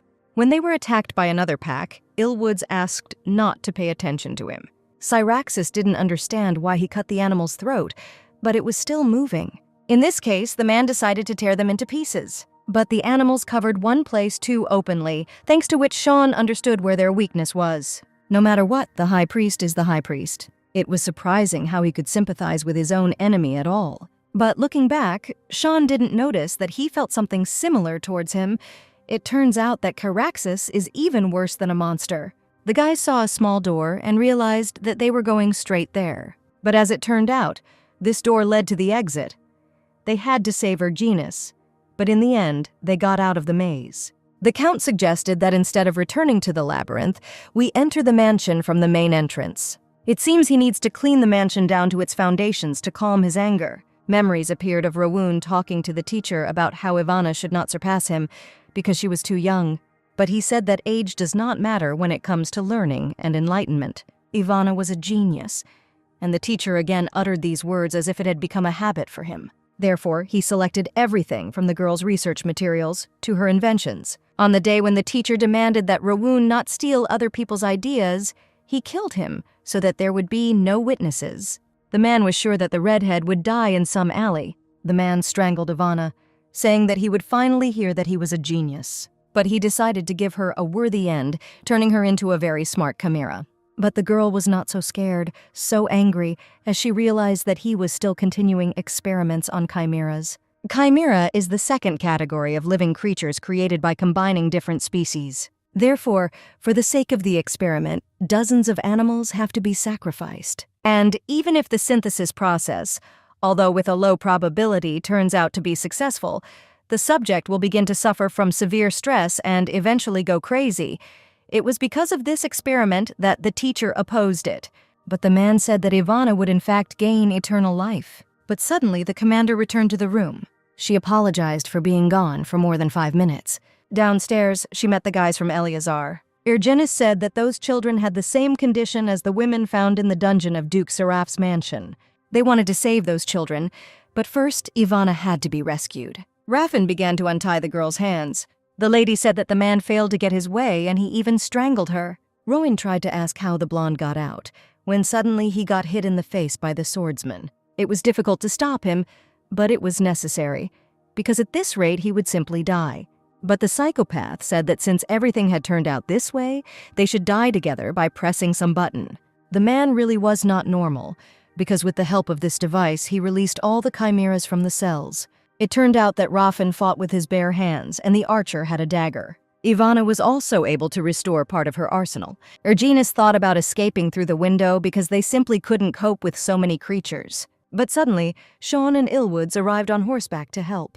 Animals were everywhere. Some flew and some crawled and were no less dangerous than each other. The man said that even if he killed one creature after another, they would still die. Countless chimeras will flock here, and that crazy guy has installed a mechanism that will blow up this mansion. The commander asked Ivana to use the remaining drugs to keep the rear under control. One guy asked if it would be worth taking the instigator with him to add to the investigation. But on their side, there is also a person capable of such shameless actions. Illwoods asked Sean to just stay calm.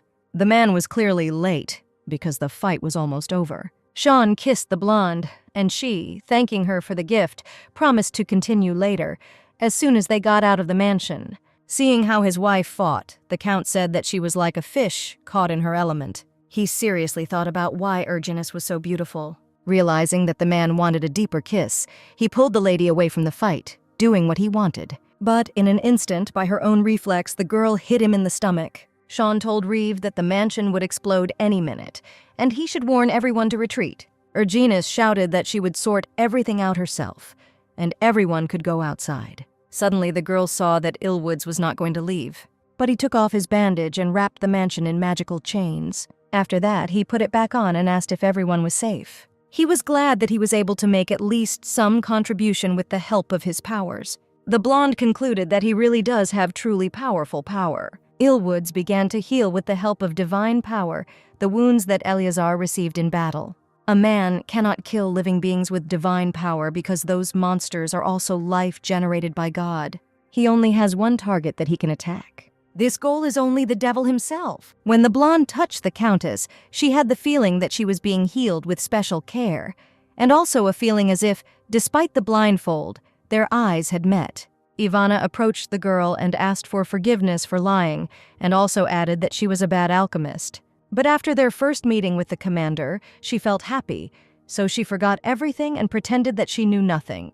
Then, Erginus offered, as atonement, to help other people with the help of her knowledge. In this case, the Countess turned to the others, asking what they were hiding from her. In the tent at night, the lady asked her husband why Ivana hid her past from her. Sean replied that she was most likely afraid that she would leave her. He explained that if the person you like turns away from you when you show your dark side, it feels like your whole world has collapsed. That is why a person is trying more and more to hide the truth. Targael said that no matter what happened in the past, she believes in Ivana, with whom she has come such a long way. In return, Erginus made her promise that this would never happen again. To this, Caraxes stated that as long as the lady is next to him, he will be a quiet boy who obediently wears a leash. By the way, the man asked if the girl thought about what they would do after the uprising. After all, neither she nor he are very suitable for the role of Emperor-Empress. Elle does not have the kind of temperament that will allow him to sit quietly on the throne and observe the affairs of the government. The devil said that the blonde looks better when she holds her sword in her hands. The lady realized that he was right, because instead of wearing a dress and covering her mouth with a fan, chatting with the nobility, she would be much happier wielding a sword with the Eleazar squad.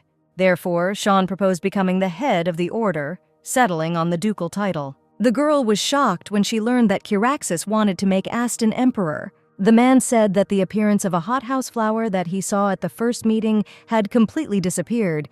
Aston was gradually maturing before his eyes. Sean stated that Aston is no longer the little brother who needs to be protected. He's old enough that they can already think about giving him the title. Caraxes threw the lady onto the bed, asking her to forget about respectful speech and all kinds of formalities. When she and her husband first met, the girl was a mercenary and he was a commander. Therefore, Ellie could not help but get used to the formalities. At this point, the only thing that matters is that his wife maintains formality with her husband. She decided that he had a very flexible mind, since he encouraged the violation of such rules. Today, when the lady treated the Duke so easily on the battlefield, he realized that their relationship had become closer and more special. But the couple still has one more thing to do, because the girl said that everything else will happen when they leave the mansion. The man said that he wants Erginus to always address him the way she did yesterday. The blonde said that she seemed to like him too much. Elle really didn't know what was going on in the Count's soul. His heart yearns for her to be only his, so he would like to lock her in a place that no one will know about and force her to look only at him for the rest of her life. And even if for this you have to give every drop of yourself. The girl said that she had known for a long time that her husband was not kind, so tonight she would also treat him badly. Ergenis suggested checking which of them are sophisticated in bad deeds. But Sean would never let a girl do all the work, so he ended up on top again. The blonde stated that she was crazy and very much in love with Caraxes. The next morning, the Count left that place, ordering him to report when his wife woke up. Reeve said that the gentleman was late, to which he, looking away, said that he had unsettled matters. As it turned out, Sean Caraxes planned to personally participate in the interrogation. Rowan said that no matter what the man did to him, nothing would force him to talk.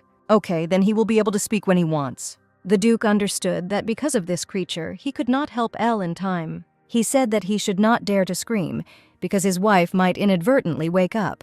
Meanwhile, the blonde had already woken up and was getting ready to take a little walk. One of the guards immediately shouted that thanks to my lady, having seen how she wielded a sword, he had learned a lot. That was the first time Ergenis heard that she was respected here. Having walked a little further from the camp, the lady again saw Illwoods. He stood on the cliff and silently poured. The girl told the priest that there were children in the basement. She had to make a choice, save the children or Ivana. Of course, she chose her friend and decided to save the children later, but in the end, everything turned out differently. The girl asked what would be the right thing to do in her situation. Illwood said that he had seen the birth of life and how it disappeared many times. However, it's like a numbers game. No matter how much you charge, then it's natural to choose what makes you feel a little lighter. Therefore, the priest does not think that anyone can blame the lady for what happened. She began to say that she had a stone on her heart because she had committed a sin when Sean suddenly arrived. Illwoods instantly forbade Caraxes to come any closer, because he dared to come, having committed a disgusting act. Seeing blood on her husband's clothes, the girl ran up to him, asking if he was hurt. Sean said that it is impossible to know everything in the world for sure, and his heart is not in the right place, so he asks to keep a distance from his wife. But Illwood suddenly said that even if he developed feelings for the Savior, he would not become an animal dependent on carnal pleasures, like him. In this case, the Count asked if Inez had taught him not to lust after other people's women. The man immediately took off his mask, saying that even if he wanted to kill him, he was still able to punish him. At that moment, the devil realized what Illwoods really was. The girl watched all this, but could not understand how they could be stopped. The blonde said that he had been waiting for this for 1,000 years, so if he said that he had no feelings, then it would be a lie. However, the feelings he feels for the Savior are in no way worldly, as is the case with the Count. But suddenly Elle interrupted this dialogue. The lady stated that she promised Illwoods that she would control her husband. Ergenis asked her to promise that at least in front of her eyes, they would not cling. The parents of the dead children considered themselves sinners, because they gave that psycho their child, not knowing what he was doing. As expected, Rayon was related to Duke Seraph and also to Heglathan. Heglathan likely intended to mobilize the Chimeras for war. They conspired with Duke Seraph and conducted experiments involving the mass production of chimeras near the border. They had already gone far and were not in the prince's field of vision. Suddenly, Mr. Caraxes was given a package, which contained a gift for Mr. Seraph. The blonde said that Sean Caraxes must certainly be killed. The prince understood that if left alone, he would surpass the imperial family. The man started asking for permission because he needed an excuse to kill Sean, but he didn't expect the process to begin. He believed that such stupid people should find a use for themselves, and he would manage them. But upon entering the palace, Seraph sensed a strange atmosphere. Tom was also given a package, from which he was simply shocked. There was a scandal involving Duke Seraph's sexual addictions. All the while, he was locking up blue-eyed prostitutes to satisfy his sexual desires. Because of the Duke's noble and honest image, this news will become the hottest topic of gossip, and people will gossip about it for a long time. From now on, war will begin because Caraxes has changed. He, who used to be a fool and didn't think twice, now cares for his family and fights with cunning tricks rather than brute force. And most likely he was so changed by love, or rather by the woman whom he loved so much. An invitation was received from Marcaz. The man said that from now on, it is worth agreeing to all proposals from the nobility. Count Targael started the big game, so they must contribute. Suddenly, Hyla appeared and asked if her father had packed his luggage. The father said that the girl would help if she was completely safe with Aston at the academy because the holidays were over. At the council, they were told that the enemy adapts to someone's mood, as if something is holding him back, so that conflict situations do not arise on the border. Sean sent several members of Kilua's guild to Heglatan for information, but contact with them was lost. Contact with the first group was lost, so he sent a second group after it, but it also did not get in touch. This doesn't seem like treason, but if you send another spy, there is a risk that he will also go missing. But Ivana said that she would go there. The teacher's laboratory was located in Heglatang, right next to the border. The girl said that she would go with Tarkan. If Eleazar fails, then whoever you send will suffer the same fate. This time, Erginus regretted her decision because Ivana and Tarkan, who had gone to Heglatan, also did not get in touch. In fact, the Heglatans almost won the 100 Years' War. But unexpectedly, Sean and Eleazar appeared, heroes who made the impossible possible, as a result of which Heglatan was defeated in this long war. Their way of getting revenge is to force them to leave Valois. And this plan flawlessly turns into reality. The man demanded that the advisor pay special attention to Ergenis Targail. Even during the 100 Years' War, she was famous for her attractive appearance. Rand's report will be on the table in the near future, but all that remains is to launch mass production, which is what strange people were talking about. They are nasty people. They only do what prevents their suicide attempts. Tom was informed that in a few days, Targail's companions would arrive at the border. During the 100 Years' War, His Majesty was present during the battle and could have made the outcome different.